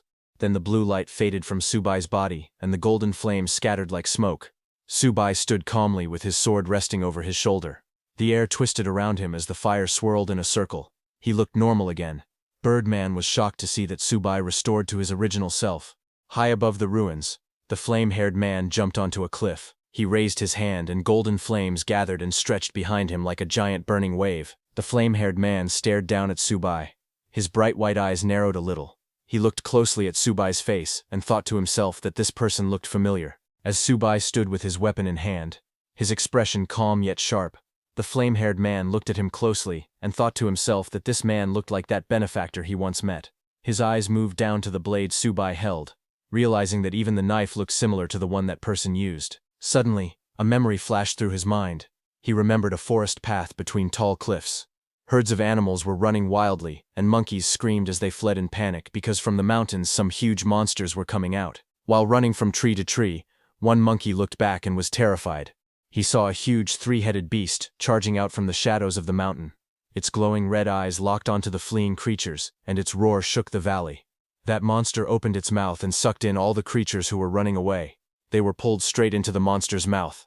The monster swept all the creatures off the ground as they screamed. That monkey tried to stop himself by grabbing a branch, But in front of that monster's power, the branch easily broke, lifting the monkey into the air. The monkey screamed as he was tossed helplessly through the air. Just then, with a blinding flash of light, a dark silhouette appeared through the beam. In front of the giant beast that had been attacking the forest creatures, a figure descended from the sky holding a massive sword. That shadowy warrior landed with grace, his long robe flowing in the wind. The man's silver hair shimmered under the sunlight as he raised his weapon high into the air. His sharp blue eyes glared at the beasts, and in a cold, commanding voice, he called out to the monster. Lightning streaked across the sky, and power gathered around that man's sword, surrounding it with blue arcs. With a furious roar, he leapt forward and slashed down with all his strength, yelling at the monster to die. This man was none other than Subai, in his previous life. His blade cut through the air like a thunderbolt, aimed straight at the monsters below. The creature roared as Subai came down with a bright blue slash bursting across, cutting through the creature with overwhelming force. Just as the monster was cut in two, its body exploded with a massive blast, releasing all the energy it had consumed into the surroundings. The impact threw dust and trees upward. Lightning surged as Subai's figure stood firm in the center of the explosion, his sword held tightly in his hand. That firehead man remembered that his benefactor, even while in the Golden Core realm, had defeated people from the Divine realm. But after the battle, he had fallen near death. His body lay on the ground in a desolate place. Strange-looking beasts wandered around him, but none of them dared to come close. They only watched from afar. Only one small monkey, which was that firehead guy in his past life, approached. It carried a fruit in its hands and placed it gently beside the fallen Subai. Firehead guy remembered that before leaving, the benefactor had given him a technique called the Heavenly Spirit Technique. The flame-haired man, in his monkey form, held that thick wooden scroll in his hands as Subai explained to him that with this technique, one only needed to eat fruits that absorbed the essence of heaven and earth to cultivate and grow. Firehair guy remembered Subai's last words, who told him that their fated encounter ended there, and how far the monkey could go from now on would depend on his own destiny. Now in the present, the flame-haired man looked at Subai on the ground, who reminded him of his benefactor. On the ground, Subai was also looking at the flame-haired guy, ready to fight back. The fire-haired man glared down and said that Subai below resembled his benefactor. He called that crime 1. He added that Subai's blade looked like his benefactor's blade. That's crime 2. Then he pointed out that Subai had killed his subordinates. That's crime 3. The fire-haired man raised his glowing hand and said that being able to absorb the octopus monster's abilities proved that Subai grew too fast and was a great threat. He called that crime 4. He then declared that because of all those crimes, Subai must die here today. Saying that, the flame-haired guy unleashed his attack, striking Subai and his undead with an energy slash. His attack came crashing down like a storm, its power twisting the air. The energy beam struck downward with overwhelming force. The impact wrapped around the area, the force launching Subai and his undead below into the air, slamming them through the rubble. His strike was so powerful that buildings broke apart and scattered across the ground as the energy ripped through them. A massive blue shockwave exploded across the city, tearing through buildings and lifting them into the air. The entire skyline twisted as the blast rushed outward. Amid the destruction, Subai and his summons were thrown backward. Yiniyun, an iron fist behind him, also stumbled as the ground shattered beneath their feet. Subai held his soul banner tightly and stopped himself from falling. Bone Lord behind Subai explained that the octopus and mantis monsters were already commander level, so a disaster level creature was to be expected. Birdman, who hovered in the air, asked his master Subai if they should run, offering to fly and carry him away quickly. Subai looked at the flying monster approaching from the distance. Blue energy circled around the area. He shook his head slowly and told his undeads that against a creature of this realm, escaping was impossible. He explained that they had just absorbed 2 beings beyond commander level. Now that a disaster level threat had appeared, not fighting would be too demoralizing. So a small smile formed on Subai's lips as he raised his head and declared that they should fight. Saying that, he raised his soul banner and summoned the large mosquito monster. The mosquito monster answered loudly, saying yes, and immediately charged. The giant mosquito monster rushed forward at high speed. As it moved, it shouted loudly that it wanted to make an achievement and become an official servant. Not far away, Iron Fist stood with a serious expression. He looked up at the monster and said that wherever a disaster-level monster appeared, disaster always followed. He admitted that if he were still alive as a normal human, he would definitely turn around and run away. Iron Fist then lifted his head with a sharp gaze. He said that now Master had given him life again. Because of that gift, he declared that he, Iron Fist, would absolutely follow Master's orders. Saying that, with a loud cry, Iron Fist jumped forward with full force. At the same time, Bone Lord also raised its weapon and shouted that their lives were all given by Master, and there was nothing to hesitate about. Birdman followed. and all of them charged ahead together, ready to fight. A bright blue energy wave spread across the whole battlefield as Subai's undead rushed at the flame-haired guy. But the flame-haired guy stood calmly on the ground as blue energy circled around him. He raised his hand, and a huge burst of blue light wrapped around it. Then he shot that energy outward with an explosion. The shockwave pushed everything away and covered the monsters in thick blue ice. Birdman and Bone Lord were frozen mid-air. Yin-Yun and Iron Fist were also trapped inside the spreading ice. The flame-haired man looked forward with a cold smile and told them to get lost. The frozen Bone Lord, Birdman, Iron Fist, and Yin-Yun were thrown back violently, falling from that tall building. Ice shattered everywhere as they hit the ground. Bone Lord let out a painful sound while falling with the others, all covered in broken ice. That flame-haired guy floated above the ruined street with lightning swirling around his body. Subai stood below him holding his weapon, while his summons struggled on the ground. Then the flame-haired guy came down on the ground with crackling blue energy running around him. The air shook from the pressure he released. Nearby, Yin-Yun and Bone Lord sat on the ground, looking at him with fear. Iron Fist stared up in shock. His face was pale, sweat rolling down his cheeks. He asked with a trembling voice if this power was really disaster level. Bone Lord on the ground growled that if he had regained his full strength, he could defeat the flame-haired guy with a single strike. But Birdman beside him told him to be quiet, saying they were far too behind to catch up right now. But suddenly Yin-Yun's green eyes widened when she saw Subai step forward. Subai walked toward the flame-haired guy, while debris cracked under his feet. Seeing that, Yin-Yun called Subai's name. But Subai continued walking, his steps heavy and firm. Dark red energy rose behind him like a shadow. Seeing that, Yin-Yun asked loudly what Subai was doing and if he had gone mad. But Subai kept walking, holding two weapons, his eyes glowing red in the darkness. Yin-Yun shouted at Subai, asking what he was doing and accusing him of having gone mad. Iron Arms warned Subai, telling him not to act rashly because the difference in strength was too great. Bone Lord desperately added that they still had a chance if they ran now. The flame-haired man watched them all with a faint smile. He remarked that their sovereign was determined, but the heavens were not on his side. Seeing that no one moved, he laughed quietly and said that it was interesting they were still not running. Subai met his gaze without flinching. The flame-haired man smirked and declared that since Subai refused to retreat, he would play along. He said he wanted to see just how much strength someone at the Golden Core stage could truly unleash. Subai tightened his grip around his weapon. The metal creaked softly under the force of his hand as power surged through him. In the next instant, Subai burst forward. Blue trails tore through the air as he closed the distance in a flash, striking with terrifying speed. The flame-haired man tilted his head slightly and scoffed, mocking him for being too slow. Multiple afterimages appeared around him as he shifted position, his figure splitting into several forms as the attacks narrowly missed. Subai then attacked straight on, and the flame-haired man backed down a little. He laughed loudly and mocked Subai, saying that someone like him could never hurt him. But just as Subai's soul banner appeared above the flame-haired man's face, its eyes glowing with blue light, shock flashed across his expression. The soul banner glowed with cold light, and waves of wind and energy began to spin violently around it, forming a huge vortex. Seeing this, the flame-haired man sneered again, asking what kind of magic tool that was. He mocked it, saying it was just drinking in the wind and nothing more, calling it a bluff. He raised his hand and gathered energy in his palm. With full power, he swung his hand to attack Subai, but the flame-haired man suddenly froze as his eyes widened in disbelief. He shouted in shock, unable to understand what had just happened. He stared at his hand and questioned himself, wondering how his skill could have missed. For the first time, doubt appeared on his face, as the battlefield fell silent. Yin-Yun and Iron Arms watched from below as the raging storm of cyan wind filled the sky.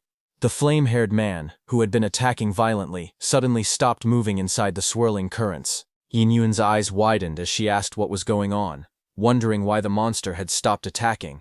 Iron Arms stared upward as well, confused, and questioned what kind of magic the sovereign had used on the monster. Above them, the flame-haired man hovered in the air, his expression uneasy. He looked at the soul banner's skull trapped within the rotating wind, and questioned how such a thing was even possible. He suspected it might be nothing more than a low-grade magic tool. Before he could think further, a sharp shout echoed across the battlefield. Subai's voice rang out, telling him there was no time to think as he called out to Birdman. Birdman, with green wings, instantly appeared. Subai jumped onto its back, and at full speed, they charged toward the flame-haired man. Seeing this, the flame-haired man's expression twisted in irritation. He told himself to stop overthinking it. In his mind, Subai was nothing more than someone at the Golden Core stage. Snarling, he thrust his hand forward and used his windwall skill, but nothing happened. Sweat rolled down his face as disbelief crept in. He stared at his hand, unable to understand how such a thing could happen. But before he could understand anything, Subai reached the flame-haired man and pierced his chest with his sword. Blood splattered as the weapon pinned him in place. The flame-haired man's thoughts echoed in shock as he wondered how this had happened at all. Seeing Subai's sword pierce the flame-haired man's body, Yin-Yun and Subai's undead were left in shock. They realized just how strong Subai truly was. On the other hand, the moment Subai pierced the flame-haired man's body with his sword, the flame-haired man's blue soul burst out from his body. Seeing this glowing soul, the flame-haired man screamed in confusion, demanding to know why this had happened. Then Subai spoke calmly. He explained that wind, fire, thunder, and lightning were all forces of nature. With red glowing eyes, he told the flame-haired man that what the forces of nature relied on was air. Subai explained that his banner did more than absorb souls. He said it could also draw the surroundings into a vacuum. Hearing this, Bone Lord laughed loudly, finally realizing the truth. He told the others that for the flame-haired man, the environment needed to cast spells was completely gone. Hearing that, Yin-Yun clapped her hands in excitement, praising Subai, and saying he truly lived up to her expectations and was mighty. But Iron Arms beside her remained tense. He warned that while this was true, the skill was extremely draining. He said the Sovereign had already endured far too much. Suddenly, a strange laugh echoed through the storm. The flame-haired man admitted that he had been careless. Then he sneered and questioned whether Subai truly thought he could win with just that blade. He declared that such confidence meant Subai was gravely underestimating the gap between their realms. Crimson energy erupted as the flame-haired man's body expanded into a terrifying form. It roared that it only needed to detonate part of its cultivation. With a furious shout, it declared that none of them would leave Yangshi City alive. Just as he said that, a blinding glow spread across the sky. Seeing this, Bone Lord shouted in panic that a calamity-level monster's self-detonation could destroy the entire city. Yin-Yun lamented that the realm gap was far too vast. Even though Subai was brave and smart, it seemed useless against this kind of power. In the sky, Birdman urgently yelled for Subai's orders, saying it could quickly get him out of there. Others shouted at Subai to retreat immediately, insisting that as long as he lived, there would still be hope. Subai, however, turned his head slightly and smiled calmly. He said that since the flame-haired man's realm was higher, he certainly could not kill him. But then he calmly asked if the flame-haired man truly intended to self-detonate. As the flame-haired man continued to swell, Subai raised his arm and spoke firmly, telling him to just hold it in. Blue wind and lightning surged around Subai as he prepared to act, his expression sharp and unwavering. The flame-haired man froze in confusion as Subai began chanting strange words. Streams of glowing blue runes suddenly poured out from Subai's sword, forming countless sealing chains in the air. The giant looked shocked and asked what this was. As those sealing chains surrounded the flame-haired man from all directions, realization soon hit him as he questioned whether Subai's sword could also seal things. He recalled that his benefactor had once used a sealing technique as well to tie down a monster. He looked at Subai, standing firm on the skeletal winged mount, and asked what his sword's name was. Hearing that, Subai lowered his head and, with a smile, said it was called the God-Sawing Blade. In the next instant, Subai's eyes glowed with red light as he shouted the command to seal. The blue runes tightened around the flame-haired man's body. The sealing light wrapped around him layer by layer, suppressing his power and stopping the detonation. The giant roared in fury as the seal fully took hold, his overwhelming strength forcibly locked in place. At that moment, he remembered that his benefactor had said his sword was called Nameless. Realizing this, he understood that the man before him was not the benefactor, and that he had been overthinking things, but it was already too late. The sealing chains tightened, and the flame-haired man's soul slowly shrank down.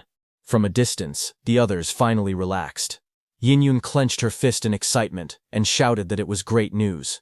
Iron Arms declared that the crisis was finally over and praised the Sovereign for his brilliant move. With the battle decided, Subai descended from the sky with the flame-haired man's soul sealed. He slammed the tip of his weapon into the ground, sending a shockwave through the surface. Then he turned toward the flame-haired guy, his expression cold and unquestionable. Looking down at the restrained flame-haired guy's soul, he gave his command without hesitation. He ordered it to submit and declared that from this moment on, it would serve him as his slave. Subai extended his sword toward the bound flame-haired man's spirit and calmly commanded it to become his slave. Just as Subai said that, his soul banner reacted at once. Its skull flared with blue light as it issued a single order, declaring the target to be captured. Chains burst forward in a flash of blue energy. They shot through the air, clattering loudly as they wrapped tightly around the glowing flame-haired man's spirit. One chain after another locked into place, binding its arms, body, and legs. The flame-haired spirit struggled, but the chains only tightened, dragging it forcefully across the ground. Seeing this, Subai's expression shifted slightly. His eyes narrowed as he saw something confusing. From above, the soul banner hovered as more chains poured out, surging like a torrent. The glowing flame-haired man's spirit was completely restrained, pinned to the ground by layers of sealing chains that radiated cold blue light. But the flame-haired man was not giving up that easily. The chains continued to rattle and pull, their movement echoing through the battlefield as the capture was completed. The chained flame-haired man's soul let out a low, mocking hum. Even while sealed, it stated that its nascent soul was not something a mere golden core stage cultivator could collect using a broken banner. Blue light exploded outward. The bound flame-haired man's spirit roared, straining as the chains trembled violently. One by one, cracks spread through the bindings as the flame-haired man's soul power surged. With a violent burst, the chains snapped apart and scattered through the air. The force of the backlash sent shockwaves across the battlefield. The flame-haired man's blue soul twisted free, its aura flaring like raging flames as fragments of chains fell away. Seeing this, Subai clenched his teeth. He acknowledged that the difference in realms was too great. He realized that the 10,000 souls banner truly could not subdue this being. Still, he raised his weapon and spoke coldly. He told the flame-haired man's spirit to enter his banner and promised that it would regain its freedom. He warned that otherwise, the soul would be sealed forever within the sword, spending endless years trapped like eternity in purgatory. Hearing that, the flame-haired man's blue spirit turned its head, eyes blazing. It laughed and questioned whether Subai truly believed he could collect it. The flame-haired man's spirit's expression grew sharp and resolute. It declared that ever since it cultivated a human form, it had sworn that only its true benefactor was worthy of becoming its master. The flame-haired man's blue soul glared forward, its face twisted with rage. It shouted at Subai, calling him unworthy. Subai looked up calmly. His expression did not change. His eyes were cold and steady. He raised his hand and brought out the sword sheath. Blue light wrapped around his arm and the blade as he made his decision. He said that if this was the case, then the flame-haired man's soul would spend its time inside the sword case. Saying that, Subai raised his sword. In the next moment, he threw it into the sky as the sword fell toward its case. Blue flames and energy swirled around the blade as it flew through the air. The flame-haired man's soul screamed and refused, shouting again and again that it would not accept this. Blue energy streams rushed forward, pulling at the struggling soul. The flame-haired man's soul roared in fear and desperation. It shouted that it did not want to be sealed and begged loudly as its form shook violently. But it was already too late. Subai's sword returned to its case. The sword seal trembled as its core glowed red, releasing a sharp pulse of power. Blue energy surged outward, cutting through the air as the sealing force fully activated. On the battlefield, Subai stood firm with one hand on the sword. Blue currents spiraled around him as the blade formed a complete seal. At a distance, Yin-Yun watched closely. Her eyes widened as the energy faded. Iron arms behind her stared in disbelief and asked if it was really done. She remained silent for a moment, then turned her head slightly. With a calm smile, she confirmed that it was finished. Subai lowered the sword and looked ahead. Yin-Yun behind him shouted excitedly that it was finally over and praised the result. Iron Arms called it incredible. The group gathered around Subai. Bone Lord stood tall, raising its arm in approval. Birdman circled above, shouting praise and declaring how magnificent the outcome was. Yin-Yun followed, saying it was amazing and that she had always believed Subai would succeed. Iron Arms said that now Yangshi City was finally free, having lost the rule of the calamity-level monster. But Yin-Yun stepped closer and placed her hand on Subai's shoulder. She said there should still be commander-level monsters nearby. She added that only after they were all killed could Yangshi City truly be free. Hearing that, Subai lifted the sword and looked at it in silence. Then he asked the flame-haired man's soul trapped within the sword how many commander-level monsters were still in Yangshi City, and where they were located. The flame-haired man's sealed spirit appeared again in front of the sword, sitting cross-legged with its arms folded. It laughed and asked why it should tell him. Hearing that, Subai looked down at it without expression. He said never mind. He added that even if the flame-haired man's spirit did not tell him, he could still kill them all the same. The flame-haired man's spirit spoke again. It said that it did not matter. It explained that those monsters were only vessels used to gather the spiritual essence of the world. Now that it was sealed, they were useless to it.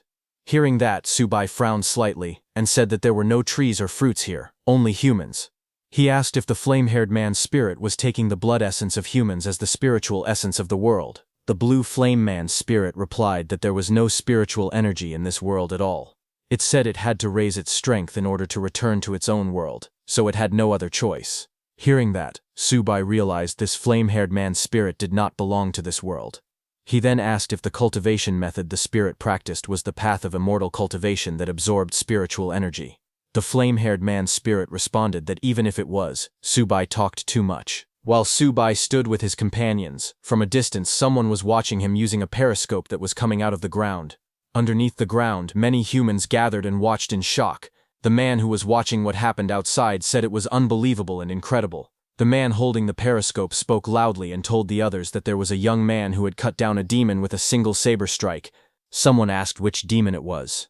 They asked if it was the praying mantis or the monster that had taken human form. The man with the periscope turned and answered that the young man had cut down all of them. His words hit the crowd hard. People stared at one another, stunned. Someone stammered, asking if that meant even the monster in human form was dead. A woman, tears welling in her eyes, struggled to speak and asked if that meant they were finally free. The answer was clear and loud. They were free. The realization swept through the crowd like a wave. People began to cry, laugh, and shout. Some raised their fists into the air, others collapsed in relief, and some embraced each other tightly. Voices rang out again and again, cheering for freedom, shouting that they were finally free, celebrating with unrestrained joy as the long nightmare finally came to an end. The man with the periscope looked again and spoke seriously. He said that the heroic young man had promised to kill all the monsters in Yangshi City. However, he also said that the heroic young man could not find where the monsters were hiding. The man told everyone that they needed to give the heroic young man information. He asked everyone who was willing to go and deliver the intelligence. Hearing that, everyone hesitated. One person worried that it might be another trick. He said the monsters were too cunning. Another person agreed and said that was true. The crowd fell silent. Faces turned uneasy, and fear spread among them. No one stepped forward at first. Just then, a young boy climbed up, carrying the information with him. Looking above, the young boy wearing a cap said that he would go.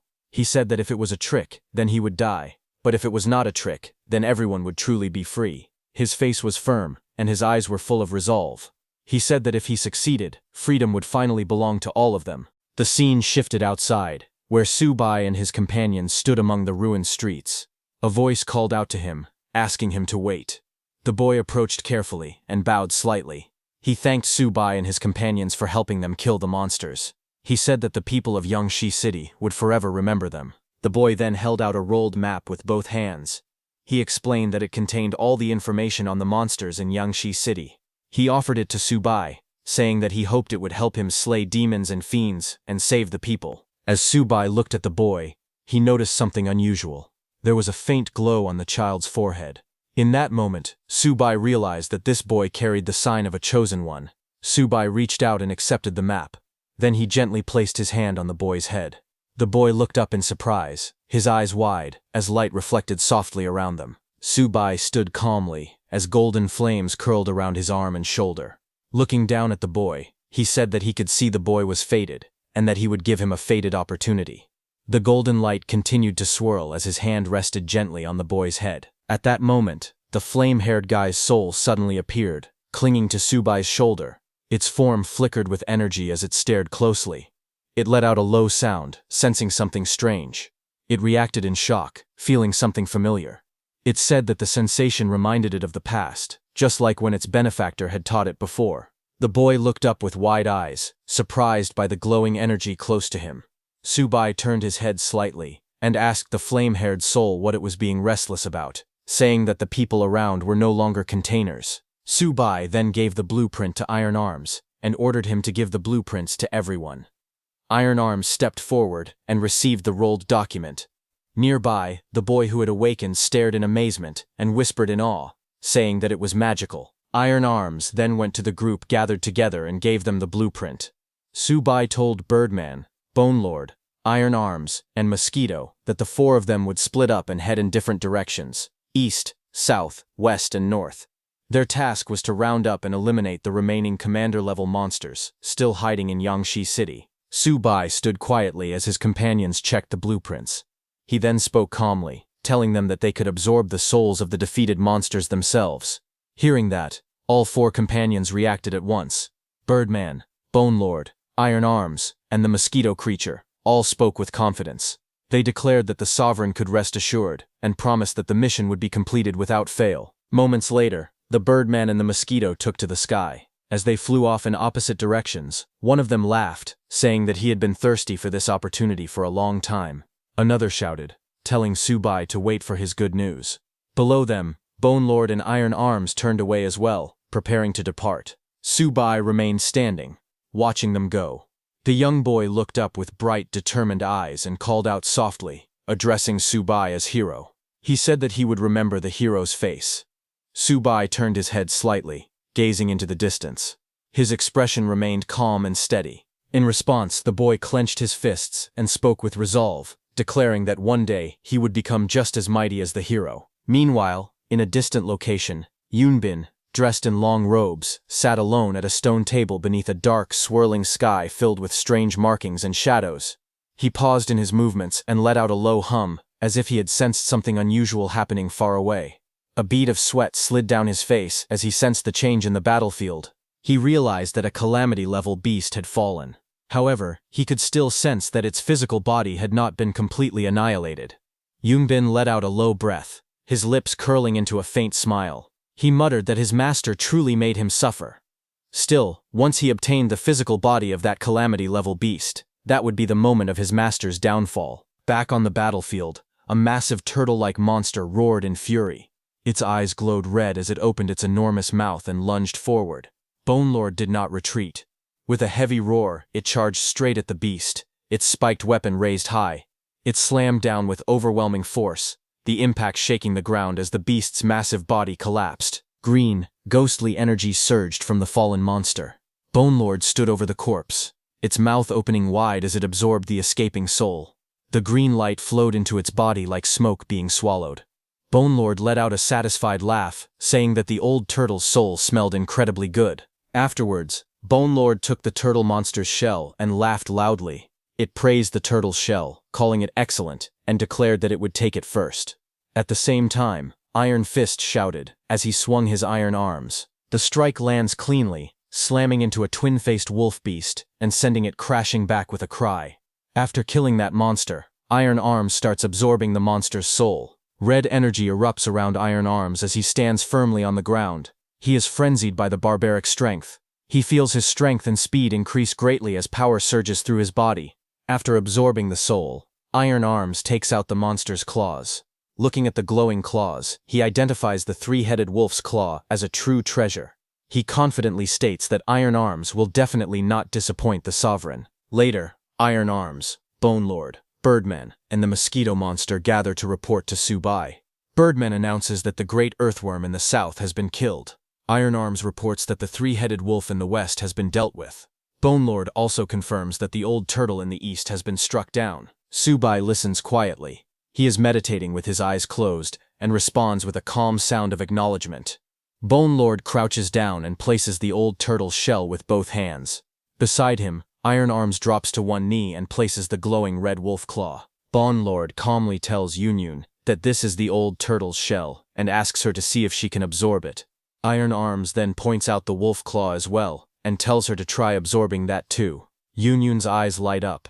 She laughs happily and says that Bone Lord and Iron Arms truly understand her. She reaches out and grabs the wolf claw with one hand and the turtle shell with the other. Golden light begins to fall around her body. She slowly presses the shell against herself, closing her eyes as she lets out soft sounds. Her breathing grows unsteady as energy flows into her. She murmurs softly, savoring the feeling, saying that the shell feels wonderful and extremely comfortable. Her body trembles slightly as the absorption continues. She tilts her head back, one hand touching her lips, and whispers that it feels amazing. After a moment, she slowly calms down. Turning her head, she softly calls out to Bone Lord and Iron Arms and thanks them. Iron Arms scratches his head and laughs awkwardly. He tells her that she should thank the sovereign instead, because he is the one who gave the orders. Birdman nods in agreement and adds that everything was done according to the sovereign's instructions. Su-bai stands quietly nearby, watching the scene without saying much. He simply gives a small response, acknowledging their words as the situation settles down. Yun looks at him, her cheeks faintly flushed as she looks away. In her heart she judges him quietly. She thinks that although he appears cold on the surface, he is actually quite warm-hearted. To her he is also a little handsome. Not far away, the flame-haired man's spirit hovers behind Su-bai's back, observing the scene in silence. The spirit notes that the subordinates around Su-bai are utterly devoted, their loyalty unquestionable. From this alone it can tell that Su-bai possesses real ability. The spirit then sighs inwardly, thinking that it is a pity about its former benefactor. It had heard that all of his disciples had betrayed him. Wondering how that benefactor is doing now, the spirit lingers in thought. Su-bai suddenly raises his hand and brushes the blue spirit aside, glancing back with an annoyed expression. He asks what it is muttering about. The spirit scoffs and replies that it is nothing important, questioning why it should matter to him. After that brief exchange, Su-bai looks around at everyone present and speaks calmly. He says that they will rest there for the day and instructs everyone to properly digest and stabilize their spiritual power. The group responds in agreement. The scene then shifts to the ruined city. Survivors gather in the streets between tall, damaged buildings. One person speaks with relief, saying that they can finally go home. Another follows, saying that thanks to that hero, peace has finally returned to them. The crowd continues talking. Someone suggests that they should build a memorial stone for the hero and worship it for generations. Another person suddenly realizes that they do not even know the hero's name and asks what it is. While this is happening, dark blue energy flows across a narrow back alleyway. Yunbin appears from that dark blue energy. A body lies on the ground in front of him. It is the flame-haired man's body. Yunbin places his hand on the body, and light bursts out at the point of contact. Yunbin smiles and looks down, saying that it is unbelievable that these body fragments are gathering together again. He then wonders which great expert in this world possesses the power known as Blade Annihilation. Yunbin lifts his head slightly and smiles. He says that although many things are unclear, he has managed to gain an unexpected benefit from this situation. Yunbin raises his sword with both hands. His grip tightens as the blade is pulled free, and cold energy gathers around him. He stands straight, holding the sword upright in front of his face. Dark power spreads outward like smoke. He speaks calmly, saying that by his blood, he will revive the body. He activates the covenant of the craved blood.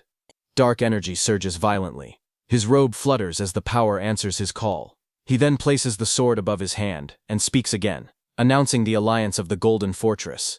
His eyes are cold and firm. He warns that if his will is defied, heaven and earth will not tolerate it. As he speaks, the blade slashes down. Blood sprays through his hand as the attack descends with overwhelming force. Yin sat quietly on the grass, wearing her thigh-high boots. Her eyes were closed as she meditated, and a faint spiritual aura flickered around her body. Her expression slowly sharpened. She opened her green eyes with a focused look, sensing something in the distance. A moment later, she stood up and pointed her wooden stick at Su-bai, who was sitting cross-legged under a tree and cultivating peacefully. She called out loudly, telling Su-bai that she wanted to challenge him to a battle. Su-bai raised his head slightly, but didn't stand up. Yin leaned forward with a confident smile. She told him that last night she had absorbed the artifact spirits of the turtle shell and the wolf claws.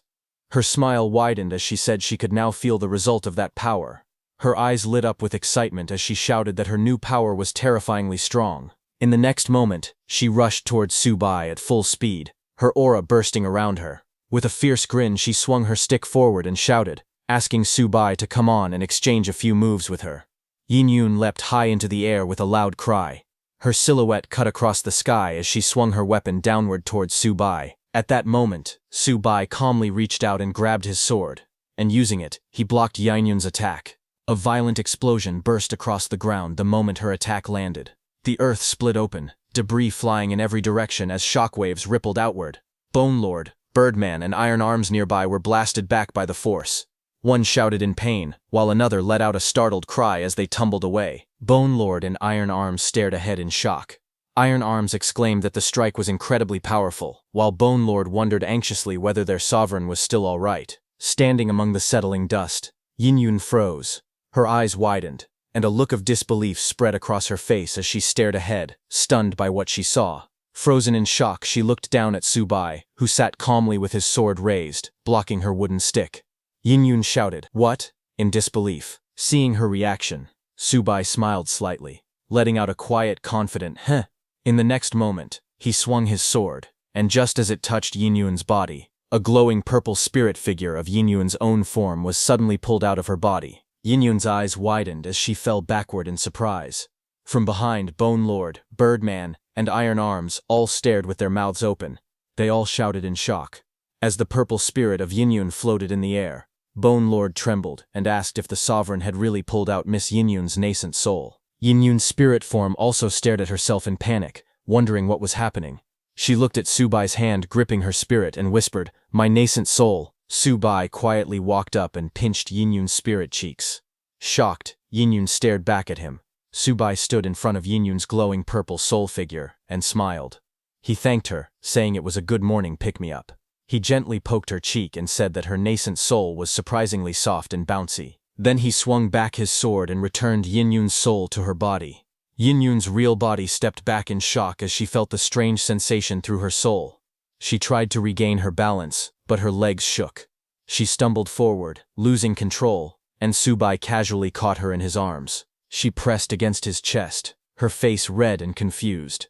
She let out a soft "ah" while holding onto him tightly. Subai looked calm, while Yin clung to him, still blushing and breathing unevenly. Seeing this, a short distance away, Bone Lord, Birdman, and Iron Arms awkwardly turned around. Iron Arms waved his hands and said they should leave, telling the others that there was nothing to see here. They all walked away with embarrassed faces, but suddenly Yin, who had been blushing, looked down with a troubled expression. Her green eyes seemed unfocused, and her lips pressed together slightly as she stayed quiet. She then pulled herself back from Subai and let out a small sigh as both of them remained still for a moment. After that, she folded her arms and walked away slowly. Her steps were stiff and heavy. Subai watched her from behind, saying nothing. As Yin walked forward, her thoughts appeared clearly. She believed that even if she couldn't defeat Mr. Subai, she should at least be able to trade a few blows with him. But she never imagined she wouldn't even be able to withstand a single move. She looked ahead at the distant mountains, thinking about Shenen City. Suddenly, a memory flashed in her mind. In that memory, Yin looked completely different. She ran through the streets of the city, pulling along a young boy. Behind them, a group of zombies chased after her. A woman who looked just like Yin blocked the zombies with her body and shouted to Yin, telling her to take care of her brother. The younger boy cried out, calling for his mom as they ran. The boy screamed while trying to run toward the woman blocking the zombies, calling her mom, but Yin grabbed him. Both of them cried out, calling for their mother again and again. Behind them, their mother stood in front of a rushing group of zombies. Blood covered her clothes as she spread her arms wide. She shouted for them to run. She told them to run now. Yin clung to her brother while crying as she ran. Her little brother yelled for his mom not to go. Behind them, zombies rushed in from every direction. The siblings ran down the empty street. In front of them, a body lay on the ground. A sword was stabbed into the corpse. The little boy pointed at it and told his sister that there was a sword over there. Yin saw it, an abandoned sword stuck in a corpse. She rushed over and grabbed the handle tightly, but as soon as she lifted it, something strange happened. The blade began to break apart in her hand. She stared in shock, asking what was happening. Blue sparks danced around her as she held her little brother over her shoulder. Then a dark shadow rushed toward them. Her eyes widened as she quickly turned to shield her brother. The zombie closed in from behind. The little boy screamed as one reached out. He yelled for his sister. Yin turned and shouted back in fear. Her voice cracked as she screamed. The next second, Yin's personality flicked completely. She swung her arm with full force, smashing her fist into the zombie's face. Blood burst out as the zombie's head snapped backward. Just as she killed that zombie, more zombies rushed toward her from every direction. They jumped to attack the little boy on her back. But just as they came close, Yin struck again, slicing down another zombie into two with just her hand. Their bodies fell around her one after another as she pushed forward without stopping. But suddenly, a huge deformed zombie charged at her from behind, its two faces screaming loudly. Yin kept fighting the other zombies, not running away. The two-headed monster charged toward them, roaring furiously. Yin stood firmly with the little boy on her back. not backing away even as the giant creature lunged at them. Golden slashes flashed through the darkness. The light streaked across the air, cutting through the monster's body again and again. Yinyuan struck the giant zombie, her attacks tearing through its flesh. The monster let out a trembling sound, its glowing eyes widening. A loud gulp came from the zombie as it stared at her in shock. The next second, the creature's massive body shattered, breaking into pieces as blood scattered everywhere. Yinyun rushed forward through the falling debris, with the little boy still clinging to her back. Yinyun stood still amid the drifting body parts of the zombie, her posture steady as dark fragments fell around her. Her brother clung tightly to her back, his arms wrapped around her neck. Her face was calm, but her eyes were fixed forward. Her brother weakly called out to her, but Yinyun slowly raised her hand and looked at it. At that moment she realized something important. She had gained an ability, the power to absorb weaponry. However, when she lifted her head and stared at the colossal face looming in the sky, her heart sank. The massive presence filled the heavens, its eyes glowing with overwhelming pressure. She understood instantly that she was nowhere near strong enough to stand against it, and so, she made a decision. Carrying her brother on her back, she turned away from the ruined streets and fled Xinging City. The city faded behind them as smoke and destruction lingered in the air. Later, the two of them stood outside a fortified city surrounded by walls and mountains. Yinyun held her brother's hand as they looked ahead together. She settled him in Fenzhou, with the National Army garrison there. His safety was guaranteed. After that, she wandered alone through desolate lands. She searched the earth, scouring every place she passed for weapons she could absorb. Battle after battle followed. Each fight made her power surge. People who knew of her ability to consume armaments began to fear her. They gave her a title, the Artifact King. She stood as the undisputed apex among the rogue wanderers. Fallen enemies lay scattered behind her as she walked forward with a weapon in her hand. Yet even then, she knew the truth. Compared to the colossal face that once hovered over Jining City, an unbridgeable chasm of power still separated them. In the present, she crossed her arms tightly as unease filled her expression. Just then, Subai's calm voice echoed from behind, telling her to put aside those heavy thoughts for now. He told her to go to the spiritual cave and become stronger. Only then would she have the capacity to pursue the answers she sought. Hearing that, Yinyun's green eyes sharpened with resolve. She turned her head and spoke with determination, saying that Subai was right. He was stronger, and she needed to become stronger too. But just as she turned, she saw that Subai was already leaving.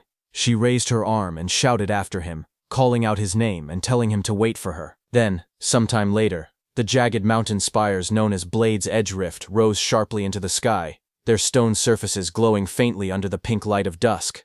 Along the narrow cliff path, Subai and Yinyun walked carefully, their footsteps echoing against the steep walls.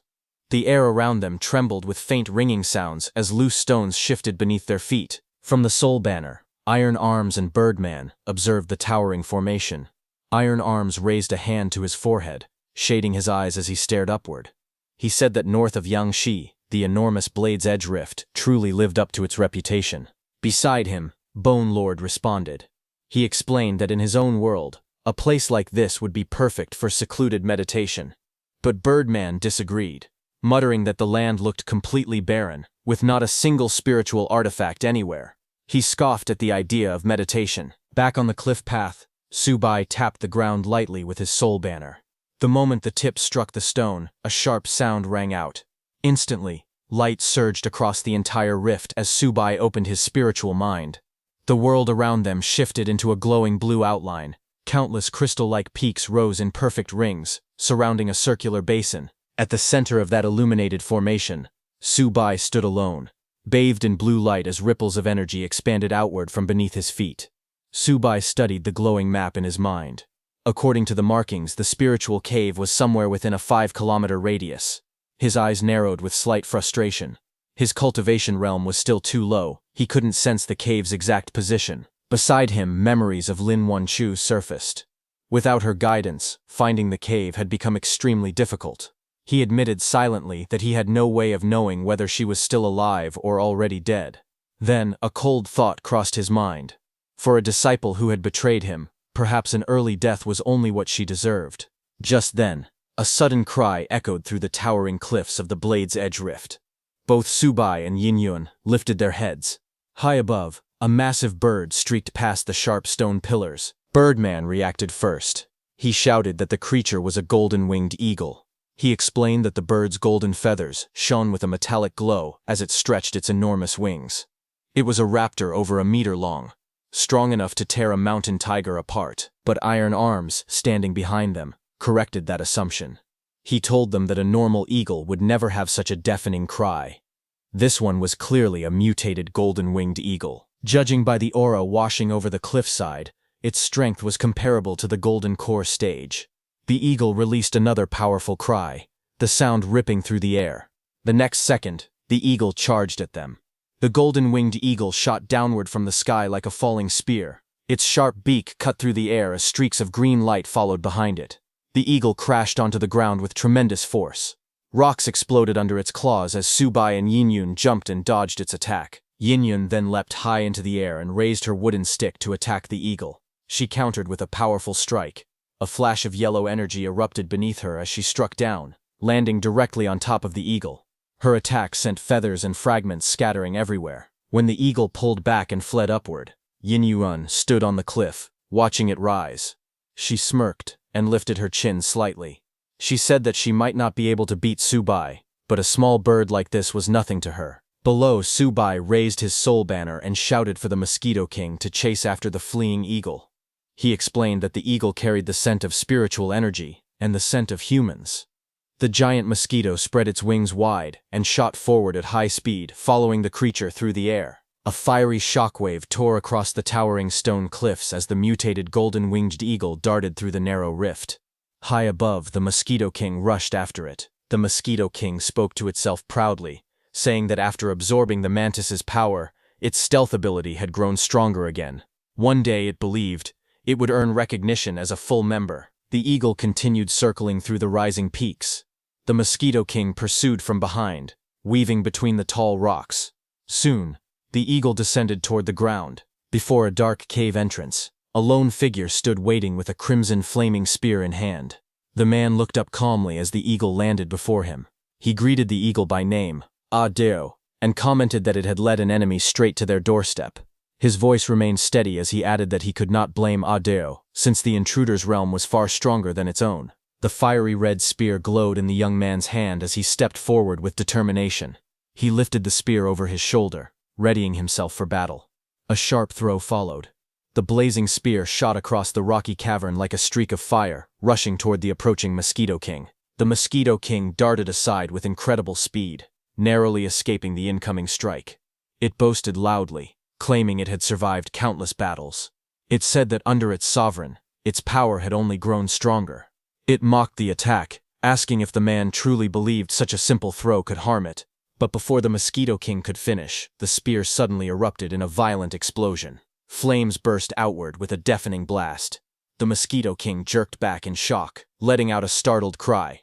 The explosion sent it crashing into the rocky ground.